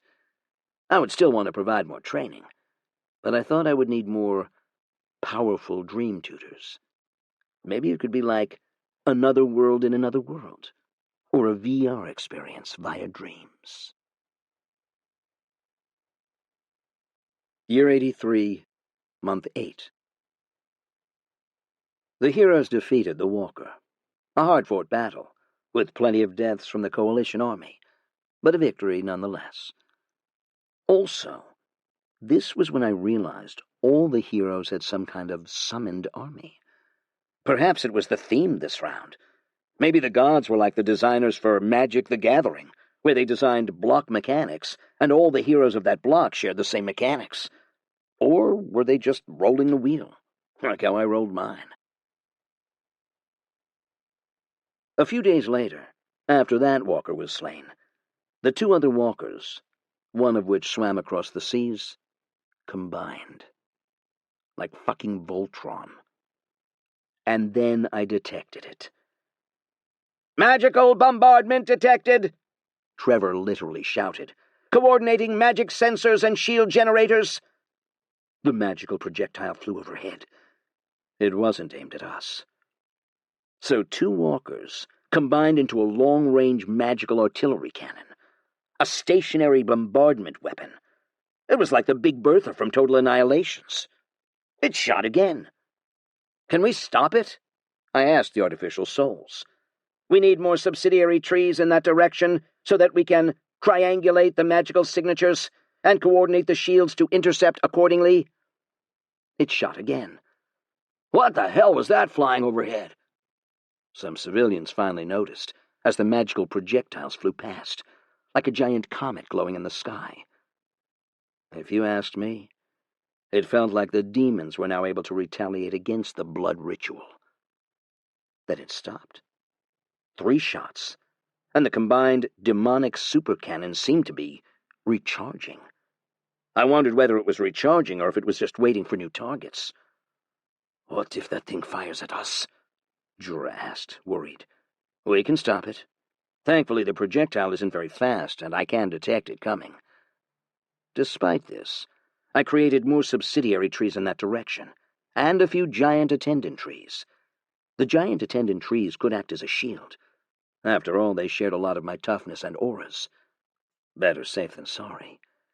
I'll get the men to expand the underground hideouts and sewers." Jura breathed a sigh of relief, but there was an undercurrent of concern. It didn't fire for a week, and we traced the arc of the magical projectile to find that it was aimed at Gila. Half of their capital city had been vaporized by the projectiles. 2 days later, another city in Gila retaliated with one big blood ritual, and it sacrificed 1,000 souls for it. It hit, but the demonic supercannon created a massive wall out of demonic flesh that blocked most of the damage. Was this it? I couldn't help but feel like this was the beginning of a thermonuclear war. The threat of mutually assured destruction to maintain a fragile peace didn't work here, if one side was a race of trigger-happy demons. The heroes, as I followed them, changed their targets for the demonic supercannon. They would have to backtrack, since the demonic supercannon was located a distance away, to the north. For me, if 2 walkers could do this, why wasn't the Demon King bombarding the world to death? Couldn't it do that? Surely with the Demon King's ability, which was supposedly 1 order of magnitude higher, it could shoot projectiles like that all the time. What was stopping it? A lack of imagination? A lack of bullets? Did it need to tap into some kind of magical ley line to power the supercannons, beyond what they were normally able to do? Oh well. Or maybe it was some strange systemic limitations that were imposed. I sometimes felt the system's rules didn't really apply all that well for those in the higher rungs of power. I wondered whether it was like my homeworld, where money allowed one to get away with rules that those with limited resources couldn't. After some thinking, I felt it wouldn't go anywhere unless I could interview the Demon King. So I stopped thinking about it. Closer to home, I focused on Lausanne, the Valthorns, and the Valtrian Order. Mila's Oakwood Hotel was gone, and that left a gap in the hospitality business. Eager to fill it, I created an artificial soul and merged it with the Tree Lodge to create a similar thing. Still, the gap was far too huge compared to Mila's level 70-plus hotel. Oh, I called my new artificial soul Treveler. Travelers, Treveler. And the business was called Pine Lodge. It had complaints on the first day. "Who's the pathetic person running this pathetic establishment?" Well, I had to intervene, and quickly rehire the tree folks that Mila used to employ, and pay them slightly more to make up for the gap she left behind. It'd take some time before Treveler even became a decent inn manager, but a business was a business. "We need a chef. Lady Micah used to cook great vegetarian dishes." Well, in a roundabout way, it was Emily who volunteered to cook for the kitchen. She didn't have any chef classes, but I had chef and cook class seeds from the many dead people's souls I collected over the decades. I'd also need a barkeeper, but that was for later. "Aeon!" A group of 15 children stood around a circle, around a tree of prayer in Jura's courtyard. An old lady led them. She was one of the caretakers of the orphans. There had been more refugees this month. Even though the heroes had been out helping to squash the demons, there were still way too many demons crawling around the continent. The demonic supercannon really messed up a lot of defensive strategies, as armies needed to split into smaller detachments to avoid total loss. Yet, with the message network down, this meant the separated armies needed to rely on old-school means of communicating, like couriers or riders. It was a strangely effective strategy. Split up the large armies, and with the communications down, pick on whichever force that was lost. Anyway, the old lady bowed. The 15 children followed. "This is Aeon's many, many bodies. He is everywhere in the valley, and he watches over us. Are you ready to be the next batch of Valthorn initiates?" The 15 children, aged 6 to 10, nodded. "Good. This was a test. You will receive a familiar from Aeon if Aeon sees you worthy for the first step." All of them got a familiar. It really wasn't a test, but nobody needed to know that. These children were young, and the intention was for them to be forged in the flames of battle. This was because I decided to expand the Valthorn significantly, and I expanded it to a group of 100. The Minder's use was rather limited, and yes, it was useful for me to observe the levels and skills they acquired, but I would use the Minders on people that were more sensitive and with special gifts. In short, the regular kids would become regular warriors with familiars, though they would have the Valthorn title, and the truly talented would be observed using the Minders. The 15 children walked back happy. For many of them, this was a great gift, and they were eager to test it out. So far, I had not lost any of the Valthorns in battle, but I believed some of them would die over the next few years. It was just inevitable. Year 83, Month 9. The supercannon fired multiple times, and I believe the shots were aimed at the heroes, or at least it tried to shoot them the moment the demons found them. Many times, the network of magical sensors picked up the surge of the magical projectile, and after we concluded it wasn't going to land anywhere near us, we let it zip by. This, naturally, was a problem for the heroes. The heroes wanted to fight the demons, and they did as much as they could to fight the demons. They and their summoned magical army went out of their way to stop as many demons as they could. Yet fighting demons personally also meant they revealed their own presence to the supercannon. The supercannon clearly had no concern for friendly fire, and would not hesitate to annihilate any demons present in the area to get a shot at the heroes. That said, the heroes did have some measures to protect themselves. Harris, the shield hero, had a massive absorption shield, and he was able to absorb one shot from the supercannon. Based on the current firing patterns, the supercannons could fire 3 long-range shots consecutively every 5 to 6 days. So after the shots, the heroes actually had a short window in which they could advance as fast as they could, or fight as much as they could, since the threat of the supercannon didn't hang over their heads after every volley. The supercannon was also a huge demon factory, and the nearest subsidiary tree near that area saw thousands to tens of thousands of demonoids sent in all directions. It was just a lucky thing that the supercannon usually wouldn't target conventional targets, since they seemed focused on the heroes, or anyone that invoked a blood ritual against it. Or so I thought. Middle of the month, multiple smaller battles happened throughout the valley. Some of these demons attempted to attack the volcano. Some attempted to retake the former snake dungeon. Some attempted to just, punch through my line of trees. It was good combat practice for the Valthorns, and with the expanded operating range around the giant attendant trees, I was able to use these giant trees like regional hubs for my beetles to operate it. Well, at least treachery sees things my way, Lausanne said. She'd been out fighting, and I thought she was using the fighting to work through her frustrations about leveling, and how insanely overpowered the heroes were. "Some of these girls are too young to be fighting," a captain complained. "We're babysitters." Experience counts. Age shouldn't stop them from seeing the demon war for what it is. Lausanne shrugged. "You watch them," the captain complained. Lausanne nodded, and she played protector of the young Valthorn convoys. Each squadron of 100 soldiers played nanny to a group of 5 Valthorns, excluding Lausanne and the first-generation Valthorns, who were considered regular soldiers.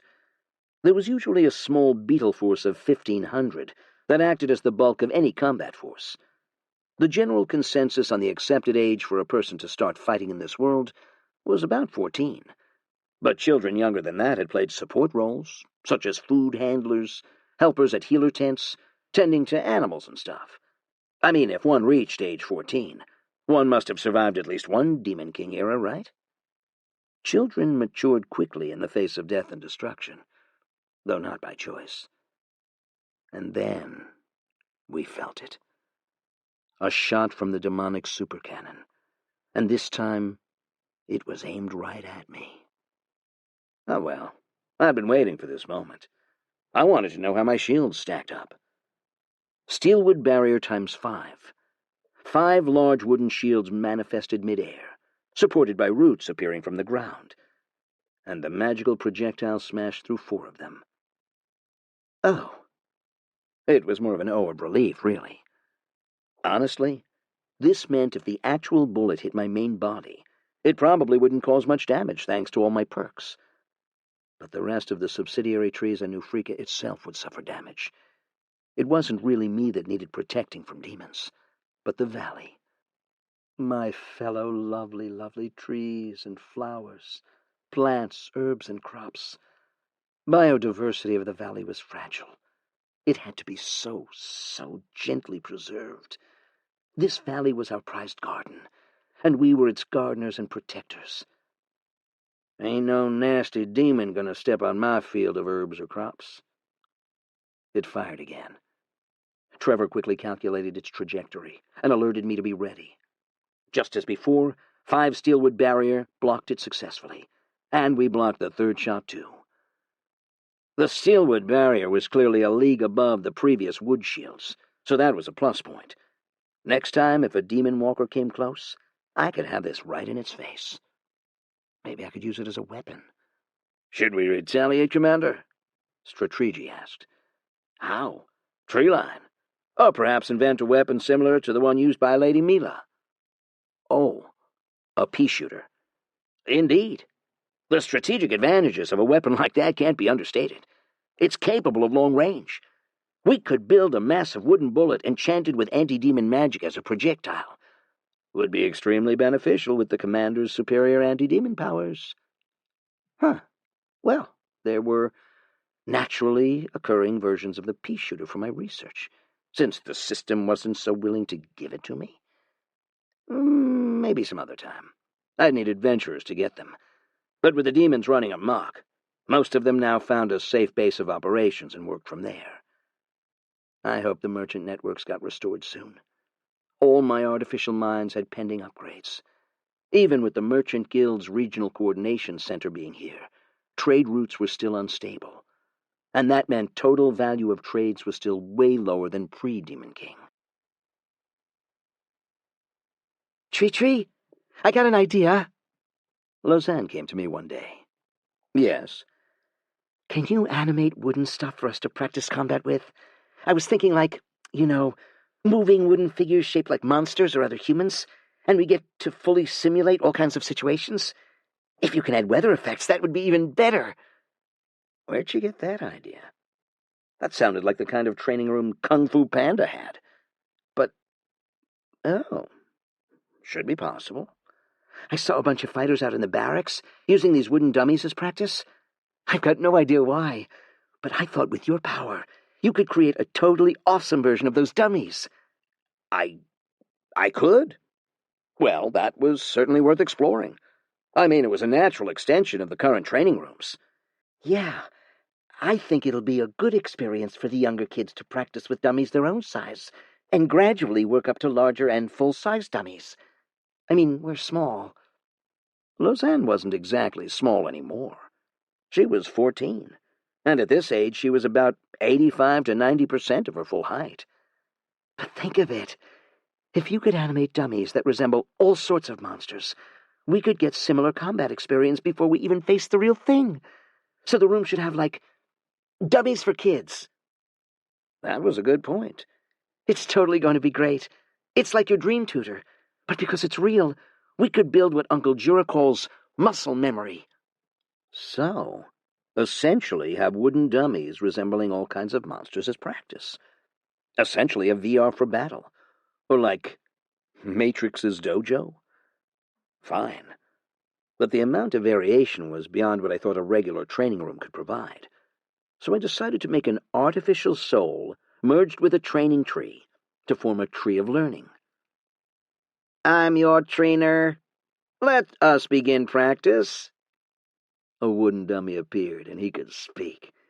He bowed to Lausanne like a kung fu master. He was literally a wooden avatar that represented the merged tree. He was level 1, of course. But yes, I decided trainer sounded like a good name for a trainer. I was contemplating between trainer or treator or practrice. But I supposed if I had multiple trees of learning, I could use all of those names. Should a basic Valtrian version of the boot camp be called a root camp? I digressed. The death of all the mortals in the region to the demons meant that I had a large supply of soul fragments to make artificial souls. And the volcano also happened to help expand my artificial soul capacity, since it too supplied a kind of power. Lausanne looked impressed and happily started. So, since she and the young kids were busy with their newfound practice toy, kind of like how athletes went hyper over their new practice equipment, I left them alone. Not that I had much of a choice, because the damned super cannon fired 3 shots at me again. Like I had the wonderful honor of taking so many shots. Was I like firing practice? A wooden dummy for the demon's super cannon to practice their aim? Any ideas on how we convert that energy from the shot into something usable? Can we have magic-absorbent wooden shields? I mean, it was energy in some form. No answer. Oh well. I blocked all of the shots, of course. But one of them blew up extremely close to New Freaka, which freaked everyone out. That was good. Everyone should be reminded of their mortality every now and then. Year 83, Month 10. The super cannon decided to change target. I wondered if it was because it presumed I died, or it just found something better to shoot at. I mean, how did the demon even know whether it hit or not, right? It wasn't like there were eyes on the projectile. Right? My own suspicions were they had spotter demons, but with my expanded trees and network, I didn't think so. There was not a single demon within 50 miles of me. So they decided to shoot at Ransala, and the capital of Takti, and also the capital of Barsoom to the north. It wasn't hard to calculate, since the energy signature's movement gave a direction, and the travel of the magical projectile was something that could be pinpointed by using an array of magical sensors, Then, triangulating the route based on the time gap, different sensors detect the same energy signature. But this raised a question. How did the demon even know about the concept of capitals? Did they go by population density? Or did they have some kind of scanning mechanism that allowed them to spot where exactly were the big cities? I had the impression it could detect heroes, and the concept of a retaliation could be easily understood. But if it could deliberately target capitals, it meant the demons could understand the concept of what was a human capital, being the political constructs that they were, therefore was sentient and intelligent. Or maybe it was simpler. Maybe it just detects the presence of a king? Ijura's idea was that, well, kings actually had an aura thing that spanned their domain. A demon in that domain should be able to sense where the king was if it had the right kind of sensors. If Alexis's previous theory was that the Demon King could sense heroes, what was stopping them from looking for kings? Didn't that mean the king can never run away or flee? I think they can turn their presence off and on. I thought it was both. News about the attack traveled quickly. I happened to have the benefit of having a front-row seat of the destruction. Ransalah's main palace suffered a massive explosion that vaporized the entire royal palace. The king and the royal family were dead. Even from the subsidiary tree that I had in the Ransalah's forest reserve, which was luckily spared from the projectile, I could vaguely see the destruction of Ransalah's royal district. A very, very precise shot from the demon's supercannon. Seemed like Jura's idea that it detected a king had merit. This precision didn't make sense without it. The news eventually arrived via courier and got to Yvonne 2 weeks later. And as expected, she took this news the hardest. In that, she was most conflicted. The king, then the prince, was the one that killed her previous benefactor, and Roma's father. Ares and Roma and the former counselors that formed her inner circle quickly met up in her house to discuss the events. The king is dead? You are certain about this? Yvonne asked. And all of them, the first-generation founders of New Frika, in a sense, gathered. The first generation were refugees from a civil war, after all. They lost. Yes, Lady Yvonne. I confirmed with at least 10 other sources. The blast from the demons somehow managed to break through all the magical barriers protecting the palace, and destroyed the palace. Even the royal chambers, with its ancient magics, did not last. But Aeon just blocked a few of those shots. Perhaps those ancient magics have eroded. But regardless, what matters is that the king and the immediate family that lived in the royal palace is dead. Even the king's 4 sons, their bodies have been found charred and burned. The king's own body was found half vaporized, his head and left hand partly protected by the protective magic of the royal crown and the ring of the hero's throne. 2 of the other men and women squirmed at the description. The others let out a bit of a sigh. Some just kept their mouths shut and looked at Yvonne. So, Lady Yvonne, there will be a war soon. Perhaps not an outright war, because of concerns over the Demon King. For the throne of Salah. Yvonne sighed. My duties and commitment are here. I am, after all, bound to Aeon under contract. Pretenders to the throne will emerge, and Roma, as the child of Prince Galen, has a claim. Yvonne sighed. All of you knew, too. We always did. I'm sure many back in Ransalah know, too. The pretenders will come for his life, whether he likes it or not. He's only 10, and may not be ready for such conflicts. But yet, the blood of the kings runs through him. And that means responsibility, Lady Yvonne. A duty to the old throne to claim his birthright. I cannot leave, and here Roma is safe. Aeon's eyes and ears watch over all of us. No one will be able to attempt to take his life. Lady Yvonne, if I may, can you convince Aeon to support Roma's claim? That was absurd.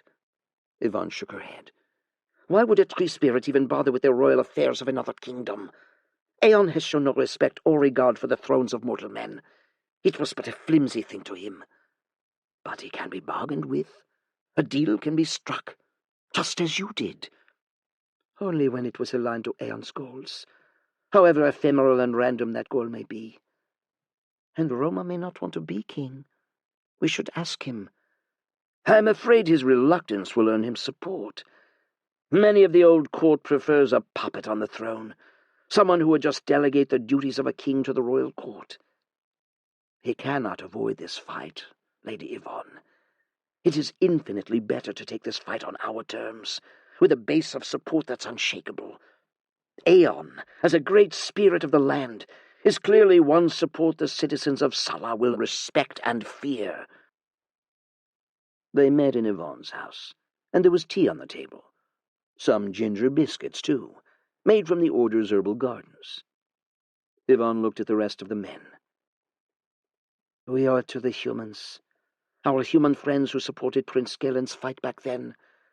There are many who are forced to kowtow to the new king of Sala. This is our chance to pay them back. If not for Roma or yourself, do it for Prince Galen. Prince Galen, who would have been a better king than his brother.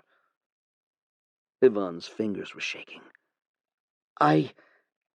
My contract with Aeon is unshakable, but Roma is free. There are many who would see you return. Those of us who can return to support Roma's claim will do so. There are also many who will kill me and Roma without blinking an eye, and there will be those who rally against us. The other pretenders will claim Roma's a new freakin, and no longer has a claim to the throne. No matter the naysayers, the blood doesn't lie, and the crown of Sala is a magical artifact from the first kings, and it will recognize any man who is a legitimate heir. If Roma has the pretender to the throne of Sala title, he has a right to the throne. Roma came in with Ares. One of the counselors asked, "So, my dear Roma, did you get a notification about your class?" Roma looked puzzled at the gathered group. What? What's this, Mommy? Yvonne sighed. Oh, Ma, there is a long and difficult conversation I need to have with you. The others let Yvonne and Roma have a bit of personal space, as Yvonne explained to Roma who his father actually was, and what had been happening in Sala. Roma seemed to take it quite well, but perhaps he was just too stunned to even react in any way. At 10 years old, maybe that was a good reaction. And when the conversation was over, Roma just ran out of the house. Okay. Yvonne walked out to the living room again and looked at her compatriots. Didn't go well? He said he needed some time to think. I see. I was thinking, Lady Yvonne, how close were you to Lausanne? Quite close? Lady Lausanne's an amazing fighter, and if I may, she has all that is needed to be a valuable protector of Roma. Could you convince her to go with Roma? Yvonne shook her head. No, Roma has his own friends. Takti and Barsoom, strangely, didn't suffer that badly. The news from couriers relayed that Takti's royal castle had an ancient magical circle that activated just in time, and it was actually strong enough to absorb the magical attack. Barsoom, on the other hand, also had similar magical protections, and had so much reinforcement from Barsoom's own council of archmages that the blast was deflected to somewhere else. I suppose not all kingdoms were that helpless against demons. Else a society like this wouldn't have survived all that long. Still, the blast and the wars meant refugee season again. There was a whole load of refugees, and thanks to the fear of the demon blasts, they traveled in smaller packs, away from the heroes. Even some of Ran Salah's citizens were running, because if even the king with all his protections couldn't protect himself, how could a regular citizen hope to even survive such a blast? New Freaka was already massively populated, and the poop issue was only thankfully under control due to my recent advancements in filtration and metallic concentration trees. 110,000 now, after all the massive waves of immigration. comprising about 50% elves, 20% dwarves, 10% centaurs, 5% humans, 5% tree folk, and 10% others such as beastmen, lizardmen, garudas, or harpy-likes. Anyway, with the Great Attendant Tree, this skill significantly improved my force projection abilities outside my immediate range. These great trees essentially functioned as mini-me's, with 50% of my abilities. 50% was still plenty, because with a few Great Attendant Trees, and with some support of higher-level fighters, I thought I could take on the super cannon. In a way, it was like a carrier battle group. It was just so overpowered because I could lose the Great Attendant Trees without much risk. I could just add more. Since the heroes were headed that way, I could strike at the super cannon at the same time, and that would improve my chances. So I mapped a path of subsidiary trees to execute that plan. Meanwhile, further south, the heroes were now making their way back. Their path would likely bring them through New Freeka.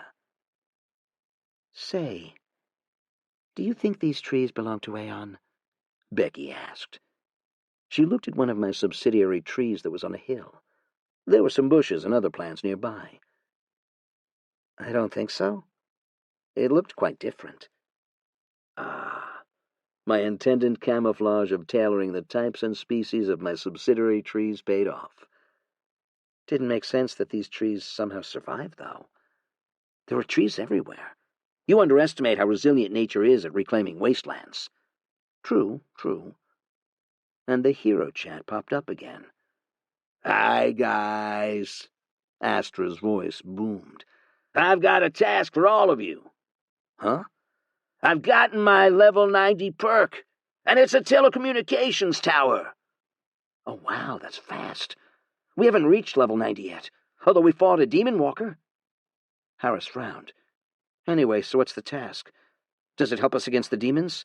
Yes, it does. So anyway, this world used to rely extensively on a kind of magical messaging system, something like SMS in our world, at least before the internet took over. So the Demon King arrived, and that messed up the entire messaging network." "Oh, it's just messaging, isn't it? What's the big deal?" Harris frowned. "The guys I met all used couriers and scouts to deliver letters." "It fucking matters, Harris. Instantaneous communication means real-time targeting of spells, real-time military coordination, and cross-continental trade. It means you can find out where the demons are instantly by just asking. So my level 90 perk allows me to build telecommunication towers, and this will restore the messaging function within the area. All these telecommunication towers are magically linked, so this will also allow the nations to talk to each other again." "Oh, I don't see the awesomeness. But sure, if it helps us against the demons." "So, the task is, I'm going to send you 5 deployment gems via hero cloud trading. These things will expand into the telco towers. But the catch is, you need to find a place that has some protection. Perhaps a city with strong magical protection, or some ancient defensive matrices left behind by the previous generations of heroes. If the towers go down, the message function goes down with it." Can't the tower just stay with us permanently? I could protect it." Harris didn't seem keen. "Well, how about the rest of the world, then? The range of each of these towers isn't that big. At most, 1 or 2 countries. We need to spread it as much as we can. If you can find places with some kind of magical supply or ley line, even better, because the magical energies will amplify the telco tower's range." "That's not good. The demons want those kinds of spots, too," Becky responded. Astra just chuckled. "Well, if you guys get your level 90 perks, you'll get some kind of structure, too. I think Helen's level 90 perk was a healing tower that also has a garrisoned army of magical knights." "So, you're saying we need to get our level 90 perks, then use our towers to protect your telco tower?" "Yep, that's part of the strategy we're going for. Like Gerard's level 90 tower was a cannon tower that shoots stuff at any demons in range." Then 5 gems appeared next to Becky. "One last thing. It's activated via star mana. All right, gotta go. Got a battle coming up in a few hours. And Hero Chat disappeared. Level 90 perks? Harris looked around. They were camped near one of my subsidiary trees. I wonder why our leveling was slower. We seemed to be fighting just as much as them, Becky said, as they munched over some barbecued rabbits. It's just a few levels. We're already in our level 80s. Miri shrugged. Don't think about it too much. Maybe they killed more demon generals than we did. I guess. Becky stretched and yawned. Well, I, for one, am very much looking forward to going back to New Freaka. I can't wait to see Lady Micah again. There is so much I want to ask her. Harris smiled. Yeah, and proper beds. I will kill 1,000 demons for a proper bed right now. Me too. Year 83, month 11. They want us to host their families. I recall we have answered that request before. Jura frowned. They will welcome as regular guests, but no special treatment. That means no special area where existing New Freakin' law does not apply to them. I understand this time it's temporary, Council Jura. We can have a small area set up for all these royals outside New Freaka. A temporary camp for them. The royals will handle their own camps. It's a united request from the envoys of the 5 countries. The heroes will destroy the demonic monsters soon, and the royals will return back to their respective homes. I am afraid that still sounds like they want their own enclave. Honestly, it sounds like a no. But, for you, I will consult Aeon for his views. Jura answered the counselor. I have informed them that in no way this will affect New Freaka's or Aeon's sovereignty over this valley. The royals acknowledge they are here as guests. It's just that they want to continue their life of privilege. Jura sighed. This was the 2nd time they asked. Or maybe it was the 3rd. Perhaps there were more instances where the request went through other channels. Treachery. What's your view? They're guests, nothing more. Follow the rules and they can stay. Behave improperly and they will feel my wrath. Whatever privilege granted is in a personal capacity, but not by law. The politics behind this request was frankly rather simple. Not all capitals had the kind of magical protection that some kingdoms did. Some of the older kingdoms, like Barsoom, had a wealth of inherited artifacts from heroes of a different era, and those artifacts powered various shields and barrier magic. Survival. It struck fear into the hearts of royals. The thought of dying in your own palace from a magical projectile from far away.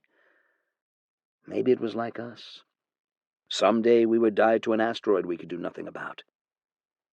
They are willing to bend over backward for your protection, Treachery, Jura explained. Some of them are already here, secretly. I hear one of the young princes of Rajasthan is already living with one of the merchants here. Smuggled, I hear, since it didn't sound good to some nobles if the princes were seen fleeing.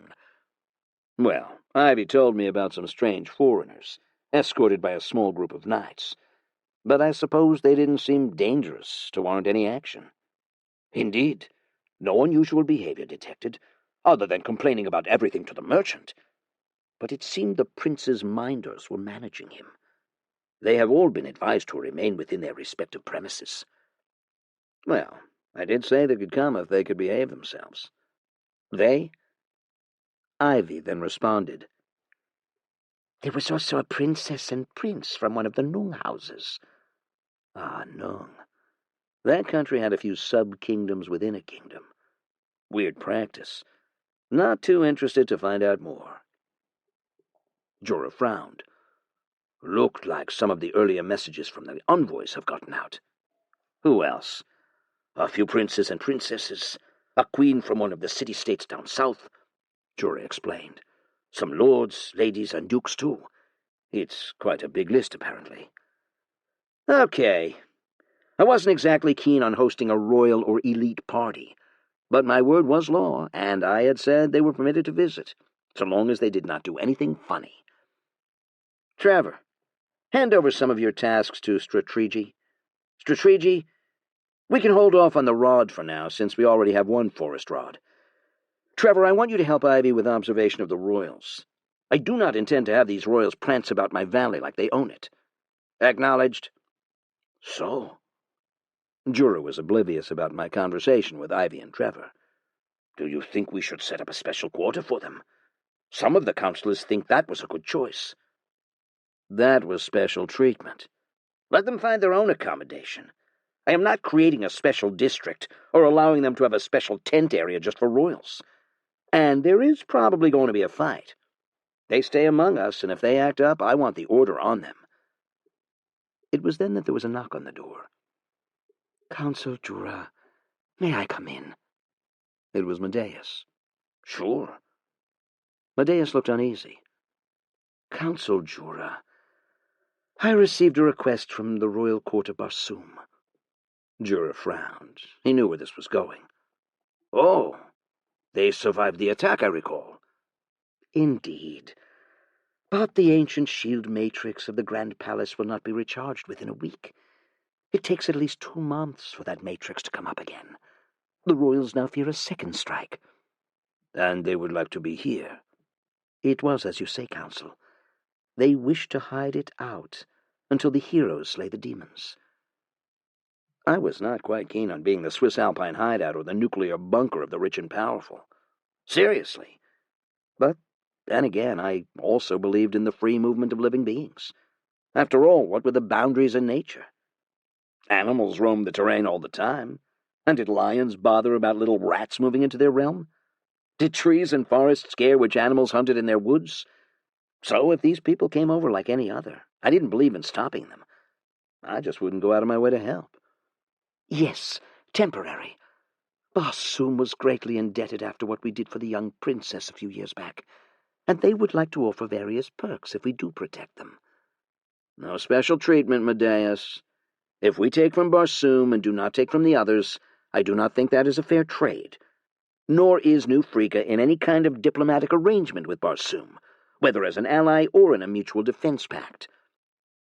Jura answered, I believe treachery has similar views, but I'm afraid you will have to accommodate the Barsoom royals in your own quarters, or with any of your merchant friends, or the hotels. Medeius sighed. I was hoping to use the Order's guest houses. With Oakwood Hotel gone, there is really no place fit for royals in this town. That would be us taking sides, Medeius. The councillors will use this against us. I am sure you understand. Medeius was silent for a moment, then he nodded. I will relay the message. He left. Jura sighed. I think Medeius got offered an amnesty of some kind. I think. But I do agree with your position. New Frika's position as a uniquely neutral place was made possible thanks to you, treachery. So the Order cannot be seen as taking sides, especially with a party that's not formally allied with us. But perhaps treachery, if any of the nations do want an alliance or treaty of some kind, would you consider it? I would, but truly it's all about the terms. With all the royals coming over, it might be a good time to talk about what would be a deal-breaker and what's a must-have, Jura said, and then took out a notebook. I am certain discussion about alliances would come up, and I'd have to do some sensing of what the other kingdoms were willing to give. I will refuse any alliance requiring me personally to protect their lands, and I will not take part in any offensive war between kingdoms. Actually, was that wise? Maybe I should ask the question to Jura instead. No, ignore that. I do not want to be dragged into any conflict with other nations or between nations. What kind of treaty will allow that? Jura tapped on the notebook.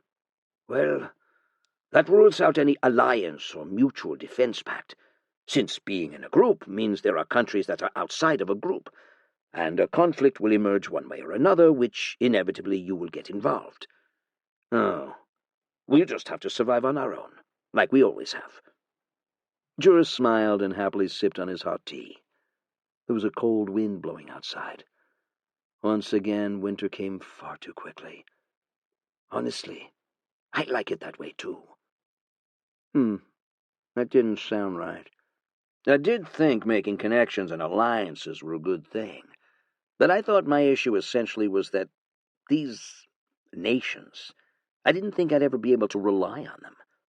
There was something about alliances with nations that felt fickle. These nations, with their millions of citizens and changing leaders. Could I make a deal with them that would last hundreds of years? After all, it'd be a major waste of my personal time and energy if I allied with a nation that probably lasted only 10 years. I thought I would prefer individual deals with powerful individuals who could hold up their end of the bargain than with nations as a whole and the political complexity that entailed. Perhaps I should seek out other spirits and make alliances with them instead.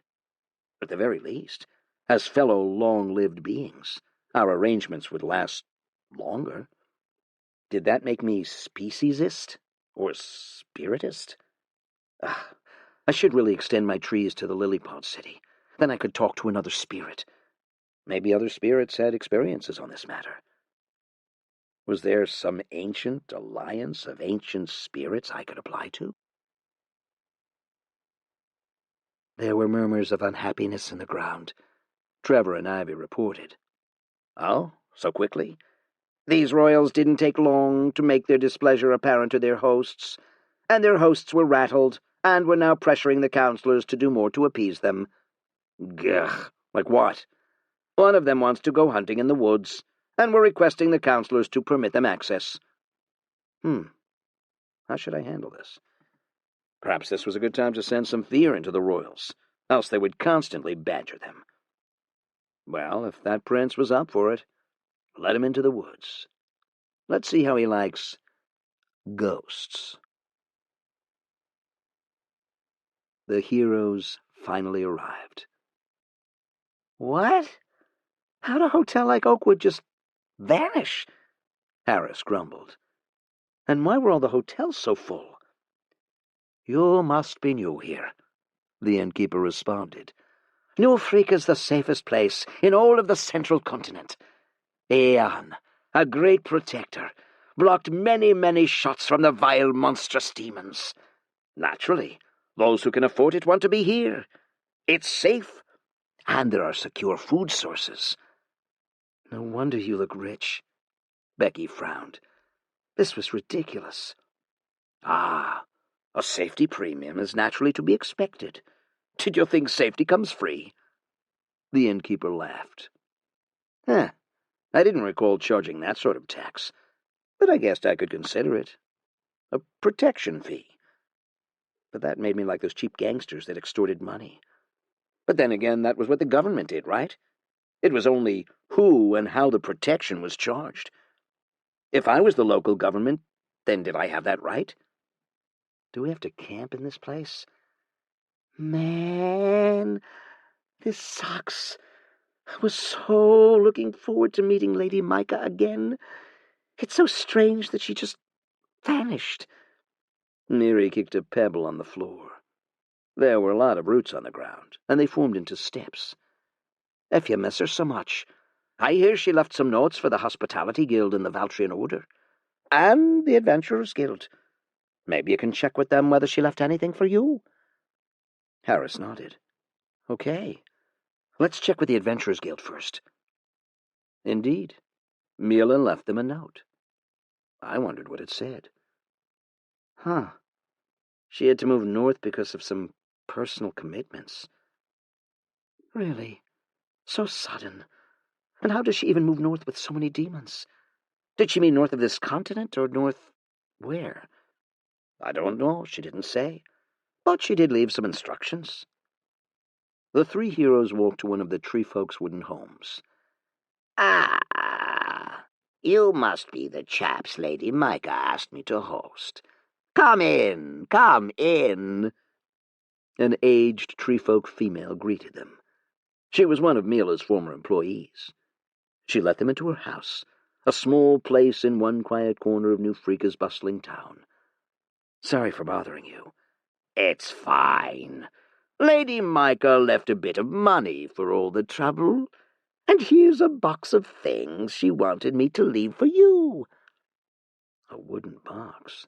It was small, probably no bigger than a shoebox. Ooh, fancy amulet. Becky opened. And books? They opened it and started reading, and I cursed internally. I couldn't read with spirit vision. They rested for a day. They went to the market the next day. Where do we even start? Becky looked a bit lost. The merchants selling ores and stuff, at least. Harris pointed, and they walked over, glancing at things. Crystals, right? Miri seemed equally puzzled. The merchant said the price, and the three heroes glanced at each other. Discount. They haggled, and eventually they bought some. And then they went to one of the many blacksmiths and forges and rented one of the furnaces.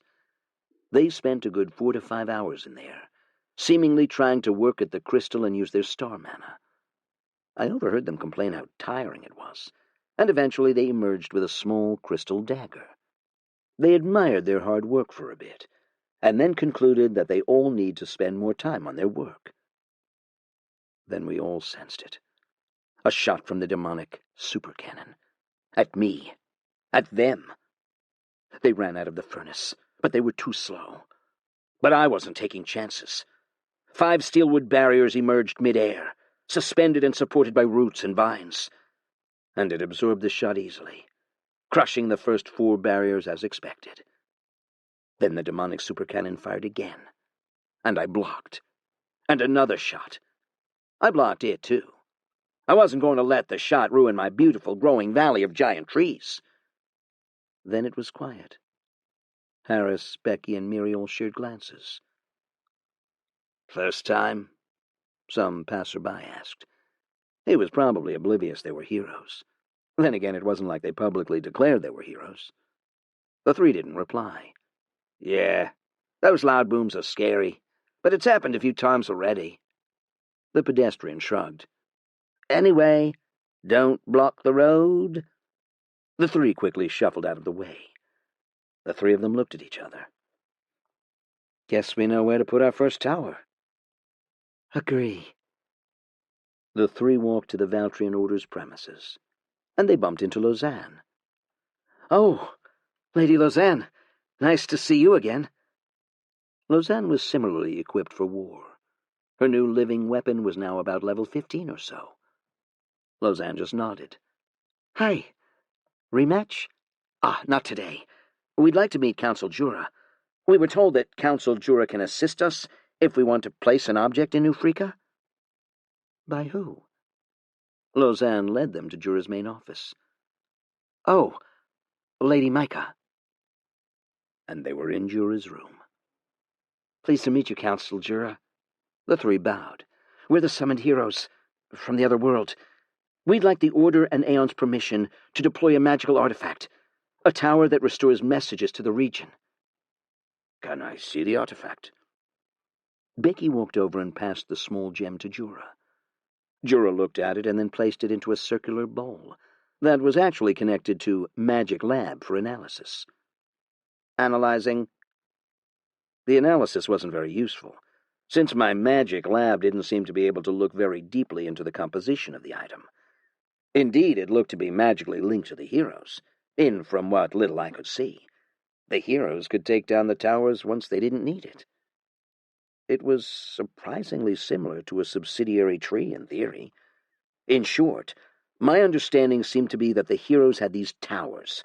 They acted as extensions of themselves, and like subsidiary trees, these towers functioned primarily to create a magical lighthouse from message spells. "What else does it do, other than restore message? Does it allow you to filter through the messages?" Jura asked. If we were to depend on the heroes' infrastructure for communication, did that not mean we owe them? Was that why there was all these concerns over network infrastructure providers? Then again, it was a short-term thing. While I could use my network of subsidiary trees to monitor my domain, restoring the message network meant a return of the trade routes, which was important to get the materials needed for my subordinates' upgrades. "Aeon's agreeable, but only until the death of the Demon King. After that, He may decide to destroy the tower. That's acceptable to us. Can Aeon shield it from the demon's attacks? He will try. Good enough. Where should we put it? In the town square. The Telco Tower was deployed. It was a white crystalline tower about 4 stories high, and shone like with a faint white glow that was unmistakable, even visible in my own spirit vision. And it was then it occurred to me. Did the demons have some kind of spirit vision, but tuned to heroes instead? Perhaps it was like how vision was different for animals and humans because of the spectrum we saw. The heroes sent a message to Astra as a test, and they left 2 days later. Year 83, month 12. Despite the raging winter, the heroes still pressed on. Together with their summoned armies, they mounted an attack on the supercannon, and the supercannon annihilated their summoned armies easily. They were then forced to retreat. At this point, I was tempted to ask, how'd they think it'd go?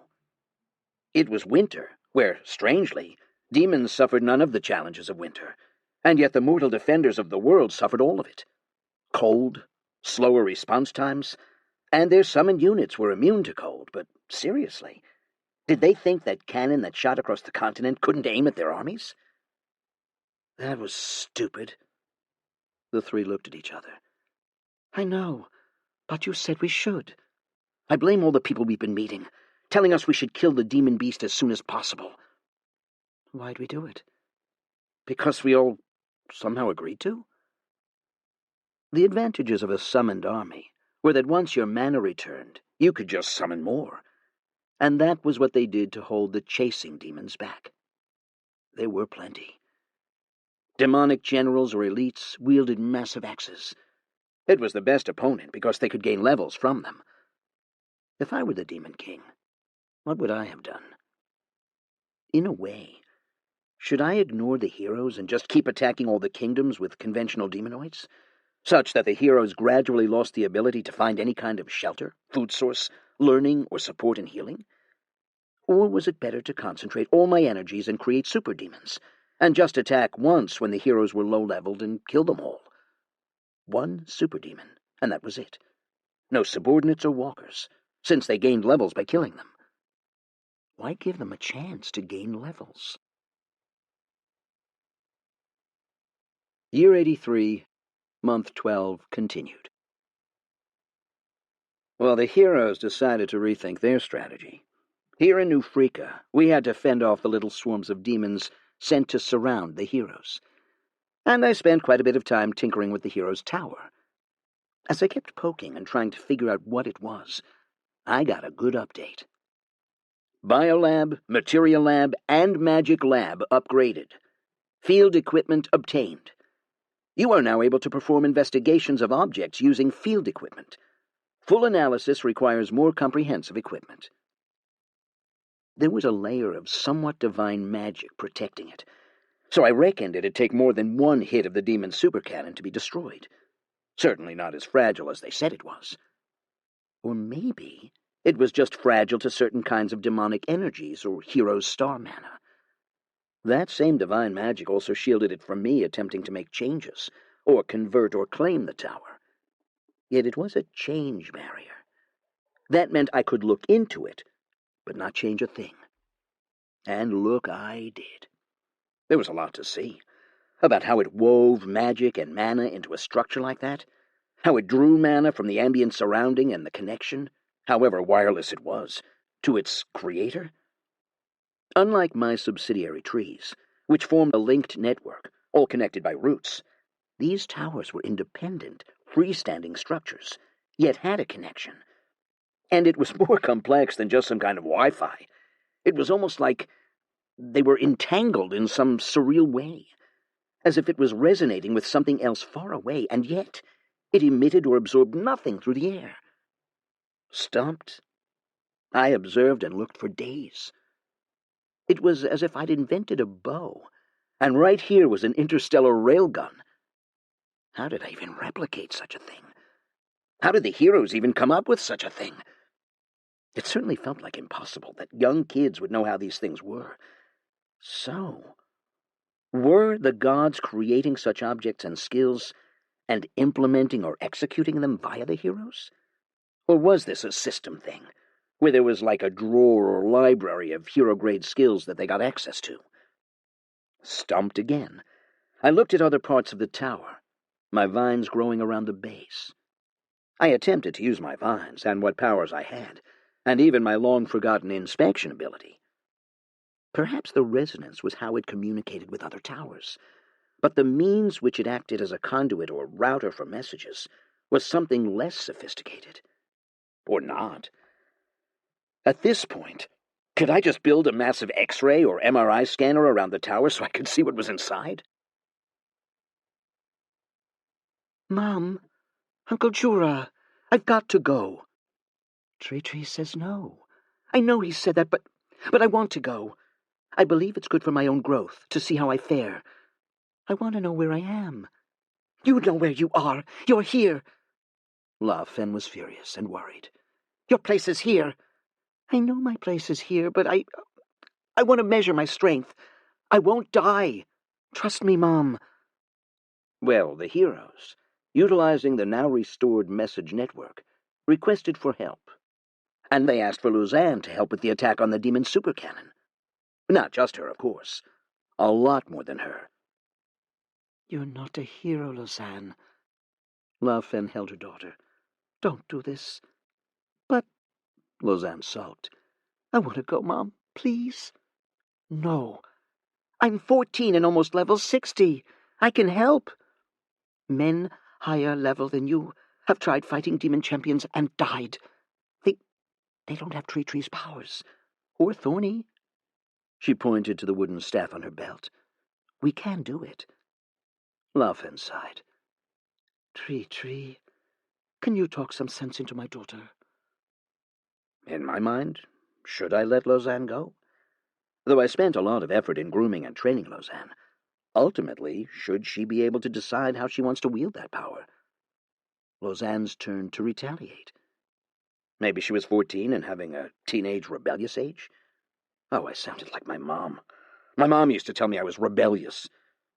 I thought what La Fen was afraid of was death. With a few well-placed giant attendant trees, I thought I could ensure Lausanne's survival. So if I could do so, would it be a good idea for her to join the battle? Maybe it was a good lesson in the brutality and the high levels that the heroes walked. A dose of reality. And I could use the chance to attack the demon supercannon with some of the roots, masked as coming from her. I should let her earn her right to participate, rather than just say yes. Lausanne, there are a lot of demons coming from that direction. Among them, there are probably a few demon generals. If you take down 3, I think you can take part.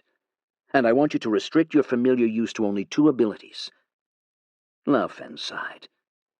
Treachery, what? It's training. If she can take on a few more demon generals, then she earned her right to participate. If she can't handle the generals, she shouldn't bother trying. Yes, so I'll go hunt some demons. La Fen shook her head. I wasn't expecting that. Jura shrugged. I like that, though. Want me to go with her? She can go with the initiates. Someone's going to have to babysit the rest of the initiates. Well, eventually Yvonne wanted to go. The mission was simple. Between us and the demon supercannon, there were about 10 to 15 groups of demons, led by the knights and generals. With an attendant tree in place, a beetle force would engage the demons, and Lausanne could then challenge the knights and generals. Yvonne and a group of other captains would help out. She went all out. I guessed a part of her wanted to know that the gap between herself and the heroes wasn't that big, a path that was honestly going to fail. Even Jura couldn't keep up with the heroes, though he could probably give them a bit of trouble. Still, it was winter, and it was hard to get the beetles to operate effectively, far from the attendant trees, even with the winter adaptations and the giant trees warming the environment with the heat transmission routes. So Lausanne complained and grumbled, but there wasn't much she could do. She couldn't take on an entire army herself.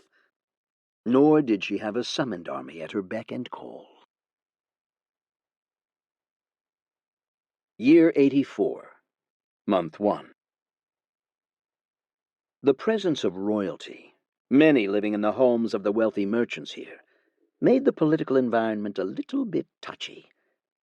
Mainly because the councillors each sought out the royals for some shoulder-rubbing, or as the euphemism went, building relationships. It was a sensible thing from their perspective, since royals by nature had strong skills. A prince or a princess could bestow royal privileges, blessings, and rights, improve or upgrade classes, and even create gifts using their powers as royals. There were also certain unique classes that only royals with the right skills could grant. Like one prince, I observed, had the ability to create a custom diplomatic gift out of midair, which was given to the princess of another country. And it was a permanent item, too. It was like the prince skipped the entire creation process, activated skill, and the system gave him an item. It was not totally strange, of course. Apparently, some merchants and bankers could create small quantities of gold, and some smiths and makers could create materials, too. In a way, it was like how I created timber and fruits. It was different derivations of the same kind of mana system-to-item process. If I could create wooden items, why couldn't princes? Maybe heroes could make hero items, too. So, with the councillors spending a bit more time trying to manage or please these visiting royals, that meant conflict, even between councillors as they served different groups. Some of them were rather silly, like competition of the best seats or rooms in New Freeka's restaurants, or who managed to book out the entire bar or tavern for their respective entourage. It was like billionaires trying to one-up one another in a ski town. Silly. So I didn't interfere with this. The more annoying ones were the horny ones, or those with a fetish. There was an old duke, or something, who seemed to enjoy picking on young elven ladies. So I sent a group of beetles into his temporary residence. It scared him. But the counselor, who was supposedly his buddy, quickly came and complained to Jura. And I sent beetles and spiders into his house, too. After that incident, I decided it was probably best to amplify my show of force, to remind these royals that they were visitors. So we had more beetles around New Freeka. The locals were clearly not too bothered by the presence, but for the foreigners it was a threat. I intended it to be a threat. The councillors bore the brunt of the complaints. "What were all these monsters roaming around your town?" "They are Aeon's servants, and they execute his will. Please don't say too much. Aeon listens." The councillors quickly tried to manage some of the more belligerent royals or nobles. "So what if he listens?" It turned out, among the royals, many truly believed that I was actually just a puppet, a beast used by the council, controlled by some great item or equipment. The idea of an existence above the royal class was alien to them, except heroes who were divine, those the only ones royals viewed as equals. Generally, of course. And I supposed in the history of this world, existences like mine were not common, or perhaps even if they did exist, they might not have the same mindset as I did. Perhaps they were slumbering giants, a sleeping mountain.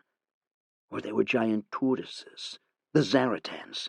Although they carried massive cities on their backs, the Zaratans were treated just like the captains of a cruise ship. The rulers of the city still ruled, and their rule was supreme. So, feeling a bit annoyed at all the murmurs and chattering, one massive projectile from the demon supercannon came. And this time, I intentionally blocked it just enough that it smacked right into the telco tower. The telco tower was fine, of course. I calculated it just enough that it wouldn't be destroyed. But I wanted to borrow the attack to weaken the divine protections, so I could look a bit more into it, and at the same time, scare the councillors and royals. The earth shook, and I had a wooden barrier created around it, such that the blast radius was limited to the town square. Beetles, my vines, and roots had cleared the square of all citizens. Jura was quick to figure out what I was doing. "Treachery? That was intentional?" "Yes." Jura laughed, and then went out to make an announcement to the council. Aeon would like to remind that he finds the conduct of the visitors appalling, and he is tempted to not stop the next projectile from the demons. He would like to recommend the visitors are brought to the blast site for a tour. The councillors roared in protest. Is he threatening us? Jura just smiled. Yes, he is. What were you going to do about it? One councillor sat. Oh, nothing. I thought it was just a people thing, that after living in comfort for a while, they forgot that there was still a war and demons shooting bullets everywhere. Especially for some of these nobles, who didn't seem like they'd ever seen war, even though it was just so common. Or maybe they were just desensitized to war and death, since it was so common. Since war and death was bound to happen, might as well have my share of fun. Go on a power trip and all, since we were all going to die. I felt like I suddenly understood some of these royals. Sure, yes, we were going to die, we knew that. So why couldn't I do things my way? If the meaning of life was just me hiding away like this, why bother? Were these royals nihilists? Or was it some other word? Lausanne spent time trying to hunt for more demon generals. The winter was gradually clearing, and at certain parts of the region where it was warmer, she finally took down one demon general herself. Still, the goal was 3, so she had to hunt for 2 more. And later in the month, she took down another one, bringing her total kills to 2. Meanwhile, the heroes were out gathering a strike force again. Similar to what that other kingdom did, the strike force was meant to be an elite force, to help punch a path through to the demon supercannon, so that they could attack it directly. As it was, they could already punch a way through, but between the summoned army and their OP skills, used to get through the chaff, they didn't have much star mana left to actually take on the main body of the demon supercannon. I heard that you might be king. Where'd you hear that? Roma asked. He was a quiet, studious young boy. Despite Yvonne's attempts to train him in fighting, his interests were more into magic and reading. Although he was healthy and fit, physical combat wasn't his thing. He didn't inherit Yvonne or Prince Galen's talent in fighting. The others were talking. I even heard one of the actual princes say it when one of their servants came to buy some bread, the black-haired baker boy said. He had a small knife at the side. Roma sighed. Mom told me about it, but I can't accept it yet. Some of her friends asked whether I want to travel to Ronsala. What do you think? Should I be king? I think you'd make a good king, the baker boy said. Then I can be your king's guard. You can't even fight, Roma laughed. Well, you've never ruled, the baker boy ribbed Roma. Besides, all I need is your mom to teach me some tricks. I heard she's really good. We might die. Or you'll just be working as one of the employees of the Valtrian Order, and I'll just be an ordinary baker. Why live, if not for honor and glory? You've been reading too much of your uncle's writings. You've been reading too much. Salah was now ruled by a regent. One surviving archduke took the position of regent to govern the state of Salah. Apparently it was quite normal for the succession wars to only commence after the demon king was slain. And if a king fell without an appointed successor, a proper contest for the right of the throne would start when the demon king was slain, something the regent would announce. After all, it was hard to properly choose a king in a time of chaos. At least that was the principle of such a rule. I supposed kings did die quite often when the demon king was around, so there was already a cultural norm for it. In theory, that meant Roma had time to prepare. That also meant everyone else had time to prepare. In practice, whoever the ruling regent preferred had tremendous advantages, since this was the time where all the things and pieces could be put in place. Still, the regents would obey the norm because, to some extent, obeying the norms was what allowed the heir to convert their class to king. Weird system rules like that. Or so it was believed. Or maybe nobody tested whether that norm was actually a requirement of the title king, or whether it was just a product of whether the citizens of the kingdom acknowledged the heir as the true king. Things I learned from eavesdropping on Yvonne's conversations with her advisors. Year 84, Month 2. Lausanne finally killed 2 more demon generals, so her total kills was 4. And she gained some levels while she was at it. Can I go now? Please? Lao Fen was similarly reluctant, but then privately, I told Lao Fen I'd look after her. With my assurance, Lao Fen agreed. If it went well, I'd even get some experience out of playing a small part. And I was getting quite annoyed with all the shots fired at me. I wondered whether I could do like some kind of kung fu stunt, where an attack was deflected back at the demon. Like how so many manga main characters were able to do to show up their insane overpoweredness. In honesty, the heroes were just about ready with their force too, and they were already prepared to strike the demon supercannon with or without Lausanne. So Lausanne's arrival at the battlefield was just on time. Just to be sure, I placed a few giant attendant trees in the vicinity as a retreat point for Lausanne. The battle against the supercannon went well, all things considered. The heroes successfully destroyed the supercannon with their star mana abilities, but the cost was a whole load of deaths, mainly from the adventurers and military leaders that decided to take part in the attack. Lausanne returned from the battle bloody, and there was a look of despair on her face. I was there, and perhaps there was something about watching the demon's supercannon's explosions incinerate people up close that just felt brutal. It wasn't the first time she'd seen death. She had seen death when she fought the Demon Walker. It was, as expected, the despair of realizing how high the mountain was. Lao Fen, of course, gave her daughter a hug. It's okay. You're blessed by treachery. He's just one tree spirit. But the heroes, they were blessed by all the gods. Lausanne, of course, instantly perked up. Mom, you're a genius. Huh? Aeon's blessings alone are not enough for me to be a hero? What do you mean? I will visit other spirits like treachery and get their blessings. If I can get multiple blessings, I will be as strong as them. Year 84, Month 3. With the demonic supercannon down, the royals and nobles quickly made their way home. Truth be told, I thought that was a bit premature. The supercannon was but one of many demon walkers that were on the continent, and the Demon King seemed to be summoning more and more of them. There were now supercannons on all continents. The heroes, too, after defeating the supercannon and gaining levels, expanded the network of telecommunication trees. Indeed, all of them acquired level 90 towers. At this point, I honestly didn't see anything other than the Demon King himself making a dent at the heroes' progress, so I felt the Demon King's stay in the world would last no longer than 1 year. The restoration of the messaging network also brought a return of intercontinental news and trade, something we sorely needed.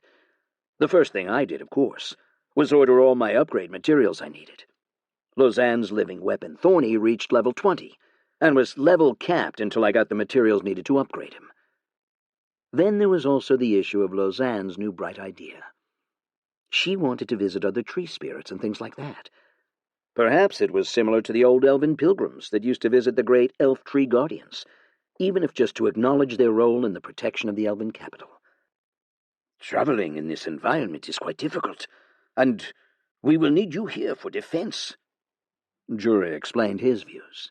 He was fine with it, but he preferred if Lausanne waited till after the Demon King was slain. Elves lived for many, many years, and Lausanne could always compare herself to future heroes. Lausanne, of course, agreed. She was smart, and she was patient. There was also much about the outside world she didn't know about, so she agreed on the condition that Jura and everyone else included her on trips to nearby kingdoms if they ever went on those visits. She had to learn how to conduct herself in foreign lands, after all. In principle, I agreed with Lausanne's idea, and I would even like to tag along such that I could also communicate with the other spirits. In short, Lausanne was going to be my envoy to the spirits. I, too, had much to learn about the spirits of this world. My experience had solely been through my own lenses, and what little I learned from the dead. The destruction of the demon's supercannon also brought about a period of rejuvenation. Throughout the areas where my subsidiary trees and giant attendant trees were, Trees were starting to regrow, and that made me happy. It was nice to see little trees starting to pop up next to my bigger trees, or a little field of flowers or grass. I got significant enjoyment from having new grasses or trees join my network of trees. Increasingly, it was the tree part of me that found joy in this. Or perhaps it was just Trevor and the gang's enjoyment?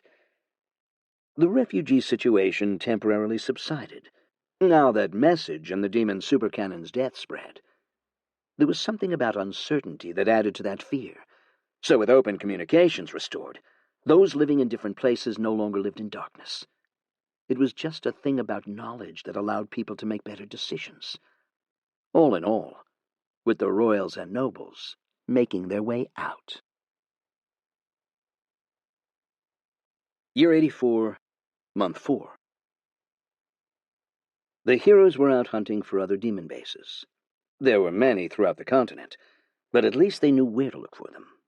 Benefits of real-time communication. As for me, I turned my focus to further studies of the Telco Tower. I wasn't getting much insight into how it stayed synchronized with the other towers, but with the help of more lab equipment around the tower, and attempting to intercept magical messages, over time I started to figure out what was happening. The Telco Tower had multiple components to it. The other parts were a form of demonic barrier that created a safe zone for messages going to the sender and from the sender. These repelled the effects of the Demon King's global ability. Second was a kind of repeater, where the Telco Tower received a message and sent it to someone else, but within the same tower range. For longer range and continental messages, that went through the somewhat quantum-entangled communications that existed between the towers. Of all of those, I decided to focus on the aura repelling the Demon King. It was the easiest for me to study, and in many ways, similar to my lesser demonic suppression aura. I reckoned the similarities would help me in understanding what exactly was happening. And my suspicions were rewarded, because after some poking and thinking, I had a notification. Demonic ability reduction aura, lesser obtained. Yay! Feeling a bit accomplished, I went back to the Hex Wasteland. Apparently, the heroes had been sending a whole load of messages to all the kings and leaders they could contact to stop using the Hex Bomb, because it made their work a lot harder, since it would disrupt their travel paths. I thought heroes would have some resistance, but maybe it was just caution on their part. The Hex had been a significant stumbling block in my research, mainly because the Hex was the byproduct of some kind of magical ritual, and it was like I was trying to guesstimate what exactly happened in the ritual to know what created a nasty side effect like Hex. It was as if someone gave me a piece of plastic, asked me how that plastic was made, and which process gave the plastic the qualities it possessed. So, I did want to observe a blood ritual for myself. If the nuclear fusion theory had any relevance, the blood ritual should be some kind of incomplete process that created this monstrosity. In my mind, I had a clear, obvious reason for researching the Hex. I couldn't help but suspect that one day, some country was going to think I was no better than the Demon King, and use this same Hex bomb against me. This horrid poison that corrupted the land just offended the trees and vegetation in every way possible, even more than the magically tainted poop. So much so that I got feelings of anger through the root net. If a forest could react in anger to a factory spewing poison into its lands, I guess that was how it felt. Even though it repulsed me, I steeled myself and placed one subsidiary tree right into a pool of Hex. It was a risk, but somehow I felt like I had to reach into it. And then I felt my mind assaulted and overwhelmed by strange, twisted emotions and memories. Death, pain, suffering, love, hope. It lasted for a good 2 hours, a short flicker of a moment for me. My various root-brain complexes and the grand mind tree all instantly kicked in, and worked hard to allay those invading memories and emotions. It was not all bad, but it was all kinds of emotions, both positive and negative, warped in some way or form or joined together. At the same time, I witnessed my subsidiary tree rot from the root upward. its bark and trunk turning brittle before breaking up by bits and pieces. It took a while, and after that 2 hours, and I'd regained emotional control, I soon used the root brains and mind tree to invade into the subsidiary tree. It was too late. The subsidiary tree was dead. It crumbled and turned into dust. Yet it was not all wasted. The hex, as we saw it, shrunk a little bit. Ah, typical of blood rituals. It was essentially an emotion memory conversion into power, and so fixing the hex meant facing those emotions head-on and unwinding them. But that still didn't answer the underlying force. Was it still some kind of soul mechanism? Or did emotions and memories have their own power? I suppose the true way to fix the hex was to connect a root to it, and run it through the root minds and the grand mind tree. So did you ask your mom? About what? About teaching me how to fight. Roma frowned. You should stick to baking. Easy for you to say, the black-haired boy responded. I only have my granny to look after me. I only have my mom. And her army of loyalists and servants. The black-haired boy was sharp, and there was indeed an army of loyalists. Even now there were 2 guards tasked to watch after Roma.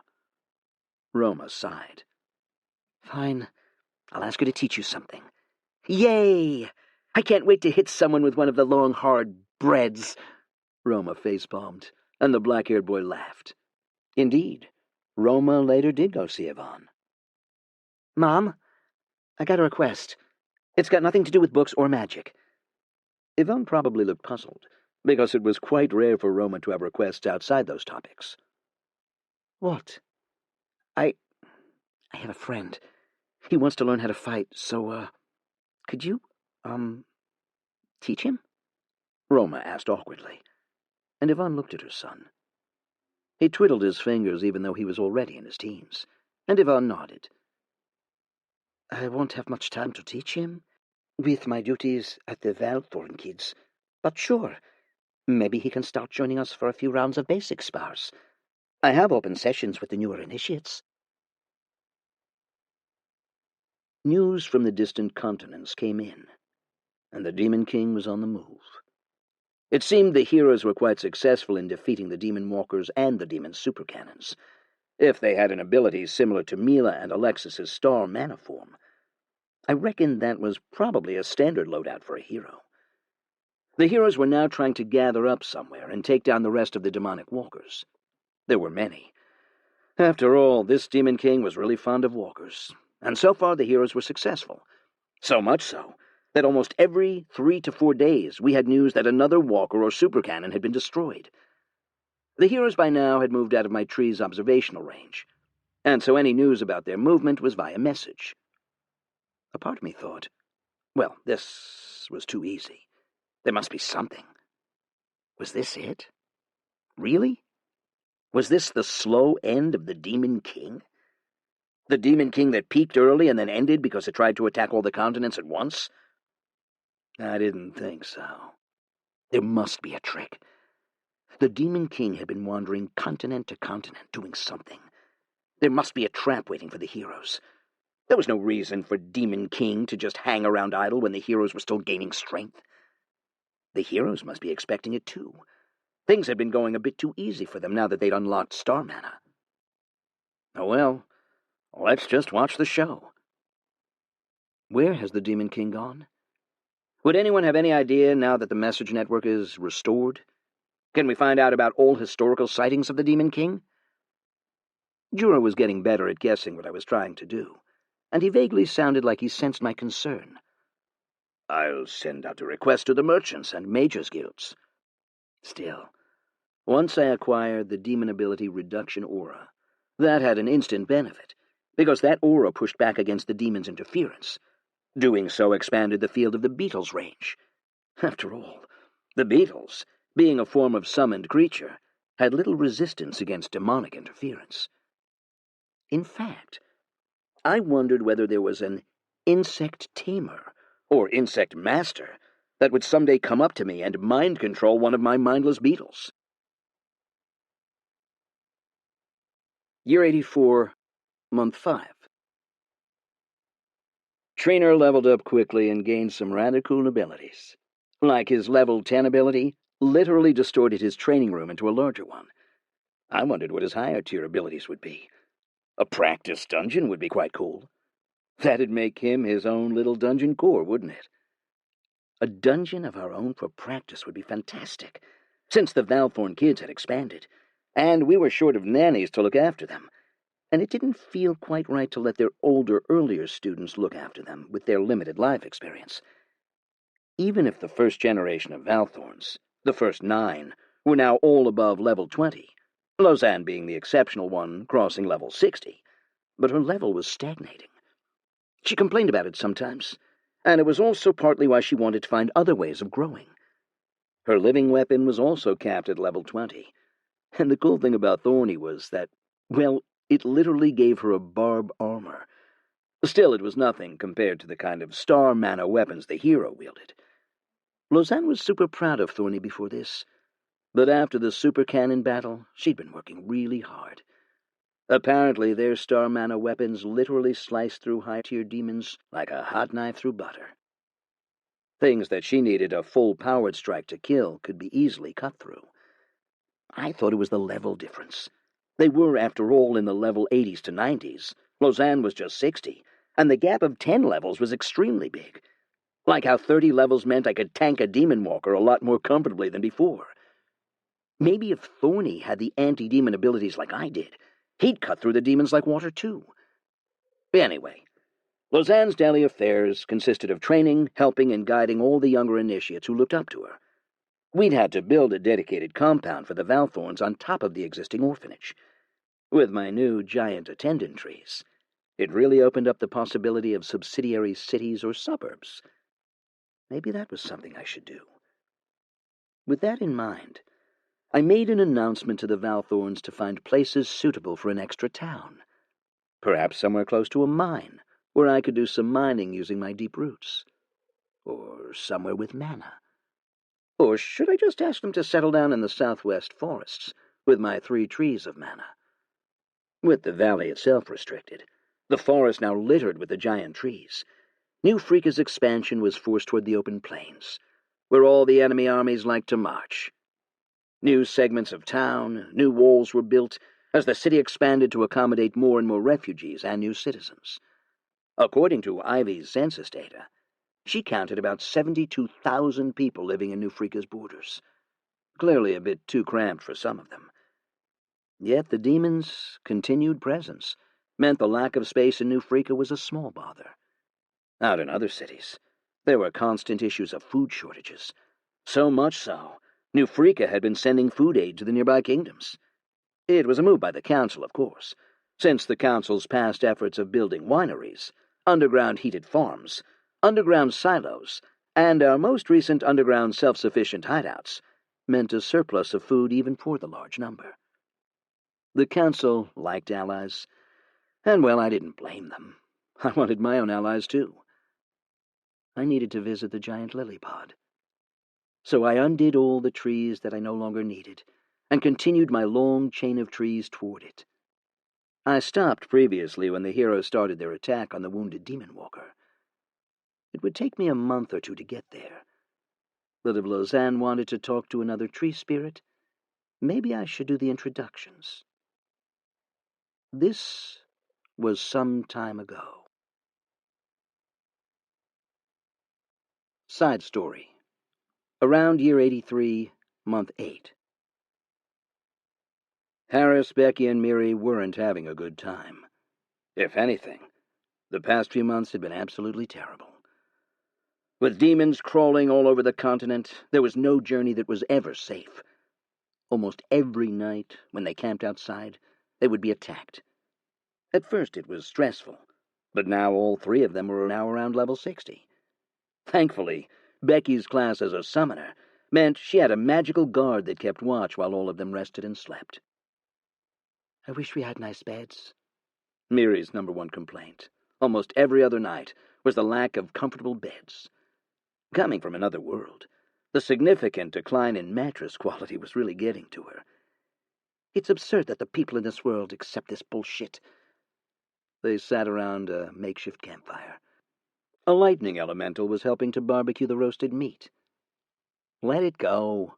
At least we're not hungry." Harris nodded. They didn't like being hungry. They were hungry on some days, when they went through areas that were so devastated there was absolutely nothing to harvest or hunt. Anyway, it should be any time now. The two girls came and sat on the logs next to him. They were friends, after all.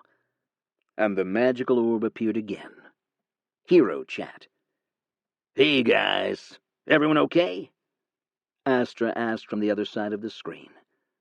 They could hold the chat for about 1 hour, so that meant they could really catch up. "Oh, hey, Harris. Were you guys going to challenge the Demon Walker?" Harris nodded. "We're supposed to rendezvous with an army from Salah. Apparently, it was part of the coalition army from this continent. But my scouts tell me things aren't great. The terrain around the Demon Walker has been absolutely wrecked by all the blood rituals that were used against it, so approaching it isn't that straightforward." Harris's summoned force was essentially an elite army in itself. Another voice came out. Harris identified her as Helen, and she was in the north. "Yeah, we're trying to convince the locals to stop using the blood magic, because it is making our attempt to approach the demons a lot harder. A few routes have been made unusable because of the blood magic used to bombard it. But it is quite hard to get that message across, because the guys that fire the damned blood magic are not here anymore. It doesn't help that the kings used some kind of charisma or charm skill to convince all these guys to sacrifice themselves. And these guys have far too large an ego to accept that their decisions were wrong." Miri looked and pointed. She noticed Helen's background wasn't outdoors. "Are you guys in an inn?" Helen laughed at the question. "Hell yeah! Check out my lovely bed. I can't freaking stand camping outside. Thankfully, we found a small town with an inn that's still standing. You cannot believe how few and rare independent inns are in this world, since all these travelers' inns are absolutely defenseless." It was laughter all the heroes shared, but all of them felt bittersweet. The pain of lacking proper rest and sleep was apparent to all 12 of them, even if the magic and drive from the god's blessing did constantly spur them on. All right. We've got 50 minutes left. Let's start the recap. I've recently hit level 62, and I've unlocked an avatar, Astra said.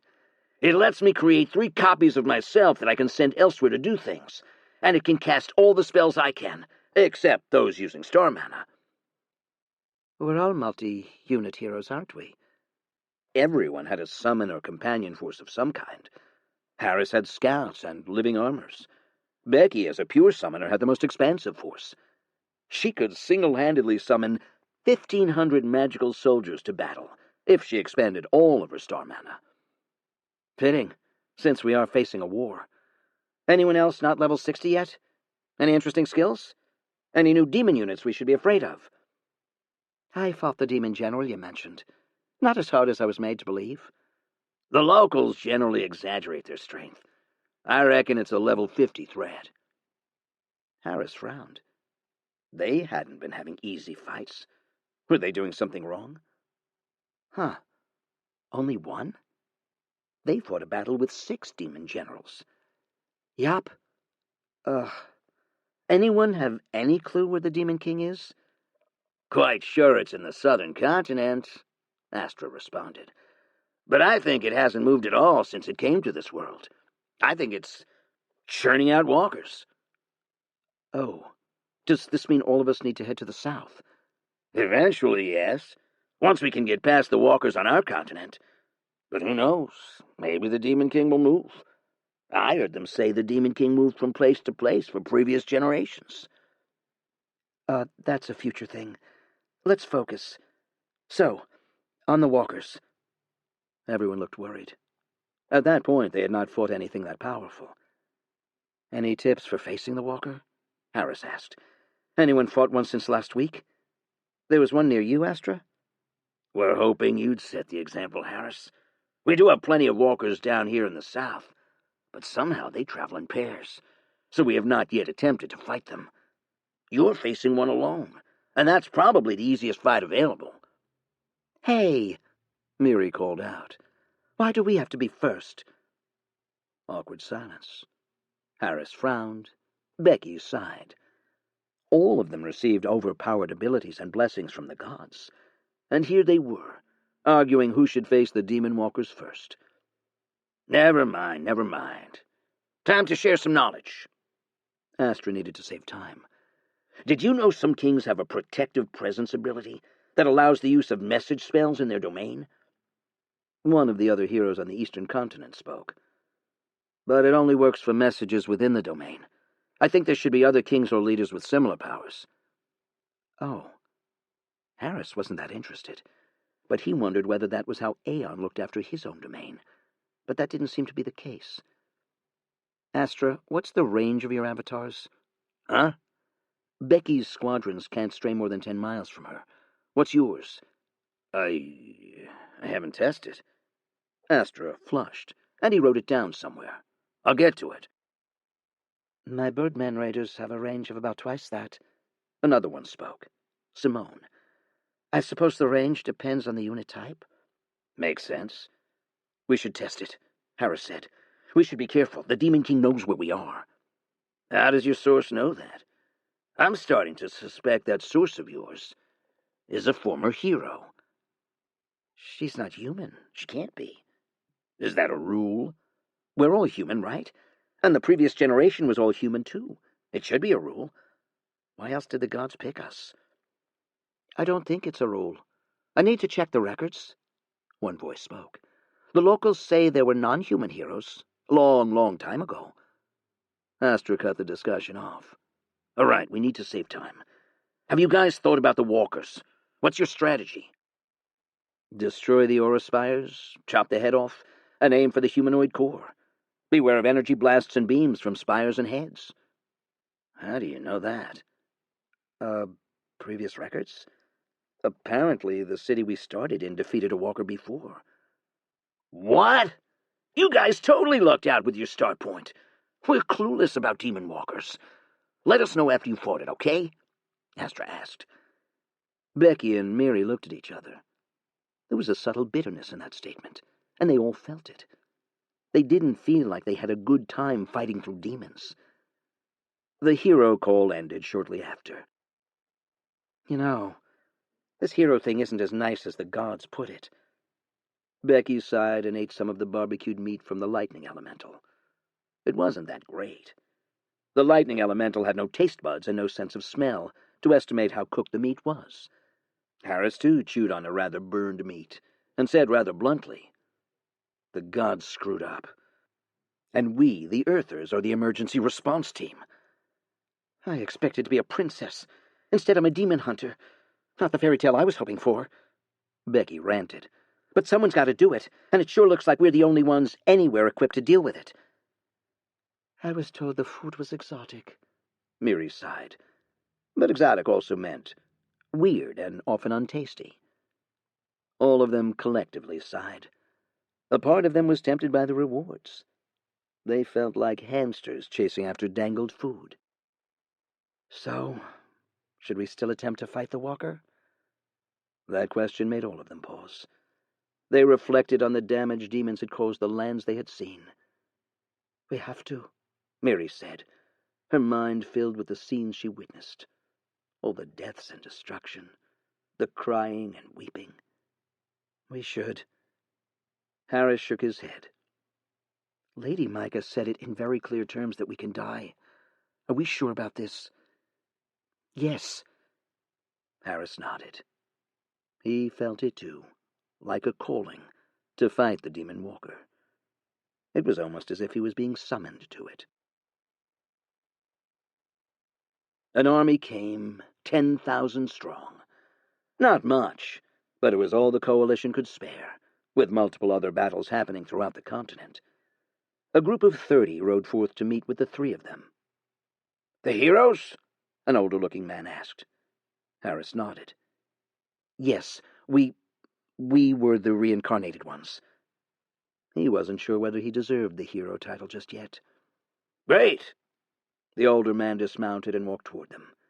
He offered a handshake, and Harris took it. "I'm Commander Akbar. and I'm here on behalf of the Coalition force. It's a small army, but even this took a whole load of persuasion." Akbar shook both Becky and Miri's hands. "I was told the three of you plan to attack the Walker and relieve the pressure on Gila." "Indeed, but we're not sure how." "Our intel said the Demon Walkers have projectile attacks from its main head and lesser beam weapons from some of the spires. The army will split into smaller forces and attack the Demon Walker from all sides. This way, the head can only aim at one group at a time. An elite force will stay with you and cut a path for you to get close. Can you disable the head? Once you do, we can start channeling the longer time spells like our siege fireballs, since our mages were relieved from shielding duties." Harris nodded. He had a massive shield ability. It should do. "Sounds like a lot of people were going to die." "Or do you want to tunnel?" Akbar asked. Harris paused. "What?" Akbar brought a group of 30 humans. They looked very much like miners with large pickaxes and shovels. Oh. They suddenly got it. Akbar's battle at New Freaka really seared into his mind, and he thought of emulating the tunnels used by the giant beetles. "This." All 3 heroes nodded. It was far less risky, since it was not an open confrontation, but that was hinged on the Demon Walker being unable to detect their presence. "It's worth a try, don't you think?" Harris, Miri, and Becky nodded. Year 84, Month 6. "Master, right now on your dashboard, there is the following outstanding items. 1. Extend to Giant Lillipod City. 2. Find a new location to set up a second town. 3. Find more magical ley lines for more Soul Forge upgrades. 4. Acquire research and upgrade materials for us. 5. Demonic research and Telco Tower further research. 6. Blood ritual observation and related hex research. 7. Prepare for Demon King surprises. 8. Work on Jura's soul vitality and level cap. 9. Research potential anti-demonic objects to create super anti-demonic weapons. 10. Upgrading the feces and refuse processing and absorption. 11. Trevor went on, but I had gotten it. I had a lot on my big wooden plate, and, well, I tended to forget things a lot. Even though trees were supposed to remember things because of how they were burned into our tree rings. So, let's get back to the list.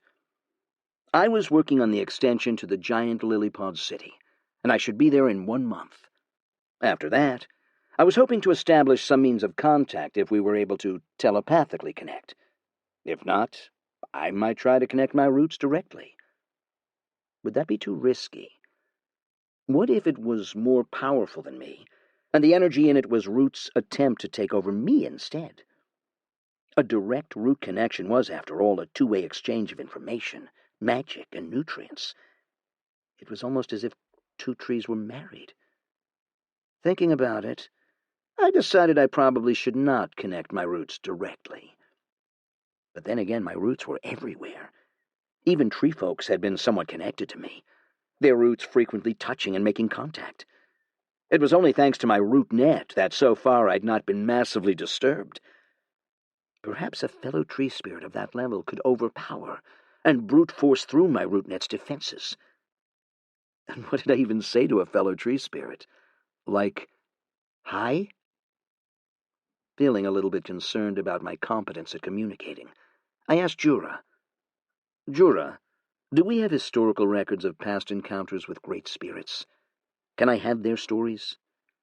"Oh, we'll need to ask the various guilds, but sure." Jura nodded. "Is something happening? Last month was about Demon King's movement, and this month, ancient spirits." I just have some thoughts. Jura nodded. "It's costing us a bit of money to do these sort of searches, since there is no central library where all these things are stored." And that was a problem, wasn't it? Wikipedia was awesome. This world needed a Wikipedia. Maybe I could set up a large network of trees that functioned as terminals for people to upload information. I'd call them treeminals. Wait, sounded too much like criminals. In tree face? No, sounded too much like in tree's face. Or maybe wicketry? Tree wiki? Eek! Never mind. I was getting distracted. I needed a 101 on how to communicate with other spirits. Second was the location expansion. Some of them didn't get the idea of why I wanted to search for potentially habitable locations, but it was quite obvious to the cleverer ones. Aeons looking to germinate? Will there be a second Aeon? Can tree spirits multiply? Is Aeon making a special tree? Okay, I thought they misunderstood. I had giant trees. Why didn't they ask whether those were my babies? I even had subsidiary trees.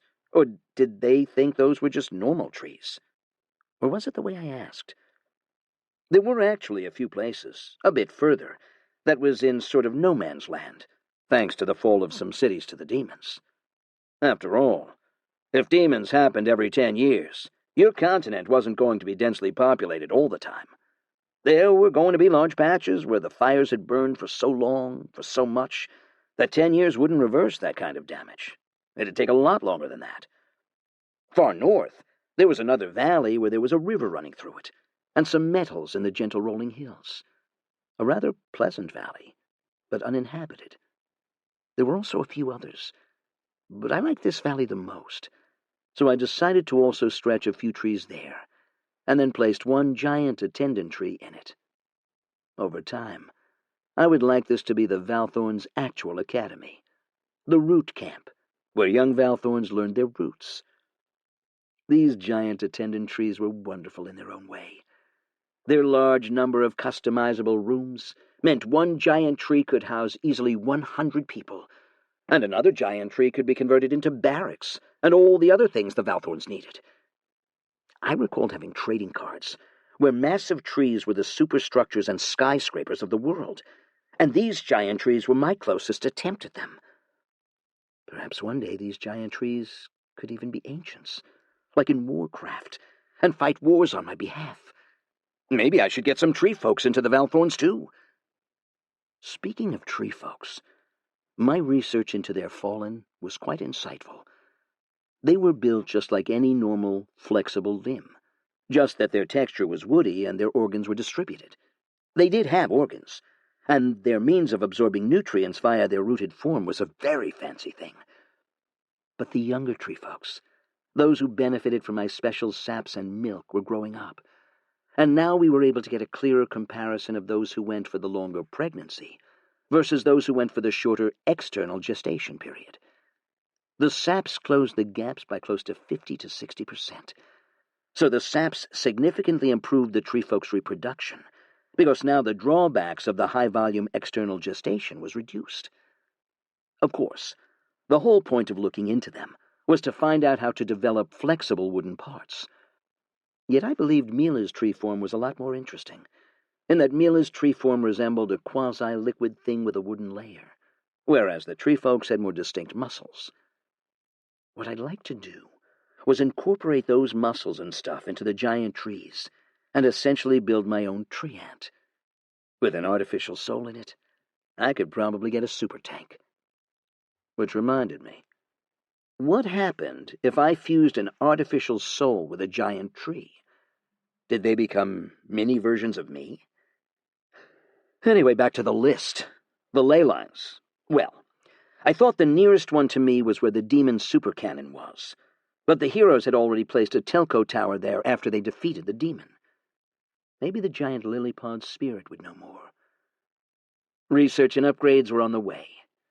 The merchants needed some time before things got back to business as usual. The presences of demons and demon kings were still quite disruptive, and the long period of when businesses essentially were dead meant a lot of merchants ran into financial problems. The realities of business. I supposed it was harder to be a billionaire in a world where the Demon King might just wipe you out every 10 years. Businesses needed long periods of growth, stability. Unless one was a war merchant. There should be bankers or war merchants, right? I didn't believe a world like this didn't have its Rothschild equivalent. Are there Merchants who fund wars. Jura scratched his chin. Yeah? But usually they are nobility as well. Yep. This world was fucked. Year 84, month 7.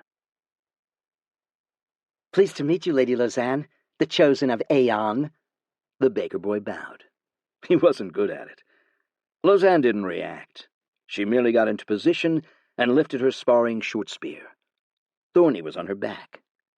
She was getting taller. Come. They were sparring.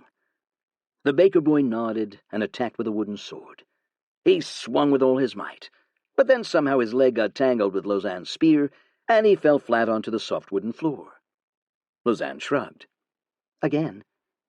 The baker boy got up and nodded. Yes. And he was easily defeated.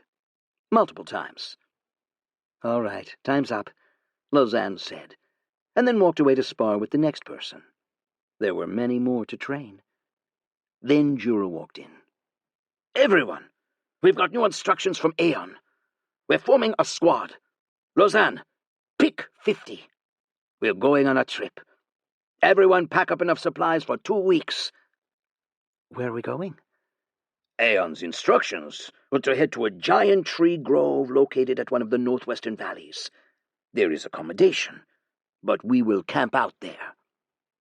That's... I'll give you further details later. Aeon did tell me a bit. In public, both Jura and Lausanne referred to me as Aeon, because, well, it was just my public and divine name. All of them were given about 2 hours to pack for 2 weeks, and off they went. As Valthorns, they were all expected to be deployed as soon as they could. The Valthorn quarters were now vacant, and the baker boy was left with the rest who weren't selected. A young girl about the baker boy's age came up. Hi, I saw you just now. Let's practice. The baker boy nodded. Okay. He wasn't that good, but he was improving. Roma walked in a bit later with Yvonne. Oh, where'd everyone go? Yvonne asked, and one of the older caretakers explained Jura's instructions. Oh, Mom, this was the friend I was talking about. Nero, meet my mom. Mom, meet Nero. Hello, Nero. Yvonne smiled at the baker boy. He was slightly taller than Roma. Finally, I get to meet the boy that's been making my son gain all that weight. I'm kidding. All right. Come, let's practice. Let's see whether you can learn some combat skills. It was quite therapeutic to use my bloom and create new patches of trees. Vast, barren, destroyed lands, with a bit of tender loving care from me and my artificial minds, transformed into scenic watering holes and oases. As my network of trees stretched further, I was now exposed to slightly different climates as well. Further to the south, the air was hotter, drier, so my trees had to adapt. They shared a portion of my environmental adaptations, so they wouldn't die, just not functioning at 100%. It was interesting to see the subtle changes in vegetation further south, and I wondered whether there had been any proper studies into the effects of magic and the multiple moons on this world's plants. Warmer, warmer. Another tree, and every other day I crossed a chain of hills on the way to meet another spirit. But it seemed that we met a lot earlier. A visitor from afar, yet so familiar. Huh? There were voices. Not one, but many. It was as if it was a choir in the background, with one person occasionally taking the lead. The sudden presence of that voice jolted me from my usual daze. I felt like I was in a trance when I was expanding my network and presence, so that voice really knocked me out. He brings the greening of the lands, and yet also its destruction. Wait. I was about 2 to 3 days away from Giant Lilypod. Was this the voice of the Giant Lilypod? Who was I talking to? One of us. One of many. Was that the Giant Lilypod? I attempted to respond. Hello? the words of mortals, and he speaks like one. I paused. Maybe I should speak the same way. I come in peace. Peace is but one of many states, But it is welcome. What? I am Aeon, a tree spirit. I greet thee. I tried to respond, but it was hard to even speak the way they did. They clearly understood the language differently. I hoped, if anything, that I did not offend them. A greeting like a mortal. Strange, but we accept. Greetings, Aeon. I didn't know what to say. Was this how the others were when they spoke to me? We are the lilies of the lake. We are one, and we are many. So, the giant lily-pod city was a hive mind? I kept on my journey. I wanted to physically see their body, what they were like, what they looked like. Come, the world is for all of us. It seemed the lilies had a larger telepathic communication range than I did, since it picked up my presence long before I did. Was it because it was a hive mind? Tell us of the world outside the lake. It talked while I kept up my network of trees. It is big, and there are monsters everywhere. Beasts roam wherever we go. And there are demons. Well, I thought of testing its knowledge on demons. I heard a long, droning sound in my head, and I had to forcefully cut it off using my grand mind tree. It went on for quite a while, and it lingered. Heroes have appeared to fight them. The droning continued and then faded. I wondered what was on such a hive mind's mind, and clearly I failed to understand it. Perhaps it is like us, Master, only that they all get to speak. A medicine that may kill, a choice of desperation. I was starting to suspect I'd struggle to get along with this fellow tree spirit. Or tree spirits. How should I refer to you? We are lilies. We are many. That's... Hello, lilies. Hello. Aeon? It sounded like those two words really took a lot out of them. Perhaps they were not used to this sort of interaction. And silence. I was quite comfortable with the silence, and clearly so was Lily's. It seemed both of us being plants. Silence didn't make us uncomfortable. In fact, it was quite relaxing. You sought us out? Why? My disciple needs your blessing. I wasn't sure how to refer to Lausanne. Was she my minion, or was she a disciple? Or was she a personal representative? What would she call herself in reference to me? Was she a subordinate, then, or just an employee? A blessing from us? Yes. Strange. Was it strange? Why? Did people not get blessings from their tree spirits? Bless? Why? Why? What? Trees didn't give blessings? Seemed the mortal minds have tainted the thoughts. I was starting to think I made a wrong decision of talking to this tree spirit, or even attempting to get close. Its lake was still far away, and yet it already knew I was here. It must have something similar to subsidiary trees. Nature's cycles of life come and go. Individuals are but specks, motes on a sunbeam, so long as the whole continues to grow. Like leaves, shed them when they are no longer needed. Focus on the whole, the ecosystem. To focus on individuals, a single tree, is but a mortal's way. Then grant you're familiar to this one, as part of a whole. He who wishes to taste the highest fruits must make the climb. The gates are open. It took another few more days, and I eventually reached the edge of the lake. And I had to see it for myself, so I used one of my few physical eyes. The lake was vast, and it stretched really far. And the giant lily pond was essentially a city around a massive moat, the lake itself.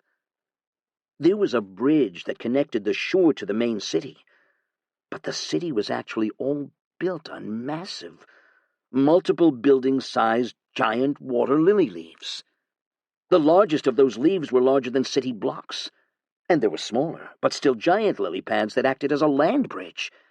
And visually, the lily pads closer to shore were more thorny, as if they were ready to spring a trap at any time. Welcome, Aeon, from afar. This is Lake Lilypod, and the mortal city of giant Lilypod stands on my 26,485 lily pads, home to 615,000. Each lily pad acted as its own district, and together they formed the city. There were 3 land bridges formed by the lily pads, and it was clearly fortified. The humans that lived here also built massive forts around the entrances of all 3 bridges. At 26,000 lily pads, I was inclined to think that it was probably its version of the subsidiary tree. "What do you do when the demons come for you?" Like fire, a cycle of destruction and rebirth. Let it be. Well, from what I could see, it looked like this spirit was more than happy to let the lily pads burn. "How many years have you been here?" It didn't answer me. Maybe it was sensitive. We didn't speak for days as I went about my other tasks. Medeus and a few others were gathered, and Lausanne was there too, since I thought it'd be relevant to her. The history of the giant lily-pod city in its initial stages was lacking, but it was said that the city and the lake were greatly intertwined. The lilies that blossomed in the lake had been attacked by demons many times, and often the lilies would be destroyed. Some of the lilies, those further inland, were about to close and submerge to hide away from the demons. This was, of course, aided by the fact that the demons couldn't seem to walk in water, and the waters of the lake were filled with monstrous vines and floating things. There were also giant fish and other lake monsters living in there that would attack any demon that went into the water. So essentially, they hid, and the massive lake acted as a giant moat, because these stupid demons were not well adapted to underwater combat. The massive lilies were also extremely resilient, so they could take multiple hits and bombardments. They had to be because the city was built on it. Even if the lilies were destroyed, because the core body of the lily was underwater, and probably a large network of tubers and roots that wasn't exactly destroyed, it could just regenerate after every destruction. It was literally a water weed that waited for the demonic disaster to go away. Of course, I wondered what level it was. No one knew, and apparently no one knew whether the lilies could communicate. The druids had apparently attempted to communicate, but they couldn't even reach it, other than sensing that it briefly existed. So hiding its main body was a smart thing. Maybe I should do that too. Of course, this also exposed one of the druids' lies. They couldn't communicate with other tree spirits, and yet promised such a thing to me? Or was it just Lilies that was being unnaturally shy? Or maybe it did communicate, but it just did so very, very selectively? After that conversation about the history of that city, Lausanne came and asked me about it. Treachery, do you think I should go to Giant Lilipod City? Nobody has even found how to communicate with the spirit yet. Probably not. Let's see whether there were other spirits we can communicate with. The next one would be the Elven capital's tree spirit.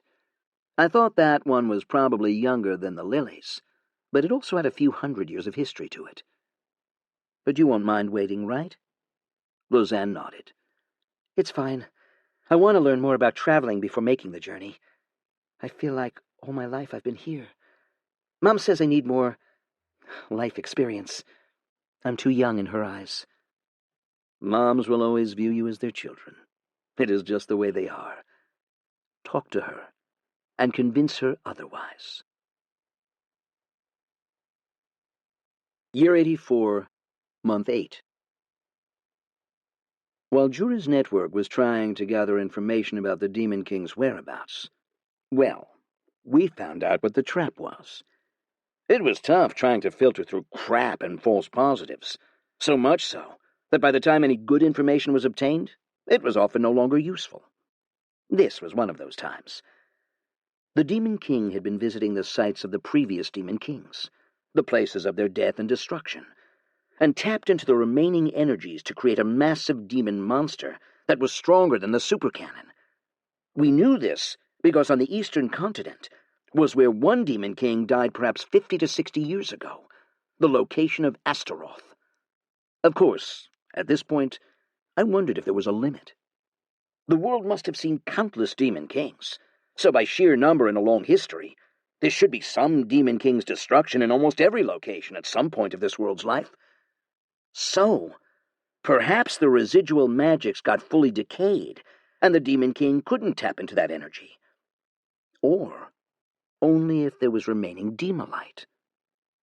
Was it looking for Demolite? The new monster, well, apparently, resembled Astaroth.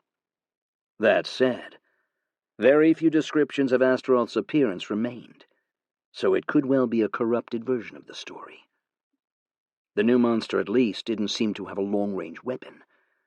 Instead, it was just a gargantuan creature that seemed to excel in short-range bursts, and, well, it wrecked a few nations in its immediate surroundings. Naturally, this meant the Demon King was headed for the other Demon King's deathland. This conjecture immediately caused panic, because there was actually a rather massive mining operation in the area to get at the Demolite. Mining Demolite suddenly didn't seem that profitable now that the Demon King's eyes were on it too. Hazard pay only went so far. "Are you there?" Always. "Do you speak to the mortals?" A foolish endeavor. My knowledge of the world was indeed lacking, and very much what I knew was shaped by what I could see and what I could infer from observing the mortals. But I did agree that my viewpoints were colored greatly by these mortals that I mingled with. It had been something on my mind for a while, and I did sense the growing influence of the network of trees. Every day I felt like I was switching between myself and a tree. "I am a young tree. I want to learn more." Age is but the passing of time. For immortals, another day. Speak of where is lacking. Was there really a me? Was I really an individual person? Or was I conflating the previous me, the once human me, the one that was both a soul and also a mammalian Homo sapiens' needs and desires? Was there really a me that was independent of our bodies? After all, our souls were plugged into the bodies we inhabited. We shared and felt the desires, needs, and bodily wants of that body. Now that I was a tree, naturally I would change. But was this change a new me, since I had lost my human body so many years ago? Was I still the same person as I was? What should I do with this aspect that thought, behaved, and had the desires of a tree? Was it me?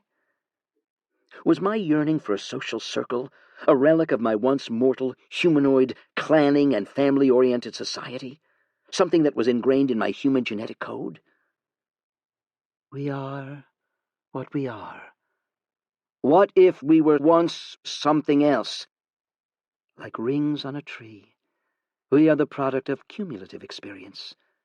Why cling on to the past? That something else will never return. The future and the big picture remains. I was confused, but I did feel like I was struggling a bit with an identity crisis. What should I be? What was I? Was I just a talking, thinking, magical soul tree, bane of all demons? Was there something more to me? That past history of mine, however short it now felt. Was I more treachery?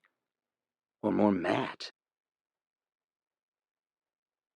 Locally, the demons were on a retreat, and a sense of normalcy returned for the inhabitants of the region. This, of course, ignored the fact that the Demon King had somehow made a mini-Demon King. It was a stupid decision by the Demon King. If I was in charge, I would have absorbed the energy from the previous Demon Kings and made myself stronger, rather than create new minions. But maybe there was some physical or magical limitation. It was like letting the heroes get a trial run before actually fighting the real thing. How is that a good idea? Anyway, it was just like a regular citizen giving opinions on world matters. These, to some extent, were matters beyond one man's control. Focusing back on what I could do. Trade and research. Trade routes restored, and the materials necessary for research gradually returned. Research status. Phytoremediation process, advanced mineral concentration, 12 months. First things first. I resumed research for upgrades to the feces processing plant. Reason being, well, my previous solution could be better. Also, currently all the metals were absorbed by dedicated trees that functioned as a sponge for specific types of metals or toxin, so it was mixed with that tree. The next step would be, therefore, to then specifically expel these collected metals into some kind of usable form. Then, I'd been thinking about what I'd been facing and what my artificial souls said, about a counterattack, and also the strange magics from the telco tower. And so a bit more on the flexible branches needed to have a kind of tree catapult. The lattice was derived from the tower, with the way its magic was twisted and intertwined to form a layered structure that resulted in greater endurance. Ultra-flexible compression branches, 24 months. Lattice works, 12 months. And on top of that, the hex's ability to influence my mental state was something worth researching, as it was possible to design or construct specialized artificial minds, or at least develop routines that were suited for absorbing these hexes. Still, as a field of research, it overlapped quite a bit with me absorbing shit. Just emotional shit. Magical residue filtration, basic 1, 12 months. I still had one spare forest rod that I'd not used, and that was something I wanted to find a place to plant. One spot that I was aware of was the location of the demonic supercannon, and also where the hero's telco tower was. Once the Demon King was dead, I was going to attack the telco tower and replace it with my rod. That was a backup plan, of course. I was sure there were others. Lilies, are there magical spots that you know of? It took one day for it to reply. Yes. Would you tell me? 2 days later, all I got was, no. Why? Another day later. Stranger. Ah, damn it. Still, time to capitalize on the return of magical communications. So I asked Jura to gather information about other magical sites, besides the places of former Demon King. I didn't want anything to do with the Demon King at the moment. Of course, this meant dungeons, or holy sites. Yet I was feeling a bit meh with all these info networks, because they didn't seem to be generating good information. Seriously, I wondered whether I was giving Jura's contacts too much work, or they were just that crappy. Maybe the Adventurers Guild would be better. Perhaps a list of all dungeons on the continent. We'd like to set up a small adventurer group, Lausanne told the older elves gathered. Right now, the Valthorns are advancing quite quickly, and many of us are gaining levels. Aeon's intent is that the Valthorns are a special elite force, and so we need experience against other kinds of foes, not just demons. It was something Lausanne suggested one day, after fighting extensively with her dedicated training artificial soul, Trainer. It was true that Trainer could simulate all sorts of combat situations, but the leveling effect from that may not be superior to actual combat experience. Even if I had supplemented that with realistic dream tutors, there was still a gap. They needed to fight real enemies, to put all that training into reality. So I'd like to lead the first squad. I've already gotten 5 others that are at least level 25 to join. Lausanne's intent was, of course, to hit as many birds with one stone. She was often bound to New Frika, so being an adventurer allowed her to travel to fight other monsters and encounter other spirits. And also, a high-ranking adventurer was allowed entrance to many cities. It was a formalized recognition of her levels. In the long run, Lausanne's intention was to use a high ranking to earn access to all the other great spirit cities. Jura just nodded. This was something Lausanne had already discussed with Jura beforehand. It was really for the wider Valtrian Order leadership team. In practice, Lausanne could do whatever she wanted, and she'd get away with it. My intention is that if it works, these 5 that are with me will go on to lead their own adventurer squads. The political aspect is going to be touchy, won't it? Medeus asked Jura. I thought there were some restrictions about quasi-military institutions setting up or sponsoring adventurers. Just formalities, really, Jura said. The squad can still function as a team of adventurers, and the team needed to be briefed about which country is going to accept recognition as adventurers, given their connections with the Valtrian Order. The mages' guilds won't share high-tier resources and knowledge to politically connected adventurers. They never shared anything to anyone from outside their hometown anyway, one captain opined. We'd have to open up access to our dungeons to the foreign adventurers as well, then? Medeus asked. We don't have any, but yes, it's something I'll have to handle through the council, Jura said. There will be some opposition, but given that Aeon was also supporting this, they probably won't ask too much. As a policy, my beetles mostly focused on demons. If there were life-threatening emergencies, then only my beetles would intervene against the native monsters. This was partly to maintain some semblance of work for the Adventurers Guild. But then again, my beetles also had a limited range, thanks to the Demon King, so there were threats that needed the specialized help of adventurers. The Merchants Guild Regional Coordination Center also was a big source of escort work for them. After a bit of back and forth about the political impact, which Lausanne just had to endure, eventually all of them agreed to it. Well, agreed then. Perhaps we can meet with the guildmaster of the local chapter to take this further. Well, the next day, a middle-aged man came to the Valtrian Order's offices. Council? The man tipped his hat, placed it on a hat hanger, and then sat on the chair, his arms wide and posture slightly slouched. There was only Jura and him in the room. Jura smiled. I see you're already comfortable, Garrosh. Wine? Jura offered. I had a special blend made, mixed with our special herbs. Sure.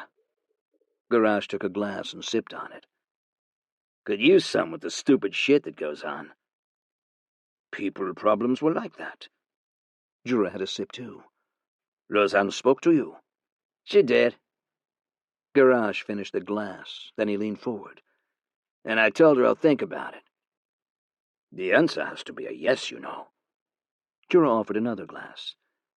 And I'll lose my job if I don't. Garrosh took a second glass. Well, in terms of pure combat competence, Lausanne's up there, probably close to the best of my adventurers. But the Regional Adventurers Guild is going to kick up a fuss. But you will ignore them. Jura just smiled. Garrosh laughed. Damn right. I've always wanted to meet Aeon. So that's my price. Bring me into the deep woods, past the strange magics that swirl around it. Jura finished his own glass. I see you've attempted to find Aeon.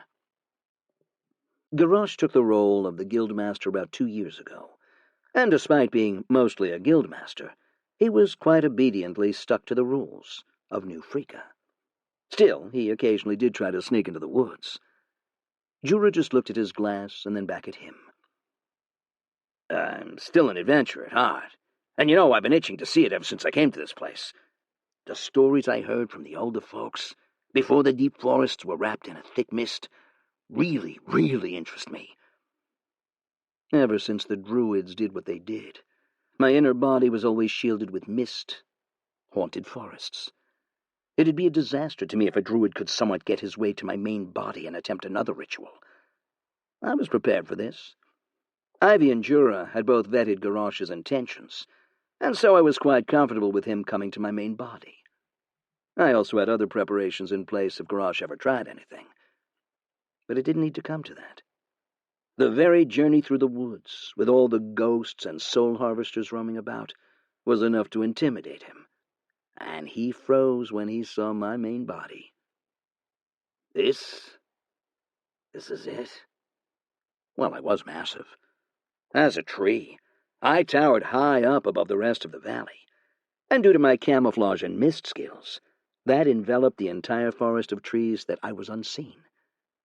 Lately, I also had other giant trees in the forest, which helped act as a distraction and diversion. He froze, and he stared at me. Well? Jura nodded.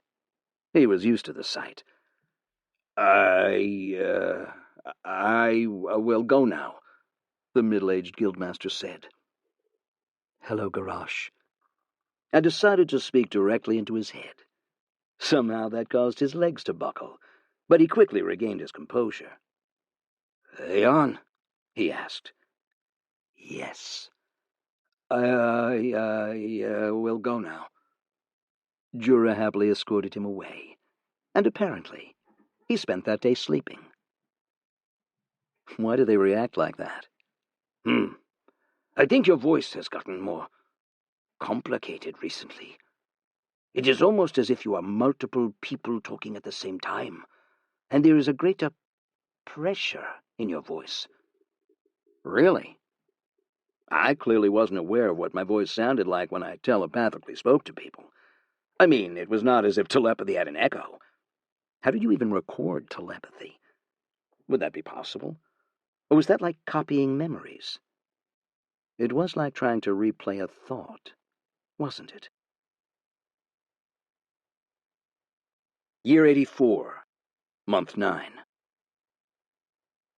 A string of battles broke out across the continents. The Demon King had landed on our shores. It was probably headed for the former Demon King's place, and so that was not good news. And apparently, one group of heroes attempted to fight the demon animated from Astaroth's residual energies.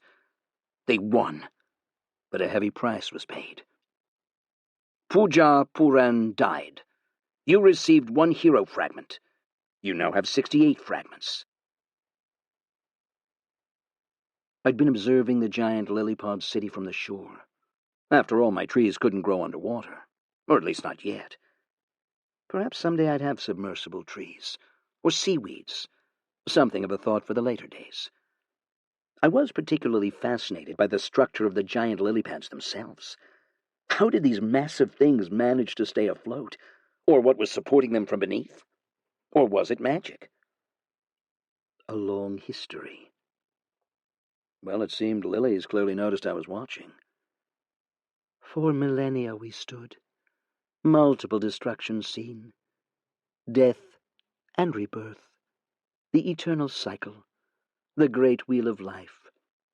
Even this form was not our first. I decided to leave and ponder on that statement. I kept watching. How did the citizens even build things on the lily pads? The lily pads were clearly quite thick, so thick that the citizens must be able to drill or hammer some foundation into them to support the tall stone and wooden structures. The highest of them were at least 10 stories tall. The lilies themselves were not entirely stationary.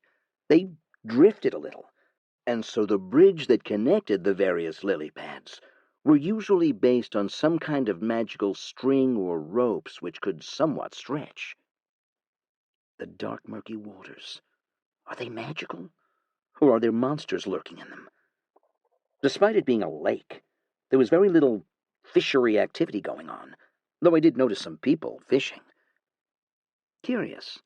I put another tree closer to the entrance, on the lake's shore. Perhaps some of the travelers or passers-by would somehow reveal something. Was there something in the lake? I tried my luck. The lilies were quite secretive in a way. Or maybe I hadn't figured out the trick to communicate with them properly. It really was a communication gap. Death. What? But in death, life. Okay. That was 2 days later. I realized I didn't plan my meeting with another tree spirit well enough. What should I ask it? Or them? Lausanne and gang finally had their first few adventurer missions, hunting some monster wolves and stuff.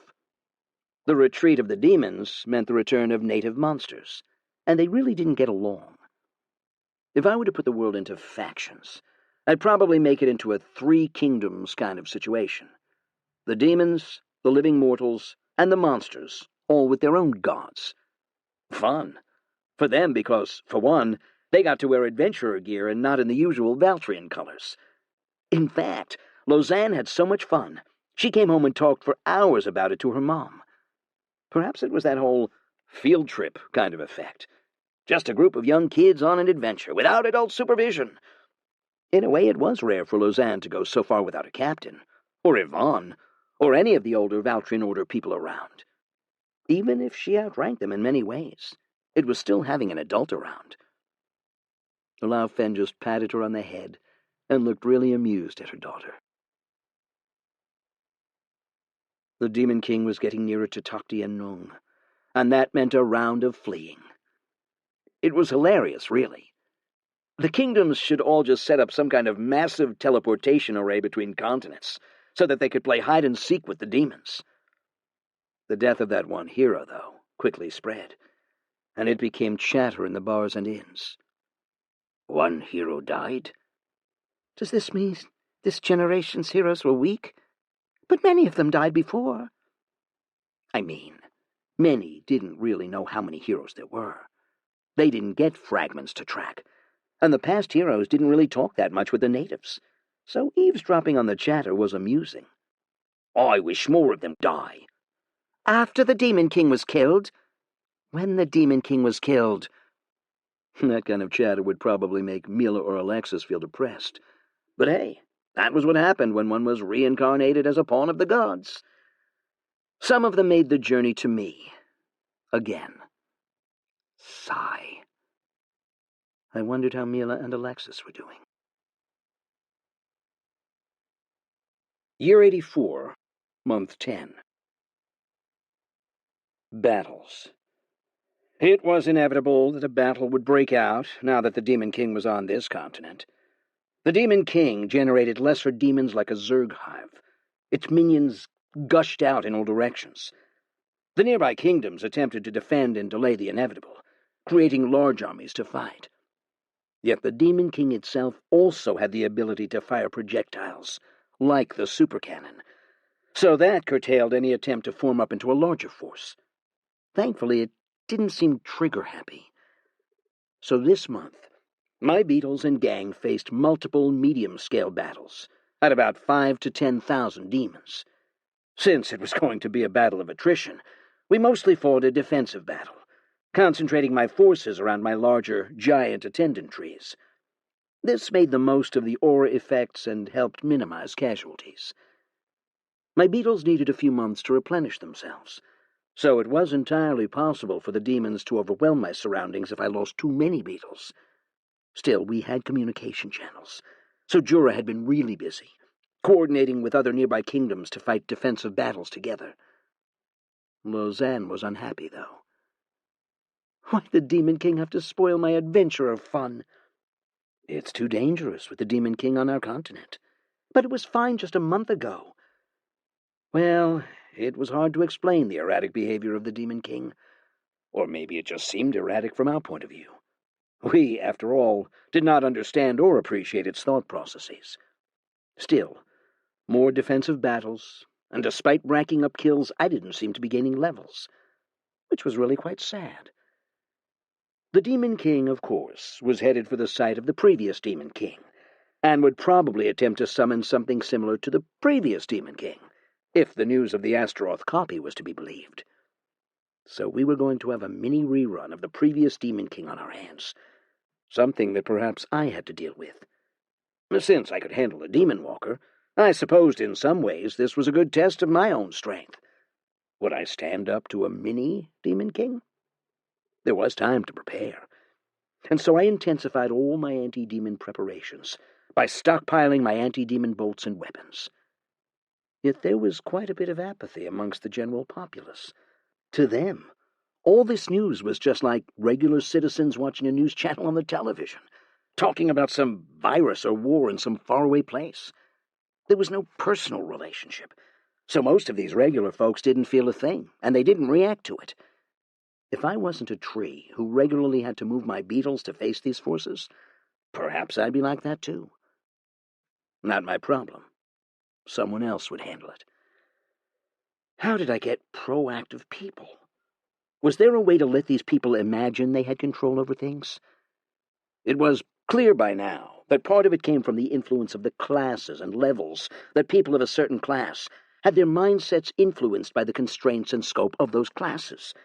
So, if I wanted proactive, I needed to give these people the right kinds of classes, which then shaped how they thought.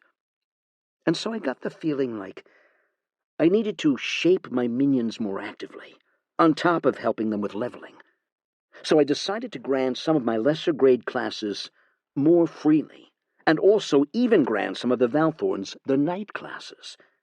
The intention was quite simple. That was, if I had a larger population, I could then make a general assessment of the mindsets of those possessing different classes, and see whether there were any differences. I could run them through standardized tests in Dream Tutor, and evaluate their performance. If the class really influenced thoughts, then it should be something exhibited throughout the population, and not just individuals.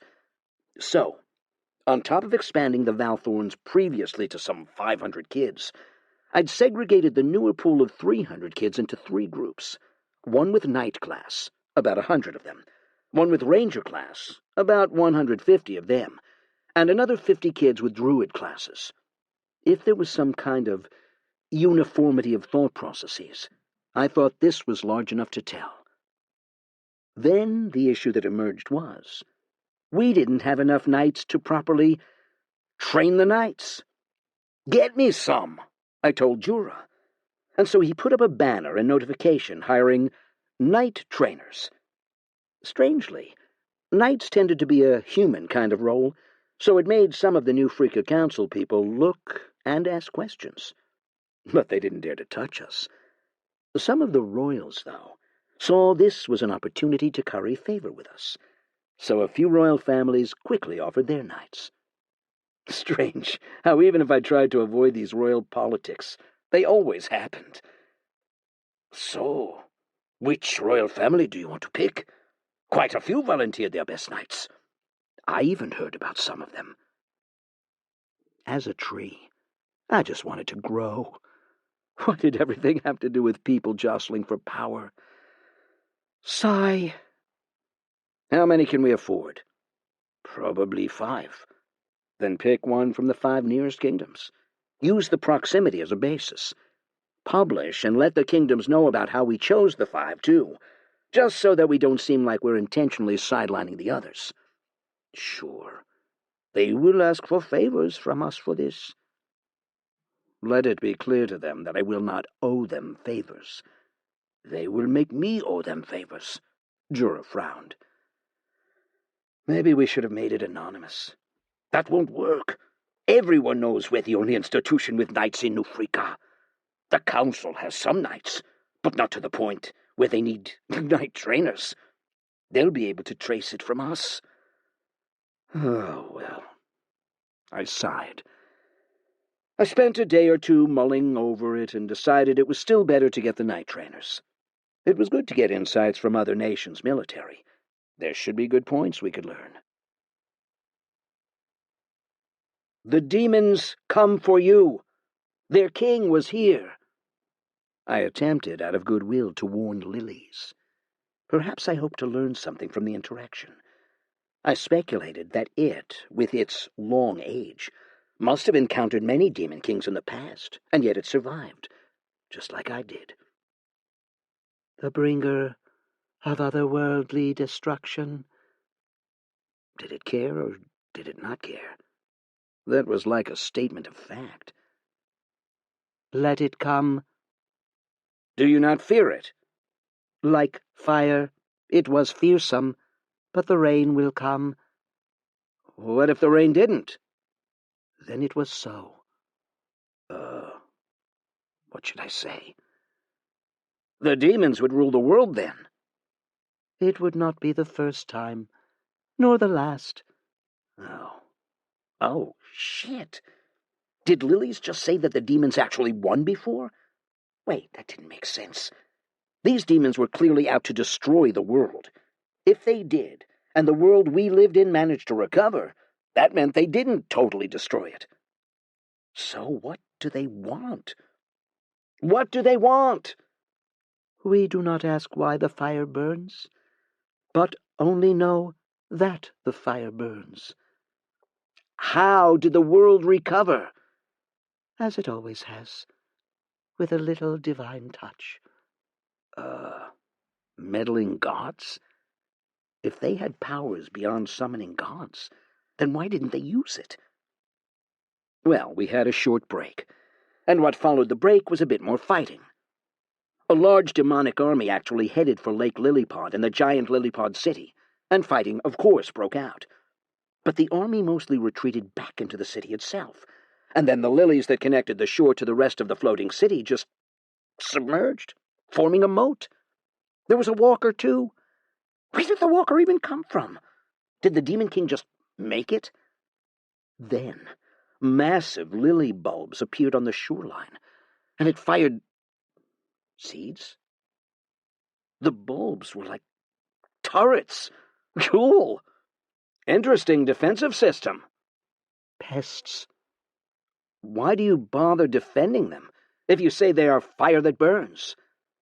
Life is meant to be a struggle, but if it is time to die, so be it. So be it indeed. It was like a quasi-religious view of the world, like believe in God but tie your camel. The walker fired a shot at the city now floating on the lake.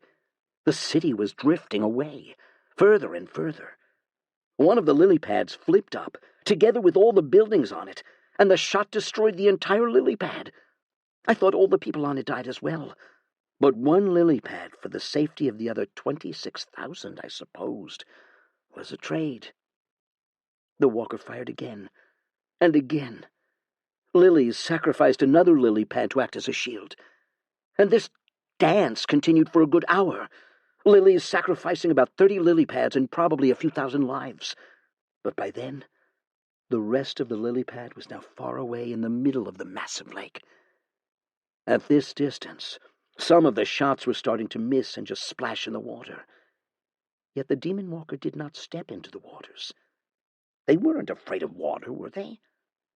The Demon King crossed the seas, after all, and so did one of the walkers. So why wasn't this demon walker entering the water? Was there something in the water? I decided to use a bit more of my spiritual vision.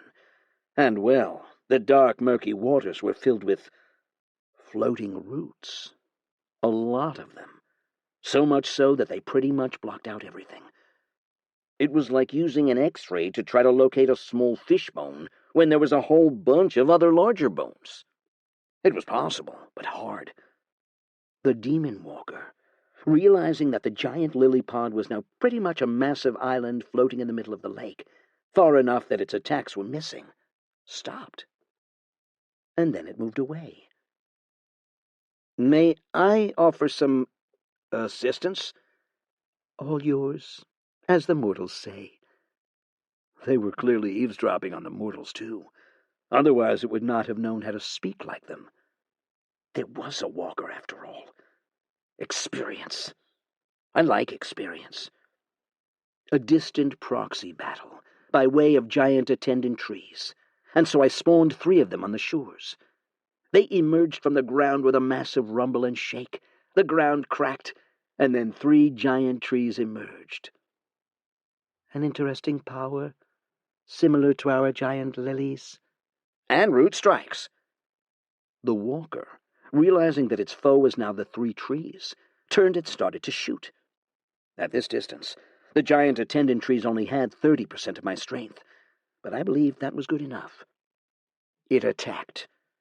My beetles emerged from the giant trees, fresh, newly spawned beetles. Only 1,500 beetles, but enough to distract and delay the regular demons, such that the walker's attention was focused on the 3 giant trees. It attacked. I used my wood shields, but at this distance, so far away, the 6 wooden shields I created crumbled easily, and then the blast itself made a big hole in one of the giant trees. But the giant tree didn't fall. I could still sense it, alive. The walker was hammered by root strikes. At this distance, it wasn't as effective as before. Darn! It scratched, and there were small wounds here and there. I moved on to use my super anti-demon root strikes. Even at this distance, they worked a bit better, but not enough. The demon walker was still really quite tough. It fired another shot, and I activated 15 wooden shields this time. And, well, it went through almost all of them. But it still blocked the shot. Guf! It shot again, and this time I couldn't stop it in time, and it broke one of the giant trees. I felt the pain. We felt the pain. I unleashed all the attacks I had in my reservoir, using up all of my root strikes. It thrusted into the bottom of the walker like a constant barrage. Its demonic shell cracked, and then in its dying breath it shot out another attack. The second strike destroyed another giant tree. I felt that again, and somehow I felt really mad. It was like a part of me was cut off, and I didn't like that at all. But by now I was out of root strikes, and it would take a day or 2 for it to recover. Still, I was pissed, and I wasn't going to let the demon walker go. So my vines and roots appeared, entangling it. It wasn't dead yet, but I wasn't going to let it run away from me. No, it killed 2 of my giant trees. 2 of me. I used my other skills. Everything else that I had. Fruit attacks, poison field, corrosive fruits, tree saps, constrict, and natural mana overwhelming. And I pulled the demon walker down to the ground. It was weak. Our attacks made it weak. I spawned 2 more giant trees in place of where the 2 others fell, and they added strength to the roots that pulled the demon walker down. It collapsed, alive but grounded, its mouth and other orifices tied up, tangled by roots. Like a parasite, we feasted on the demonic walker. We drained, and we pushed our mana in. It struggled. By now, the battlefield's remaining demonoids were crushed in the onslaught of root strikes. There were a few demon knights. They hacked at the trees and the roots. They did a bit of damage, but the regeneration of the giant trees were faster. So long as the demon walker fell, we could take a few hits. It struggled on the ground, its wounds not recovering, thanks to the interference of natural mana. At times, it seemed like its strength recovered slightly, or the effects of our constrict skill faded. But constrict was a skill that was meant to last long, and if I wanted, I could keep using it perpetually, for days. It attempted to struggle. The demon knights attempted to hack away the vines. Then my skills returned, and I cleared the battlefield of the lesser demons, whatever balance on the demon walker. If this was next to me, it'd already be dead.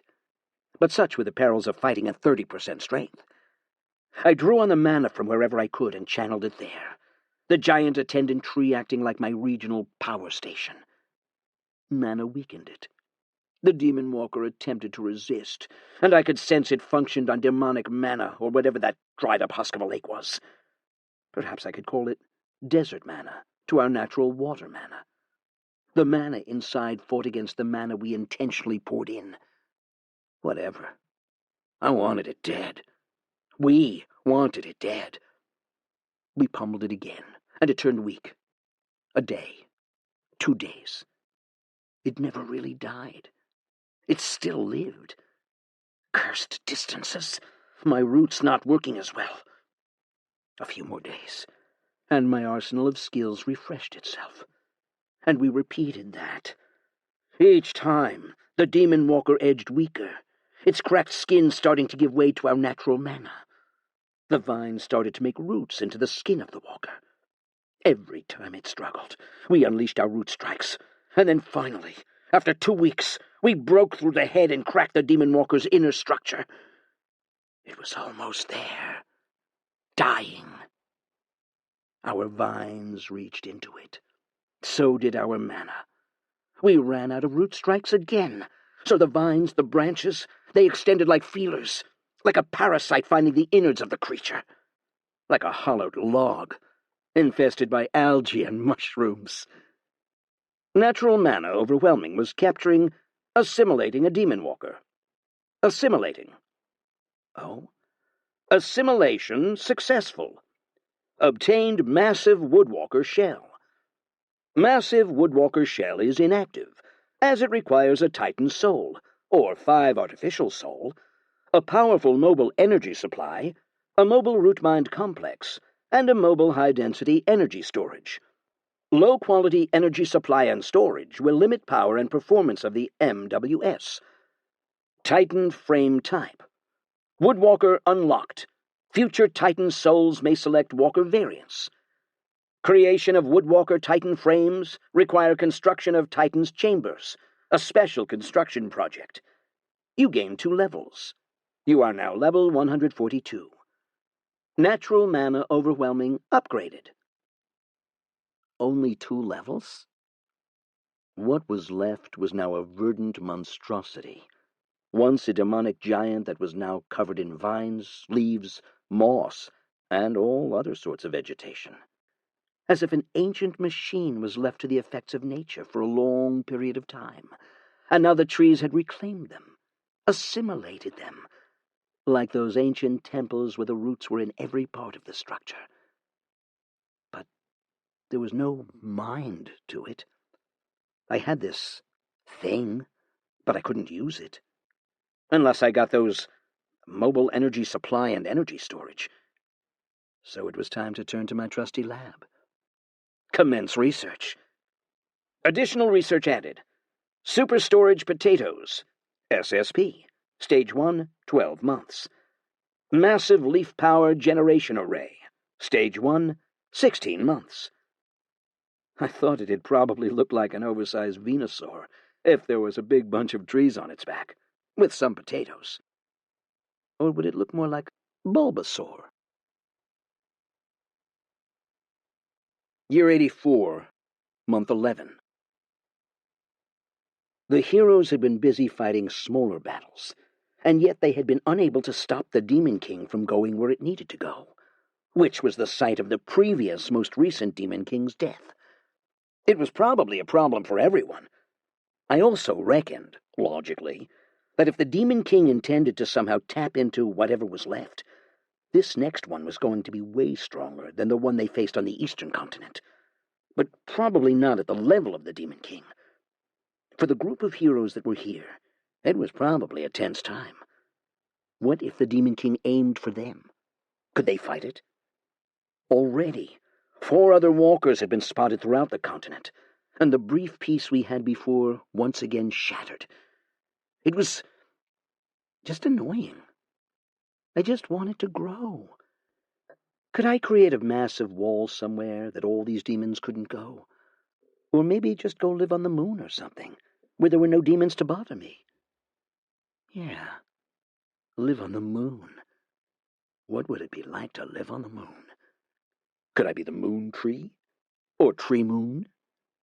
If I terraformed one of the moons into a land covered in trees, would it look green and yellow when I changed their leaf colors from so far away? Which moon should I live on? For a short while, I entertained the idea of living on another object, where there were no demons and no monsters. Just trees. And maybe animals to help the ecosystem get going. It'd be like those sci-fi movies where some guys travel to some faraway planet home to ravenous trees. A tree could dream, right? I want to fight monsters, Lausanne protested. I'm so sick of demons. I lost count of how many times you've said it, one of the other Valthorns sighed. To them, it was one of Lausanne's teenage frustrations. She sulked in a corner. The other Valthorns practiced in between the regular battles. Some Valthorns took the chance to just catch up on sleep and rest, since they'd been deployed periodically to fight the demons. The knight trainers from the nearby kingdoms arrived too, and they started to train the junior Valthorns in basic knight stances and moves. It was rather simple stuff, like stand in a knightly manner, how to hold your sword, but I supposed one needed foundations. "Come, let's spar!" Nero was one of them who regularly sparred with the Valthorns, thanks to Yvonne's meddling. He wasn't at Lausanne's level, but he was at least competent enough to spar with the newbies and the later initiates. He would regularly get beaten up, of course, but he seemed to take the pain better. "What level are you, Lady Lausanne?" Someone sat next to her and asked. I thought it was one of the adventurers. "Level 65. There was an awkward silence. It was highly unusual for someone of that age to reach that level in combat. There had been cases of high levels, but usually in more menial roles, perhaps farmer or herder or rancher. Of course, that was due to all the training and leveling aura effects that I had. I had 4 dedicated training skills, 1 dedicated trainer, and a bunch of other practice things. Thinking about it, it didn't feel like cheating. The heroes got close to level 100 within 2 years. Lausanne started training when she was 6, and now she was already 14, turning 15. 9 years for 65 levels versus 2 years for 100 levels. I thought heroes were still at least 7 times faster, ignoring the fact that the higher levels were harder. Man, that made my hero fragments super overpowered. I should think about weaponizing or sharing these shards someday. I wondered whether it was possible to lend the effects onto an item, or as a blessing, such that they gained its effects. The first 100 fragments cannot be given away. What? I wondered to myself. Why such a restriction? What was the first 100 fragments for? No answer. It seemed like this wasn't something the system was willing to tell yet. Fine. Could I set up a proxy, such that the effects of the fragments were shared, even if the actual fragment remained physically with me? A cloud aura server with my trees acting as my transmitters. No answer. Did that mean it was impossible? Or it was possible? Yeah. Why should a benefit be solely hoarded by me anyway? Treachery, I'm sick of demons, Lausanne protested. I know. She decided to eat some cake. I missed cake. I would like to have a nice coffee cake. I missed coffee cakes. I asked some of the servants to mix coffee powder into some fertilizer and pour it around me instead. At least I could somewhat taste it, but it was just different. Really sucked not having taste buds. Wait, there were those giant insect-eating bugs that resembled lips and mouths. Could I evolve those and make them have taste buds? Then I could still taste food. Tree, why did you ask the servants to pour coffee? It was Lao Fen who strangely breached the topic. Coffee is beneficial to trees. I've never heard of such a thing. Well, only ancient trees like me, I lied. Only those that have lived the aeons would desire the taste of things. Ah, then would you like tea as well? Or chocolate? Yes, that would be great. Pour it into the small hole next to the tree of prayers. I first needed to evolve my roots to have taste receptors. Then I just needed to block out the taste of dirt. Year 84, month 12. Do not fear the Outworlders. Fear them. Huh? Lilies had randomly made a statement. Am I talking to the same person? A mass, a hive, a many, made of many, and many minds make many different ways. A nation is one being, and one being is a nation. Only a nation can comprehend another.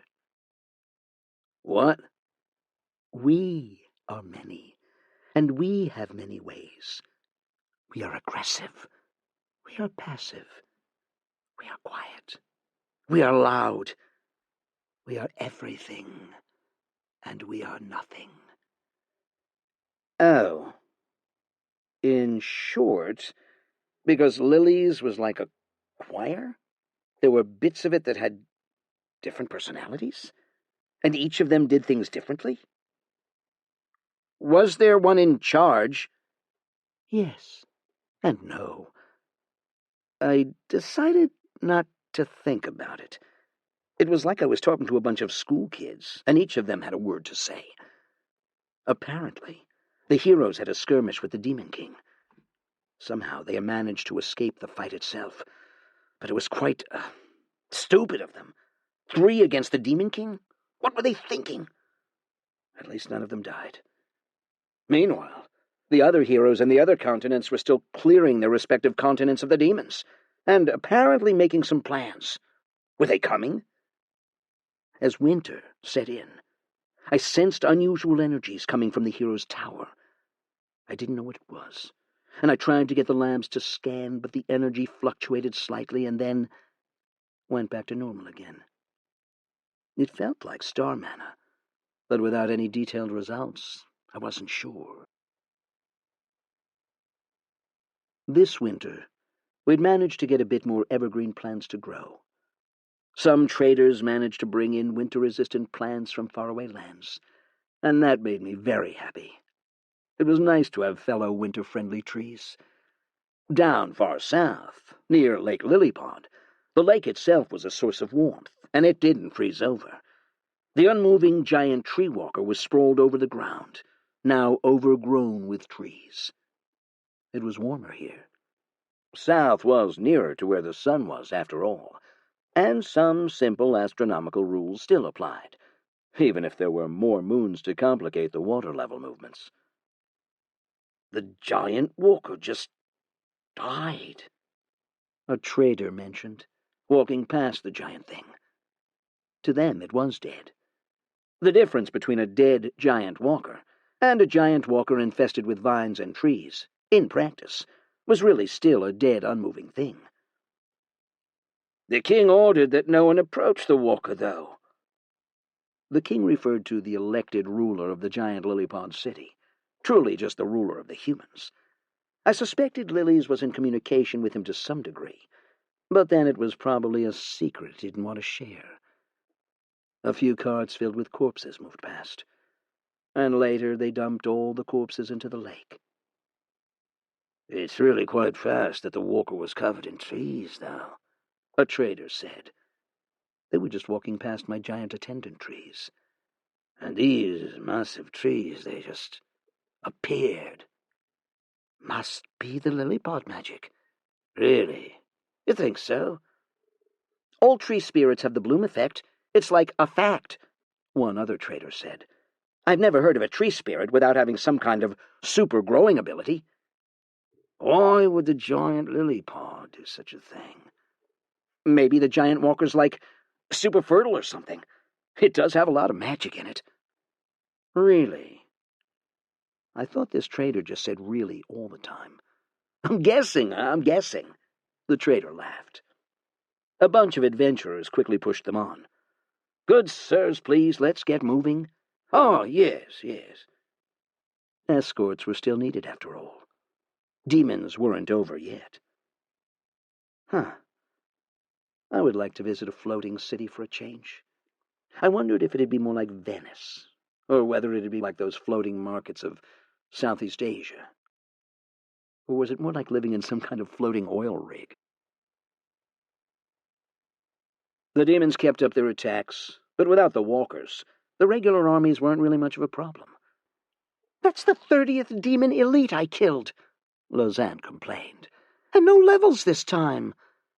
Jura laughed. Maybe you should let them do the fighting. You just help when they really can't do it. There was a bunch of other Valthorns, the strongest of them in their level 30s. A pretty good level for their age. Almost genius, even. Okay. Lausanne realized she just said something that wasn't going to go her way. Try to play a leader role, then, instead of the vanguard. Maybe you can get some kind of leadership class. Can't I just ask Treachery for it? Stop asking treachery for everything, Lausanne. A good champion doesn't depend on handouts. I frankly disagreed with that. Handouts weren't the problem. Not really. But heroes got their powers handed to them on a silver platter. Jura paused. True. But still, if you depend on someone else's power, it means you are not there yet. With how cold winter was, everyone was practicing indoors. We had plenty of space. Strategos found a magic spot.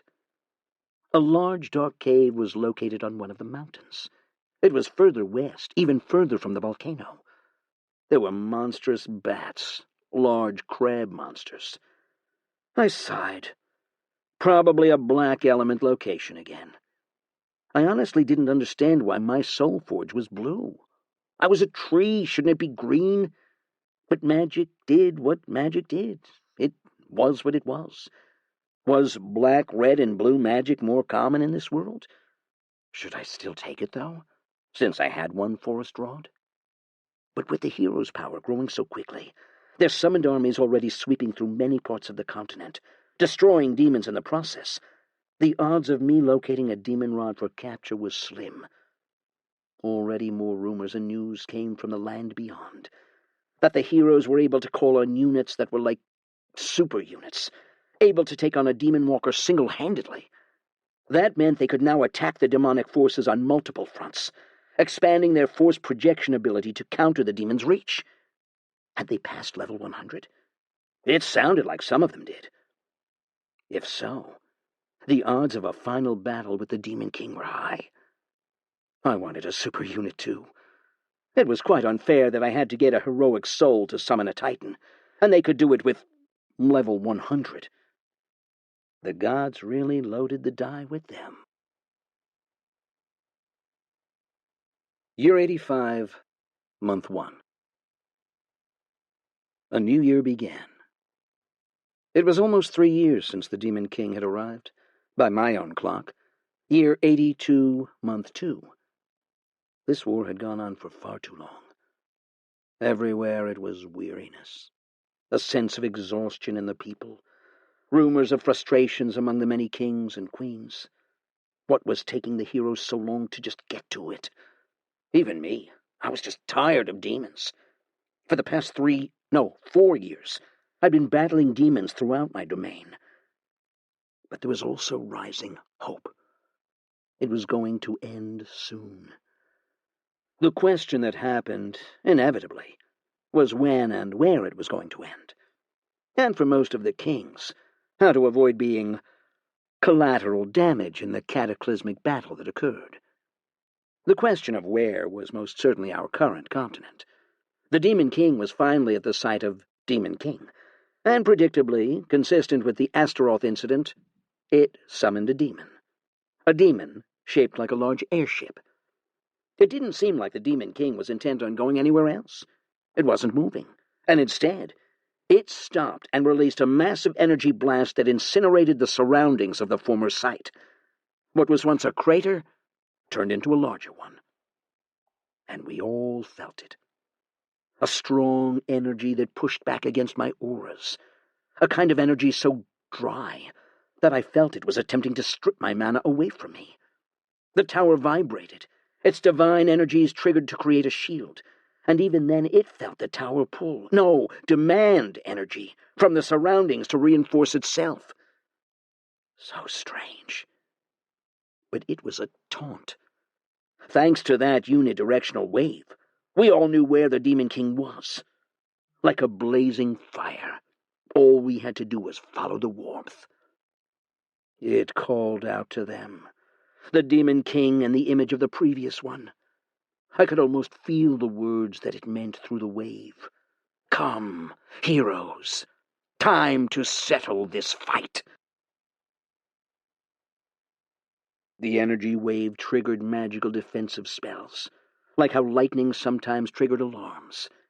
Even in New Freaka, some simple enchantments like door reinforcement spells or enchanted weapons made unusual sounds and had strange shapes appear on them. And the hex, the residual hex that was now pooled together, cordoned away from the general masses. They reacted strongly to the wave.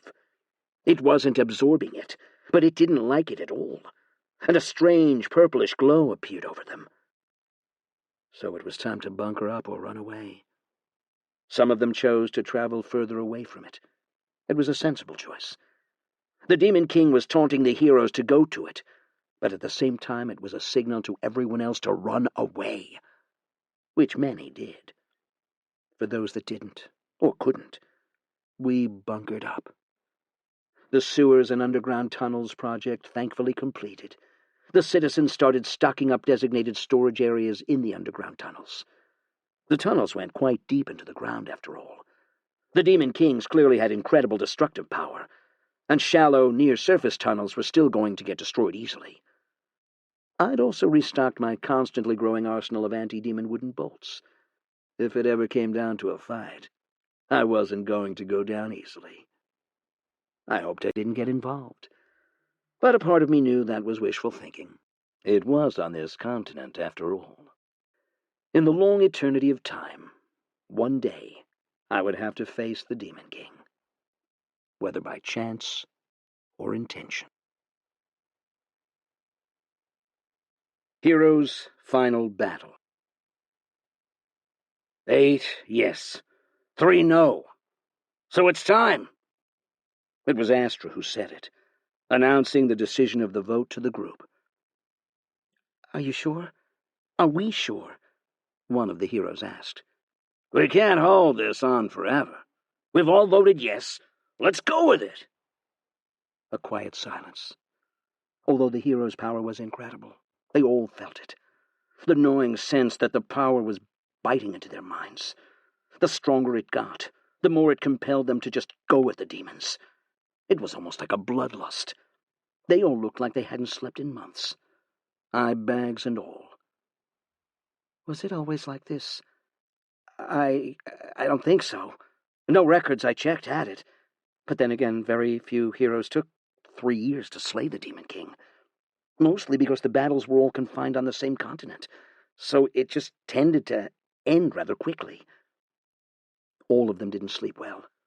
At night, they all got nightmares. It wasn't like this before. But it started 2 months ago. At first it was mild, but lately it was more and more gruesome. Death, destruction. Were they going insane?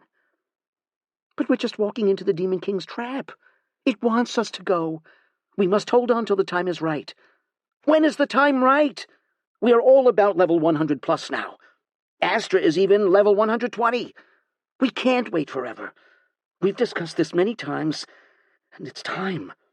It's waiting for us, and I think we should take up the challenge.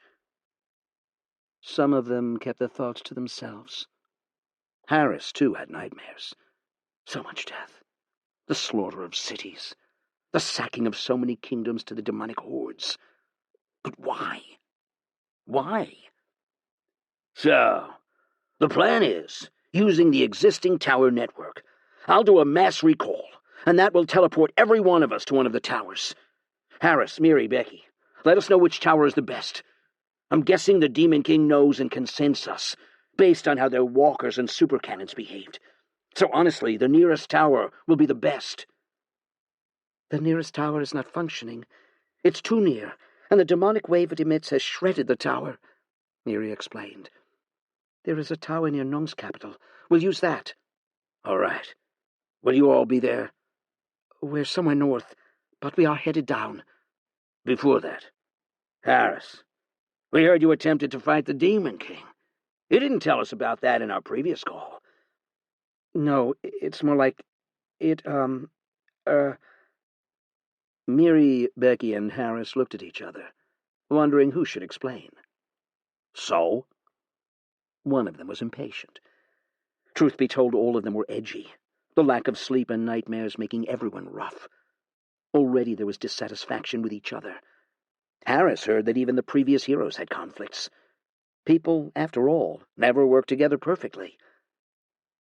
We just kind of found it. It attacked us, and we fled as fast as we could. How strong was it? Strong enough. Harris didn't want to say too much. Didn't try to fight it? One of them asked. Who knows? You could win. So far, all the demons we've faced were talked about as incredibly powerful, but now our summons can take them on. Maybe this Demon King's a chump, too. Two heroes looked at each other. Victor and Gustav. They were both there when Pooja died. It was an accident, in a way. They made a mistake, and Pooja was in the wrong position. They wanted to say something, but somehow both didn't say it. No, we thought we should do it all together, Harris said. Heh, as expected, one of them sneered. It had been 2 years since they all arrived, and few friendships stayed the same in that time. So, we all teleport to the location? One of the other heroes asked, stepping in.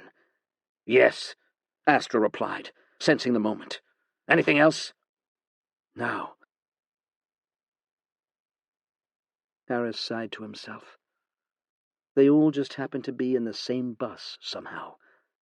There was a camaraderie, at least, with Becky and Miri, as the three of them traveled together and fought many battles together. But none of that with the other 9. No, 8 heroes. They were not close to Pooja, and honestly, when Pooja died, the 3 of them didn't really feel anything. No, actually. All they felt was a very strong desire for revenge, to get back at the demons. We need to think. Tea? Mary asked. Yeah, I need that tea now. All 3 of them huddled together. Using some dried tea leaves, they made a brew, ginger-flavored somehow. There was some ginger leaves mixed in. They all had a sip of the new freaking tea leaves and felt their anger, their craving to fight, subside a little.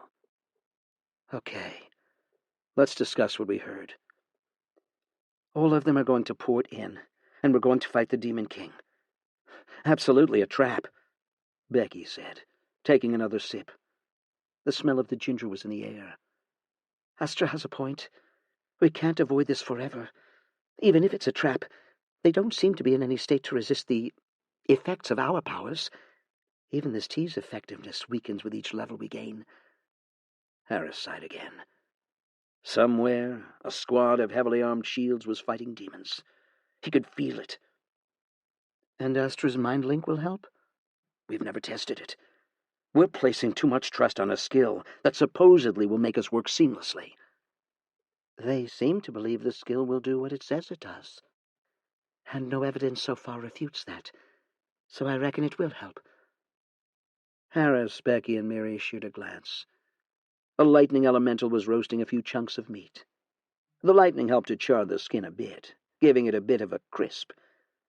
A metallic suit of armor chopped some vegetables, and a small goblinish creature was peeling some meat of some shellfish. There was a camp behind them. They'd been using their summons for all sorts of chores, such as carrying camp gear, all powered by star mana. Star mana was an amazing thing. It lasted long, and just a bit could sustain their summons for almost a week, longer for their smaller, menial summons. So, we're still going with the plan, then? Miri said softly. It's our best shot, even with all these random factors remaining, and the rest of them clearly can't wait anymore. Any longer, we'd probably fight each other. At least we can finish whatever we were brought to this world for. Harris sighed. He was explaining it more for himself. He was hardly convinced it was the best idea, but in the end, he still voted for it. It was like being forced to swallow a bitter pill to not die. Becky refilled her cup of tea. Well, Harris was right. It was our best shot. Harris finished his meal and then took out what resembled a forge. 2 lightning elementals and a fire elemental helped him with his forging. Truth was, Harris scouted the Demon King. Whatever Lady Micah left behind made him wonder whether there was a trap. The previous group of heroes fell for it, and here they were, walking right into it. So Harris without telling the other 3 groups, decided to scout the Demon King out. He prepared beforehand a special teleportation scroll, some backup abilities with both Becky and Miri, a lightning-powered temporary recall, and a lightning speed boost, and high-powered summons as backup. Perhaps they could buy time. The Demon King took the shape of a massive spider with 4 circular rings on top, forming something resembling a veranda, and at intervals, the veranda functioned as a demonic summoning portal. It forcefully opened a massive rift, and each time 1 more demon walker emerged. Next to it was a large floating castle filled with jagged spires that radiated a reddish glow. He could feel its power grow, and then ebb. Then he noticed that it was synchronized with the gate on the Demon King. It was acting as a power generator to summon more demons. Instead of relying on ley lines and magic spots, it decided to tap on whatever's left on the previous Demon Kings. Yet Harris watched a bit too long, and the demon walkers started firing. He fled, as fast as he could. He wasn't mad. There were at least 2 million demons in that massive valley, at least 30 walkers. It was going to be a massive battle at scale. And flyers. There were creatures that resembled wyverns. It turned out, sure, they were gaining levels, but it was going to be a race. If these 2 million demons went out in all directions, how long would it take for them to stop it? Could they gain levels fast enough that they could beat back the horde of demons that ravaged the world? And yet, Harris didn't feel guilty not sharing this information with the rest of them. And honestly, he didn't know why his 2 friends didn't either. Astra looked at the map. It was laid out on a large table, and it marked where the towers were located. Something didn't make sense. What? Naya looked bored. Why were you studying the maps they sent you? All we got to do is teleport there and do what we got to do. We've got super summons now, and the demons are still giving us the same kind of opponents. Aren't you underestimating the Demon King? And the gods were underestimating me, Naya said. Astra could only roll his eyes. Astra looked at the map again. He roughly measured the distance between where the Demon King was and the nearest tower. Why such a large distance? What was the Demon King planning? Harris met it, yet why did he not say much? Did he have something to hide? I can't wait, Naya said. After all this is over, I'll get to live life as an emperor with a massive harem. Astra didn't reply. There really was no need to. Go sleep. Astra didn't. Naya slept. Feeling like he wasn't going anywhere, he went for a walk and found Gerard on a hill. It wasn't hard spotting him. Gerard nodded at him. Hey, not sleeping yet? I could ask you the same question. Astra noticed a mug and a few barrels of beer by the side. They were all school kids when they got there, but it had been 2 years and, well, everyone had different ways of coping with the nightmares. In Gerard's case, it was beer. They were underaged, after all, but who was going to stop heroes with super growth spells from buying beer? He was through a barrel. Sadly, that was what he needed to get drunk, since as a hero he had some poison resistance, and he had a summon that collected his beer from the nearby towns. Helped that some of his summons were gladiators that could speak a few words. Were you here to make sure I fix my guys' weapons? There was a gladius at the side, made from a mix of regular metal and star mana, something they made in their free time. Gerard had the benefit of having equipable summons. His elite star mana gladiators could will items he made. We've passed that stage. Astra grinned. There was a small magical staff at his side. It was weird that all heroes gained a crafting option together with star mana, and that crafting option seemed exceptionally personal, in the sense that none could make something like someone else. It was through a mix of star mana and their personal will that these hero artifacts were made. Maybe there were crafter heroes in past generations, and heroes, who could recreate other heroic artifacts. So, why were you here? Gerard stood. They exchanged a look. You voted no. The voting results were public. There was no use hiding who voted what. Why? Because I felt like it. Astra glared. Gerard met the glare, and after 5 seconds decided to look away. You're lying. Maybe. Won't you tell me the truth? The Demon King's not far away. We should go in with our eyes wide open. Gerard looked disgusted. Must everything be the Demon King? Every time I get drunk, the only thing on my mind is why everyone is just talking about the demons all the freaking time. Because that's why we're here. Fucking twisted logic you got there. Why did we accept this task so wholeheartedly anyway? It's not as if demons did anything to us. But they did so much to the land. How do you even know if they're real? If any of this is real? It feels like it, and that's good enough. Real or not, the wrongs must be righted. Again with the twisted logic. But you know, I had to vote no, even if I knew all of you would have voted yes. Then tell me why. Because Nye is overconfident in his skills, and you are overconfident in your skills. Almost everyone is overconfident in their own abilities. We're gonna go and fight the demon, and we'll realize how inadequate we were all the while. We've reached level 100. So? Is there a rule somewhere that the Demon King is a level 100 threat? Why not level 200? How do we even know level 100 is enough? Because it's 3 digits instead of 2? Because of a feeling you all feel, and that nagging, screaming pain every time you sleep?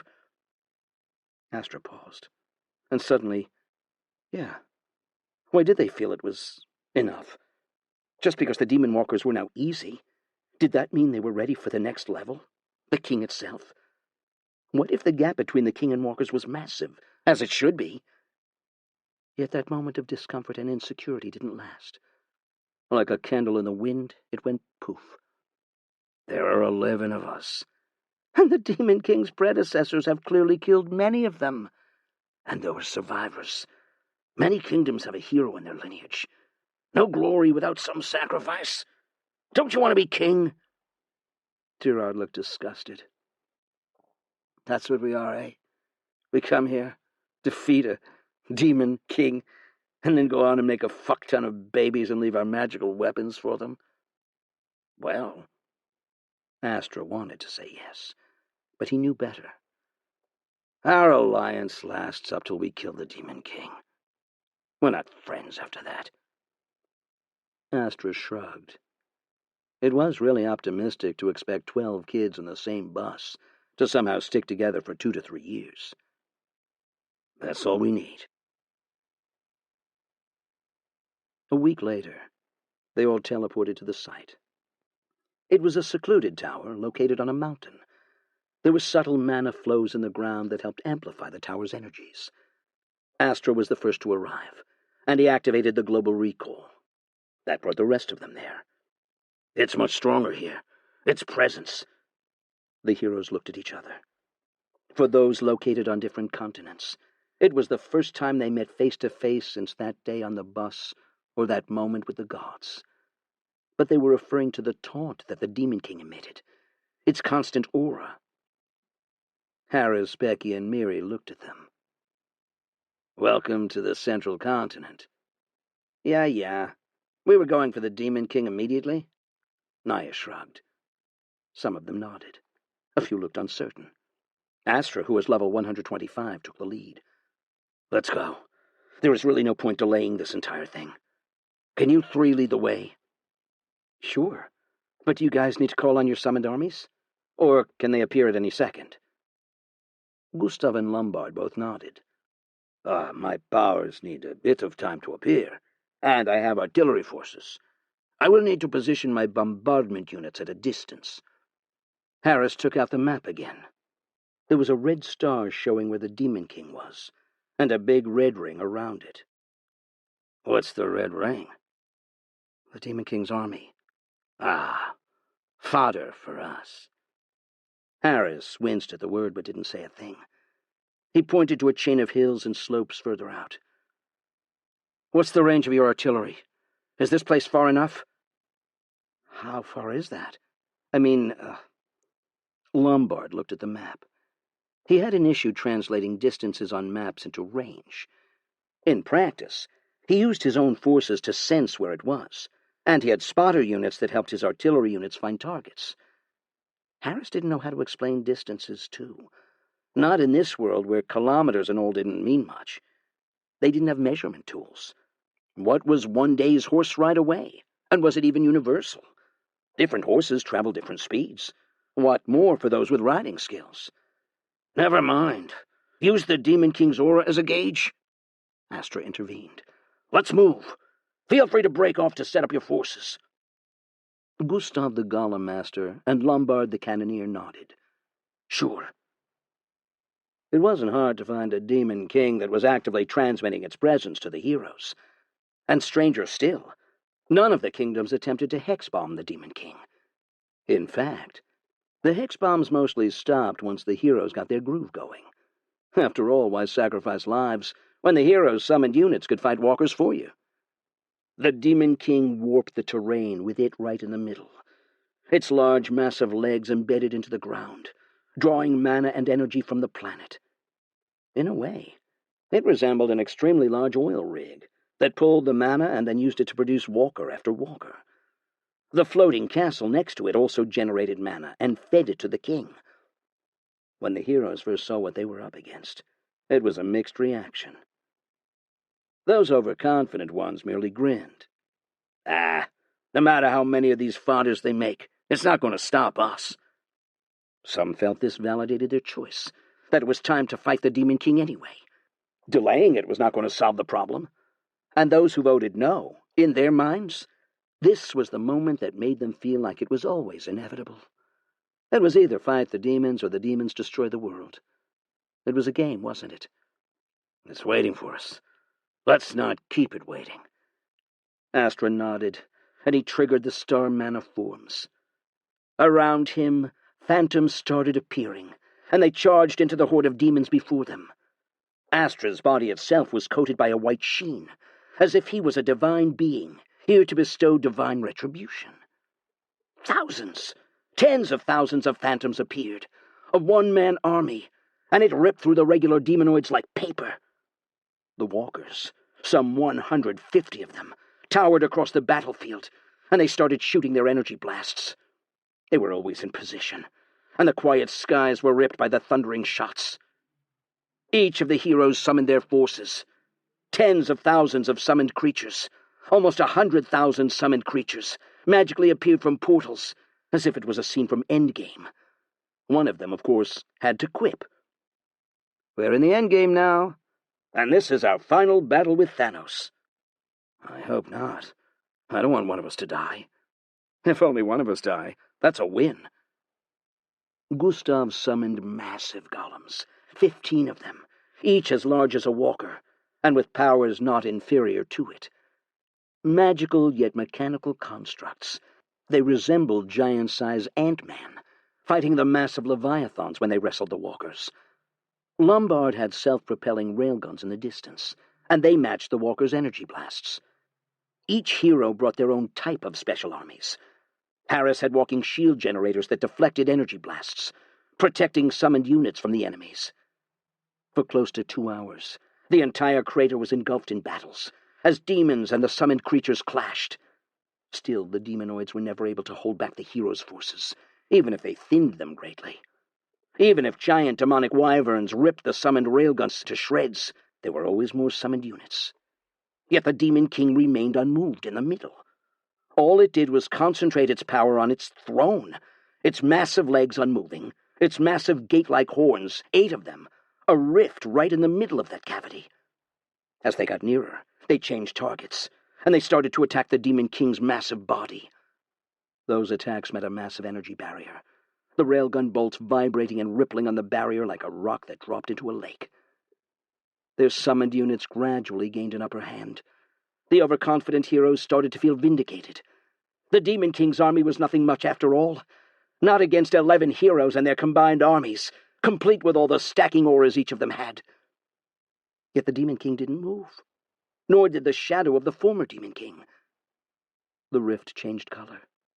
The heroes attacked again at the barrier. The barrier held on, but it was cracking. Small holes started to emerge, and some summoned units got close to the Demon King's legs. They attacked. The rift turned red. Naya, the Archmage with an army of summoned water and ice elementals, attacked, raining ice on the battlefield. He, too, was enveloped in a sheen of white-bluish light. His magical longstaff had a dark blue crystal. The Demon King's army was down to half, and almost all the Demon Walkers, elites, and generals were down. The fodder surprisingly lasted longer, because there were just so many of them. But they were fodder. Truly, only the Demon King itself mattered. The rift turned a darker red, almost maroon. Is it going to fire? Harris looked. A massive ice blast finally cracked the barrier. The heroes' units were cut down to less than a quarter now, but it was between them and the king. This was why they saved Star Manor. The gigantic golems attacked the unmoving Demon King. Its massive body resembled a castle that didn't move despite the attacks. That was not to say the golems' attack were ineffective. They worked. There were small wounds and scars where the golems attacked. It was just that the Demon King was a monstrous thing. A city in a creature. From a distance, its present form resembled a massive spider with super thick legs, and another upside-down spider on the top, its legs representing the horns that created the rift. The heroes attacked. Their summoned creatures damaged the Demon King. But it was too slow. The rift turned purple. Then, in a short flash, it shot out a thick purple beam that cut a massive gash in the ground, and all the way to the horizon, destroying everything in its path. And one hero stood in its path, her body burning from its purple flames, and then she fell into the gash below. She died, and all her summoned units vanished with her. All the heroes felt a surge of anger as they lobbed more attacks. There was no need. The rift was gray again. This time, the floating castle moved to attack, firing smaller red beams from its many spires. "Who was that?" Harris shouted. They were all spread out in the battlefield, their forces making everything messy. Astra checked his status. He was like the chat administrator who could see who went offline. "Simone." "What?" Those from the same place felt some loss. For the rest of them, it was just a name. The Demon King was before them, and now this thing was attacking them. It tore through the stronger summoned units easily. "Focus on the Demon King. There are still 10 of us, and that rift takes forever to charge. We can win this!" The rift turned orange. "You fucking jinx of a mouth," Naya cursed, as he lobbed spell after spell at the Demon King's body. The Demon King's body had cracks, but it was like ants making microscopic cuts on a giant elephant. Sure, there were cuts, but it was going to take a while for it to take down the giant. "Get rid of the floating castle!" Spells flew, and golems, railguns, and lightning blasts zapped the floating castle. Slightly smaller than the Demon King, and clearly less sturdy, each attack made it wobble in midair, and the red beams tended to lose their paths. The rift was still orange, but it was getting darker. More cracks appeared throughout the massive body of the Demon King. Even the gargantuan golems looked like little children trying to fight with an adult. Some of the heroes concentrated fire on the floating castle. A shadow of the former Demon King. It was hardly as strong. No, it was perhaps only a quarter of its stats. And so the hits got to it easily, and the floating castle crumbled, then crashed into the ground below, exposing a round red crystal. The rift was red. Harris instantly felt danger, and quickly activated all the summoned shields he could gather. "Watch out for that thing!" he shouted. The red crystal vibrated. A golem lifted it up and flung it as far as it could. The rift was dark red. "The fuck? Why is the color changing so quickly?" "Ain't a final boss without some ass pull, you know. This was probably one of it." A golem punched one of the legs, and the leg finally, after receiving so much damage from the army of summons around it, collapsed. The rift was still dark red. And then it released a shockwave of that dark red energy, scorching through most of the summoned units, destroying them instantly. It also destroyed many of the lesser demons, but by now there were no demon walkers left. The wave smacked right into the hero's protective items and shields, but one of the heroes was too near and couldn't react to it in time.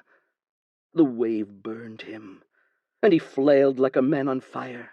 The reddish fire got past whatever protection he had. Naya attempted an ice blast to negate the fire, but it didn't work. It seemed like the fire found a life of its own, and somehow it wouldn't subside. "Healer!" Despite the massive distance, healing was still entirely possible. The healing-dedicated hero still had a tremendous cast range and could instantly activate healing. The fire didn't go away, but the wounds recovered instantly.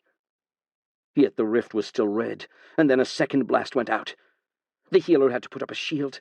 The burning hero was still too close, and the second blast turned him into ash. "Fuck!" The healer cursed, and the earth crumbled. The Demon King was finally moving. Even if one of its legs was broken, it still had 7 other legs, and the 2 red energy waves incinerated most of the summoned units. So the battlefield was quite clean. Just the surviving 9 heroes, 1 Demon King, and some of their summons. "Anyone have summons left?" Astra asked through their live chat. At this distance, it wasn't hard to maintain some kind of VC function. "Or should we focus on defense?" "I still have star mana, but I think we should restrict summons to higher tier ones. Those can take 1 shot. 2 gigantic golems remained, but the red flames enveloped them, and they slowly melted them. Some gladiators, too, were around. They had the benefit of having star mana artifacts that allowed them to tank the wave. The Demon King moved rather slowly. It was pulling out its massive legs embedded deep into the ground. Each leg left a deep hole, and as it lifted its body up to walk, they saw something resembling a mouth for the first time. Located at the bottom of its body, it looked like the central part of an octopus, only made with demonic matter, and it glowed in various colors. And there were smaller mouths. They were open. "Shields!" They all felt it, and all the mouths spat out a red fire, coating everything beneath the Demon King in an inferno. This time, the already damaged golems crumbled and turned back into nothing. "We need to skip our summons. But then what's the point of all our army skills? It's just to get to this point. Then it's fucked." Well, except for the ranged magical railguns that thankfully were out of range of the initial blasts. 2 survived, and they could continue bombardment. Still, the damage they dealt were minuscule.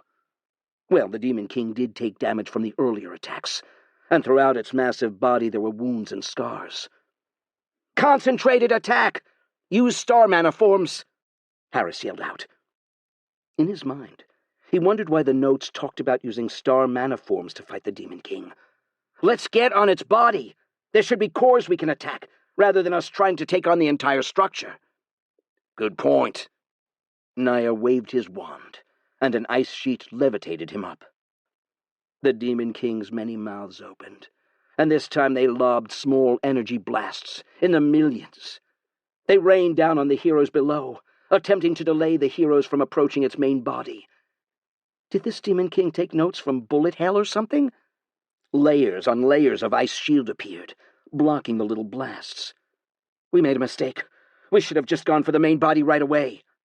"What? And get caught by the red wave? We didn't even know it could do that." All the heroes had activated their defensive abilities. The overconfidence from the early stage had faded. They witnessed 2 of them die. Maybe they'd be next.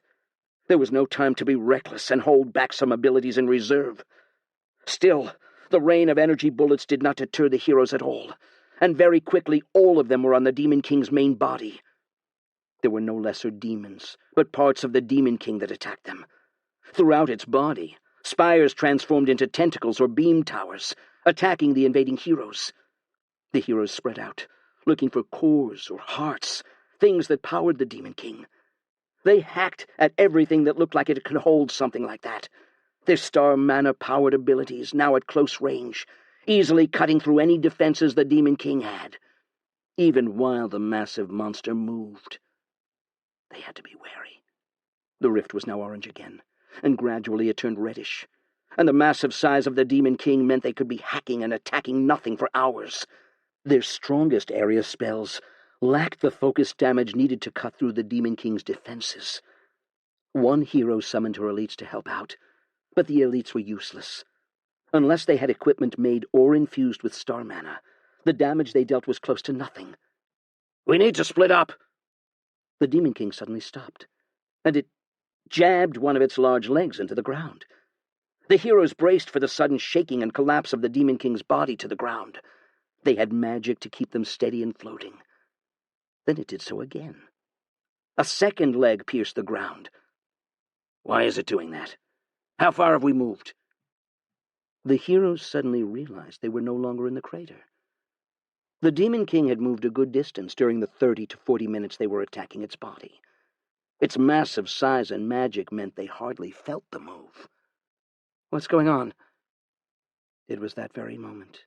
Through the entirety of the world, all the demonoids shook and disintegrated into small ash-like particles. Then the ashes started moving, as if swept by a wind, all toward the Demon King.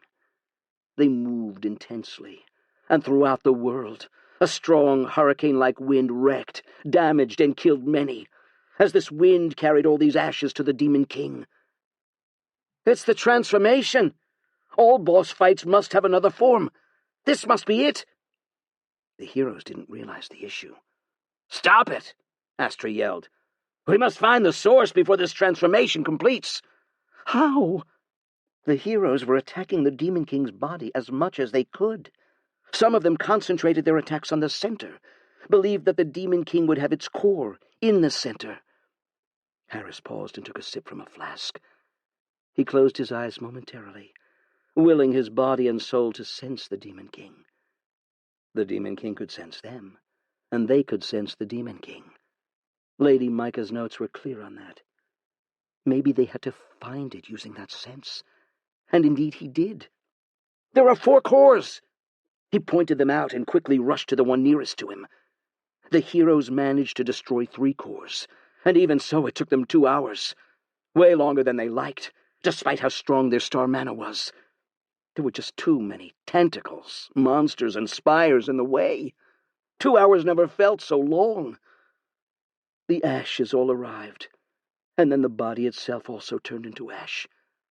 Quick! Find the core! Attack it when it's in ash form!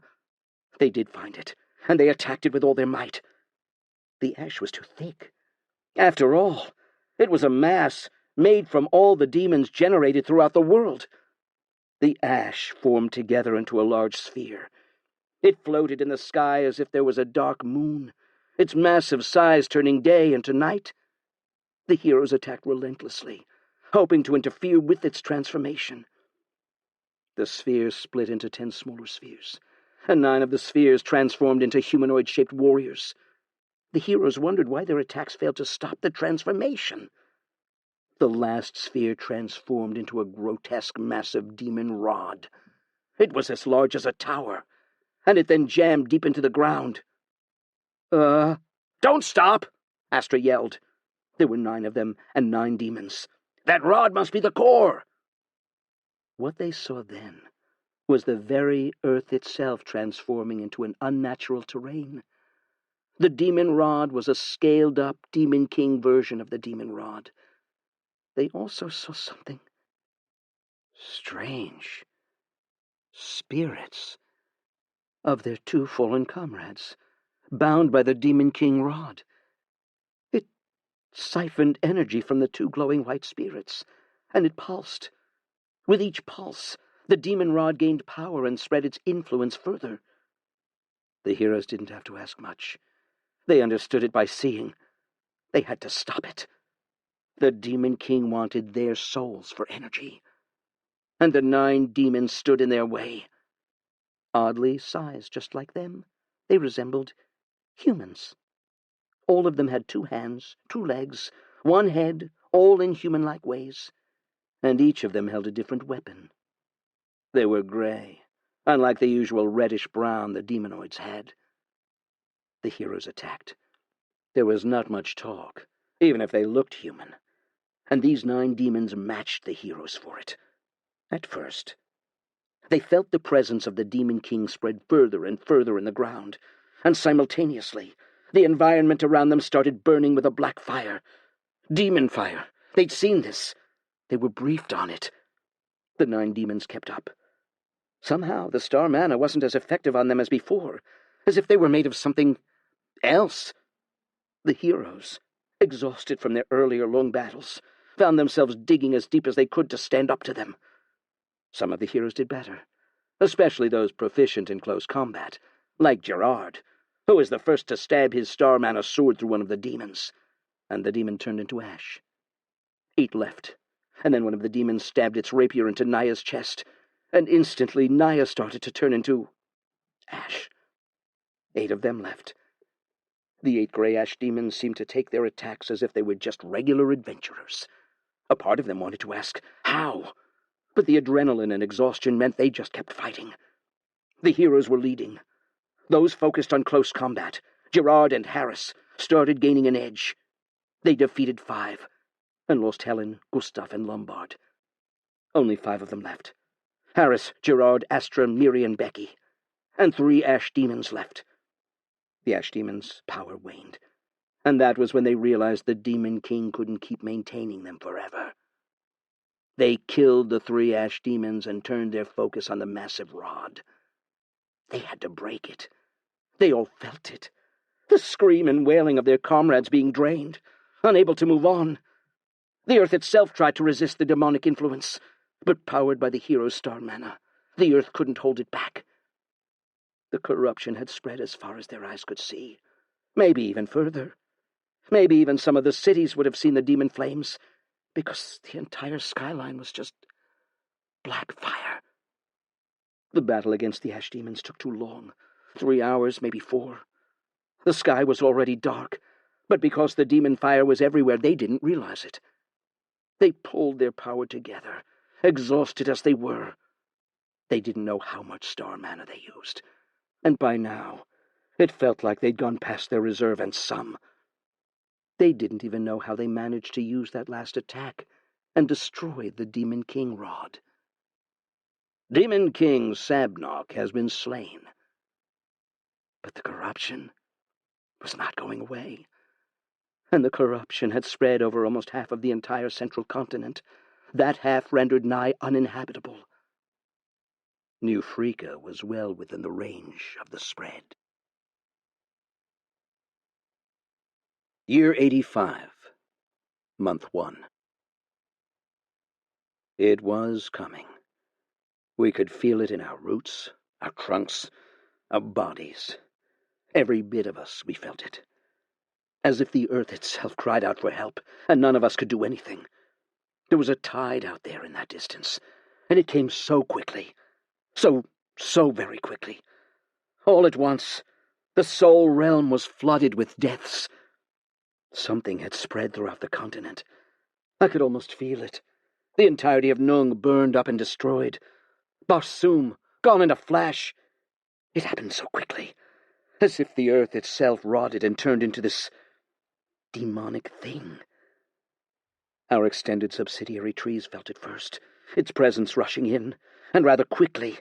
Those distant subsidiary trees burned almost instantly in the dark demonic flames. The giant attendant trees, too, started to burn. But they were stronger, and they shared more of our powers, and so they never truly burned. Instead, they resembled my past, when I was a small stump, engulfed in a black flame but not dead. It spread quickly, and it was amazing how quickly it did. But we had no time to think about that, because we felt death everywhere, and we felt like pebbles on the beach, watching a tsunami come in. All we could do was stand our ground and face it. Everyone, the best place now is to get as near me as possible. Into the woods! We spoke to the elves and everyone, and they ran as fast as they could. One by one, I lose my link to my faraway trees nearest to the Demon King. It was as if I was playing Stellaris, and some unknown extra-dimensional disaster started swallowing up all my stars. And it happened so quickly. We had maybe half an hour at the rate the corruption was expanding. That was our guess. Maybe it would slow down, because the area covered increased squared the further the corruption went, and so the same energy wouldn't be able to corrupt as many places. And it was coming through the ground. "Don't go underground!" "What?" "No!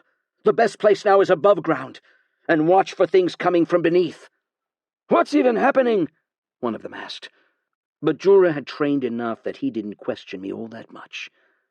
Batch by batch, my trees disappeared in a flash. But indeed, it was slightly slowing, but not by much. The fires and the corruption burned so quickly that I hardly got a view of what was going on. I placed a large wall of subsidiary trees and giant attendant trees as it approached. I wanted to see how they performed. It was literally like the earth itself was rotting and burning simultaneously, and the wall held just a short second before it too overwhelmed my trees and burned them. Shit! There was a whole load of madness and chaos, as some people did as they were told, but some didn't. They ran for the woods. I hoped that having a huge number of trees mutually reinforcing the aura would somehow slow it down or stop it altogether. I tried again. It was getting much, much closer. The demon's presence was like a wave. It pushed closer and closer. It was still not in the valley yet, but maybe 10 minutes to impact. "Tell everyone to prepare for fire and the earth cracking." Those who managed to run into the woods did so, and we mentally braced for impact. The trees lasted longer. They didn't burn as quickly. 5 minutes. The trees right outside the valley burned. We could see it coming. A black tide, and a sky filled with black flames. It was coming into contact to my own roots now, and it didn't burn much. I pushed my mana into the ground, into my roots to strengthen them, and tried to hold it. Like a rock in a river, this foul energy attempted to sweep me off, attacking my mana-strengthened roots. At first I managed to hold on. New Freaka was still fine, for now, but the waves kept coming. 20 minutes. The dark energies from somewhere kept up their pressure on my roots, and they even spiked and ebbed in waves. We were now like an island in a sea of corruption, and this tide threatened to sink us as well. The wave was relentless, and gradually my mana started to wane. A crack appeared, and with it a huge crack appeared in New Freaka, and fire shot out of the ground. Some of the houses caught on fire, and some of the citizens died there and then. It was screaming. For many of them, it was a sudden change, because a while ago it was still clear skies and a sunny day. I tried to pull as much mana as I could, hoping to resist it, but the corruption was strong and constant.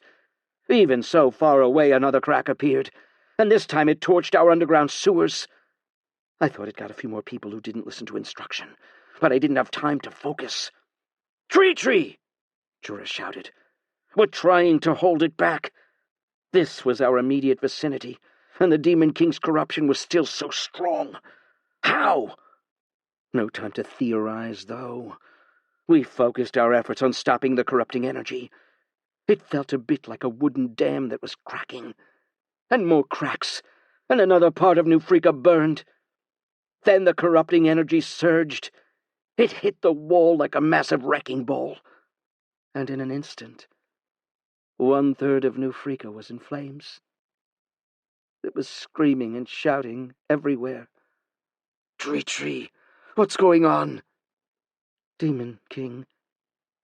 That was all I could answer, as I tried to push back at the energy. Why did it surge so quickly? I didn't even have time to see what happened to all the elves. The corrupting energy surged again, and more. No, it burned more of New Freaka. People were running, and the edges of my forest were in flames. Demonic flames.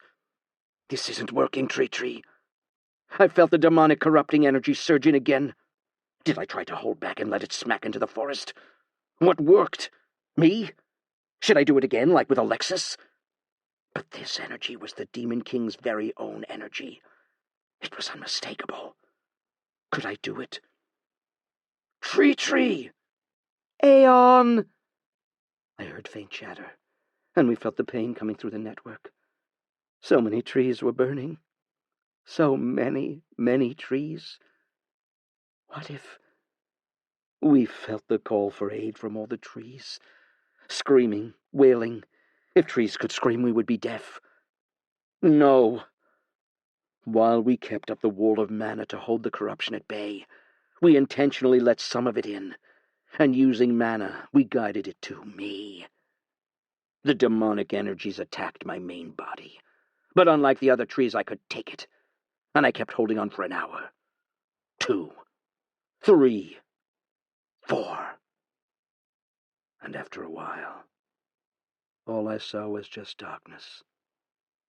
I felt demonic energy and mana, and it burned. My roots, my trunk. I felt pain. Pain! The valley was sinking. The corruption, taking the form of the Demon King's mana, was unable to break through our walls, except that the funnels where the corruption was instead drawn to me. So it went under, around, and over, and the entirety of the valley started to sink. I didn't know how long that was, because the pain from the Demon King's corrupting mana messed with my already distorted sense of time. I wasn't even sure I was awake the entire time, in between feeling like I was a chicken roasted over an open fire. Pain! The valley was submerged now. A shell made of distorted, demonic, mana-tainted rock now surrounded the valley like an egg with a broken shell right on top that barely let some sun in.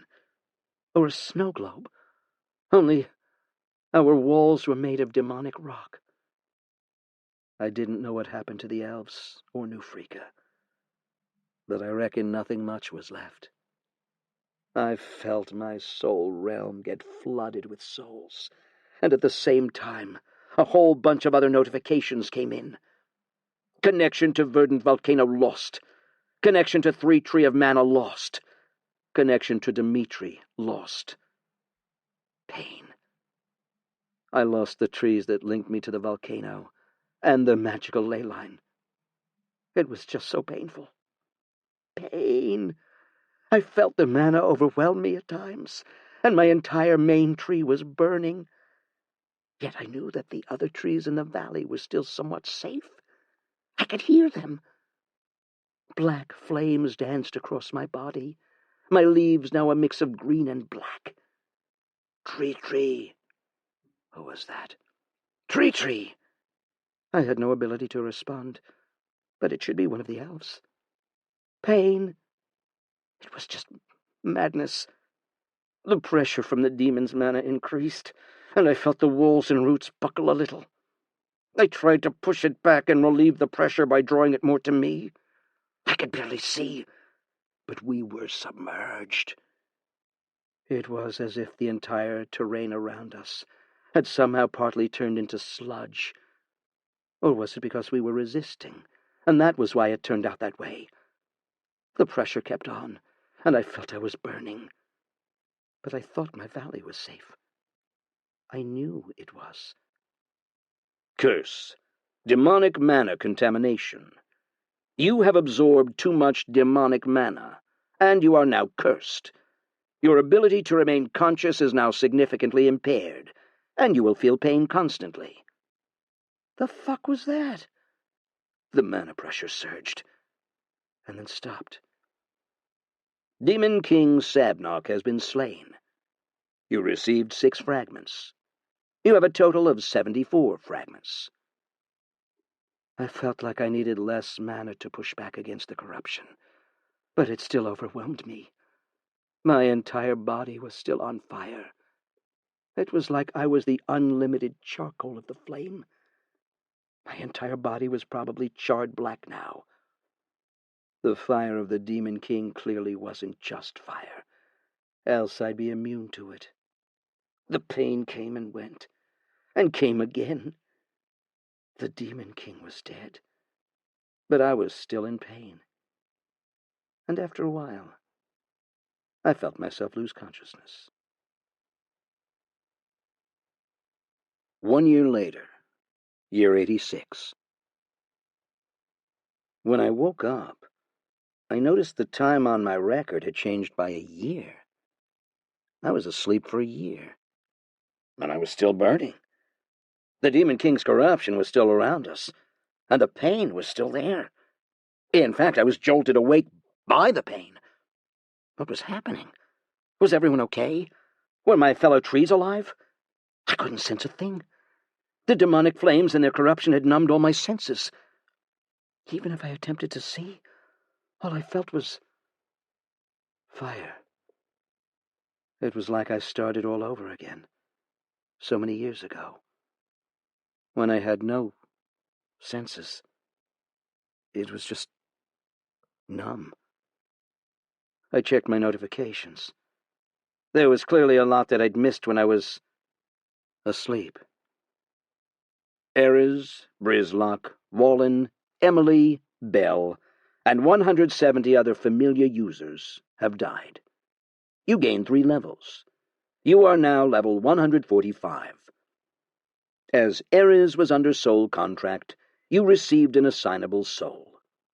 Soulforge is down. Skill learned from Emily's death. Basic tea-making. Skill learned from Wallen's death. Basic administration and record-keeping. Skill learned from a fallen Valthorn initiate. Pain endurance. The skill Hibernate has been significantly upgraded to Regenerating Sleep. The skill Haunted Forests significantly upgraded to a unique skill, Forest of Ghostfire. The skill Natural Mana Overwhelming upgraded. Oh. I felt a twang of sadness for their deaths. But then again, that meant Jura, Laufen, and Lausanne were still alive. What was happening out there? I couldn't see a thing, even if I could feel like I was still holding back a barrier of demonic mana, and I was still drawing the demonic energies from outside. I could still access my soul realm, at least. Erez? In the dark, large, extra-dimensional space, filled with many little floating lights. This was the place where the dead went to move on. A small light floated and approached. Oh, what happened? The valley sank, and this black wall appeared and trapped the entire valley. Almost everyone died. I was killed by a stray fire from one of the cracks in the floor. Do you know what else? No. I died quite quickly. I went back to my notifications. There was still a lot to go through. A year just zoomed by. There were a whole bunch of skill seeds and class seeds I received from all the people that died throughout the world. There were so many skill seeds. I could probably give 10,000 people and still have leftovers. From my soul realm alone, there were perhaps 800,000 little lights, and there were probably more that already moved on to their next life. So many died. Trevor? Ivy? Strategos? Trina? Horns? Silence. Unable to establish connection to Trevor or Ivy or Strategos or Horns. Trina has been destroyed. Strategos has been destroyed. Trina's remains are pending collection. Do you wish to collect it? Strategos' remains are pending collection. Do you wish to collect it? Yes. Your skill. Learning Aura significantly upgraded to Genius Aura. Your skill. Dream Tutor significantly upgraded to Dream Academy. Your skill. Power leveling upgraded. You gained a skill. Instant Battlefield Route Tunnels. That sounded like Trevor, Ivy, and Horns were still alive. That was good. And then I felt the pain again. The surging pain. Why was it still so strong, even when the Demon King had fallen? Did his corruption take a mind of its own? I couldn't resist the pain, and it made me lose consciousness. Again. Aftermath. Lausanne. It was a sudden day. Treachery started screaming in their heads that something was happening, and they had to be prepared. "What's going on?" one of the Valthorns asked Lausanne. Why do we all hear Aeon's voice? Something bad is coming. Let's go! Let's go! Lausanne snapped. They'd never had Aeon suddenly warn them in this manner. Not ever. To the woods! Everyone fled, but it was a mess. The planned underground bunkers were not good places, but not everyone got the message, so some of them still ran for the bunkers. Some wondered whether it was a false alarm, like that time when the demon supercannon attacked. Some just shrugged it off. Nothing to worry about. Aeon will take care of it. For the first time, sadly, Aeon's powers were not enough. The sky darkened almost instantly, as the shockwave of the Demon King's corrupting mana flooded the distant skies. The first wave came, and they felt the entirety of the valley shake like never before. Roots started popping out of the floor, and so did cracks. It was as if the roots were fighting the earth itself, trying to hold the ground together despite the earth trying to break apart. Then came the flames. The cracks started to spit out weird blackish things that spawned strange demon-like creatures. Demons! It was a battle now, but the ground was shaking uncontrollably. Where'd they come from? Roots started emerging to impale the demons, and often swallowed them altogether. No one was free to answer. Lausanne activated her special familiar, and used the vine whips to quickly move, avoiding the cracking earth below. Luckily, her mom was usually found in the secret hideout, so she figured her mom was safe. The ground shook, and they saw the skies turn red, and then black. Black flames filled the distant skies, and the trees in the horizon burned. It wasn't hard to figure out that the Demon King did something, but they could only hope to survive it. Another crack, this time right across New Freaka, and a jet of black flames shot out, burning through multiple houses and people. The fires emitted were unnatural, a mix of black and red. People burned, and Lausanne had never seen so much death in her life. But she didn't panic. Somehow, somewhere, something drove her to run, using her vines to pull as many as she could out to safety. Buildings started collapsing. The outer walls fell. Houses burned. Another crack. A streak of fire emerged. They ran for the woods. Another massive crack appeared in the ground, and black fires emerged from the gap. Roots appeared to try and pull the cracks back together, but the roots got too burned. Still more roots appeared to take their place. All she could hear were shouts, screams, and cries for help. She tried. Beetles appeared, and they moved on their own, carrying as many as they could toward the deep forests. Lady Lausanne, I'm glad you're safe. Medeus appeared. He levitated in the air using some kind of magic. He created shields, and they worked somewhat to redirect the flames. What's Aeon doing? I'm sure it's fighting this demonic energy. Throughout the valley there were many cracks, and also many roots appearing. We don't have much time. The area closest to Aeon is the safest. We must go quickly. He levitated, and also attempted to carry a few others with him, dodging jets of fire that emerged. Did you see Uncle Jura? I'm afraid not, but I think he should be fine, Medeus said. I must go. Lausanne nodded and sidestepped a fire jet. She created a wood shield to block a black fire. The shield disintegrated almost instantly, but it did block it. People were running, but the cracks were getting bigger, especially in New Freaka's outer districts. Even the Valtrian Order's headquarters were not spared, as everything just went up in flames. The hotel was partially burning too. Few things lasted long against the flames, but Lausanne noticed quite a number of trees that seemed to resist the fire a lot better. Crack! Another rift appeared from another direction, and then they noticed it. The valley was starting to sink, and New Freaka was torn apart. So many fled. A part of the dirt started to move, turning into a kind of sludge that swept through New Freaka. It was as if the land around the valley turned into a mudslide, and the roots appeared, attempting to hold the mudslide back. So the mud moved upward, and the roots followed. What? Lausanne ran. Whatever this wasn't something for them. It was then she saw it. 6 massive streaks of dark energy appeared, as if pulled by something toward Aeon. The streaks torched all the trees in their path, but left those out of their way untouched. It broke the illusion that hid Aeon from everyone's view, and they saw it, a massive towering tree that almost pierced the sky, go up in flames. Black fire danced and raged, hopping from branch to branch. Aeon's camouflage had broken. Those 6 streaks turned into rivers of dark energy.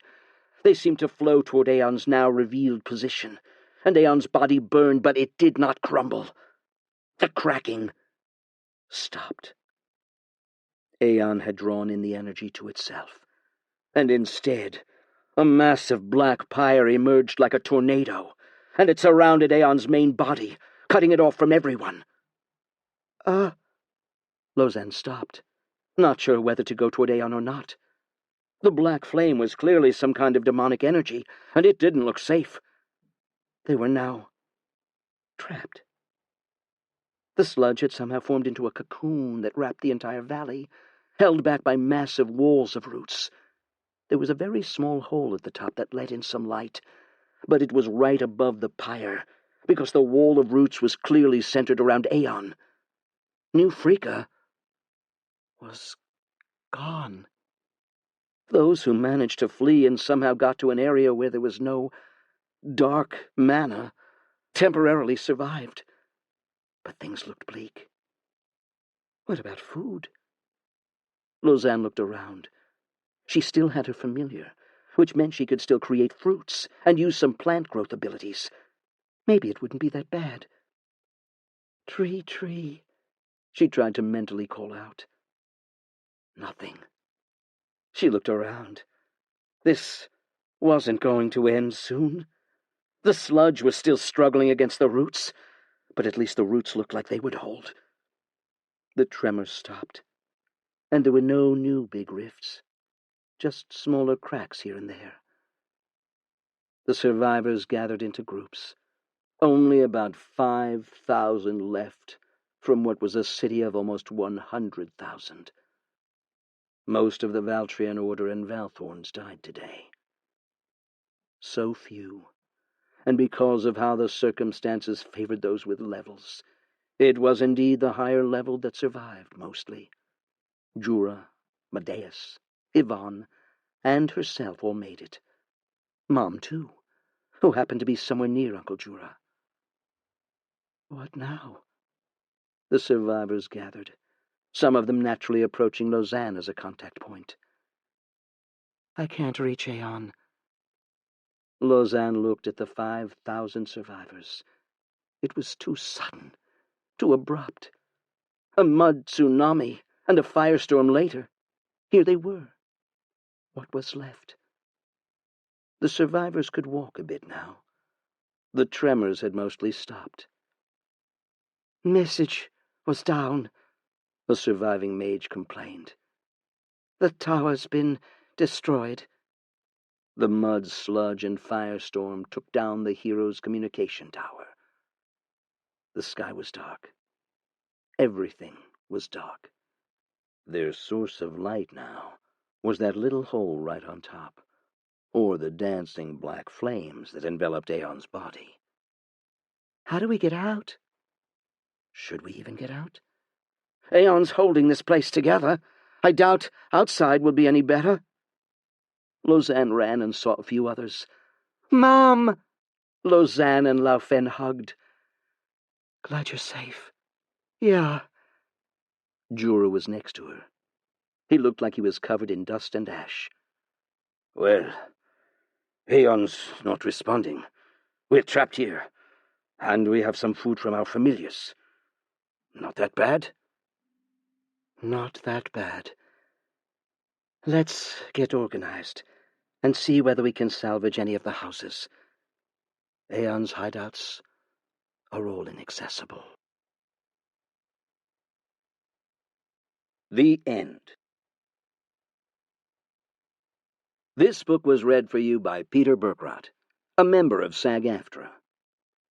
We hope you have enjoyed this production of Tree of Aeons Book 2 by Spaizzzer. Recorded books are available wherever audiobooks are sold. Thank you for listening to Recorded Books.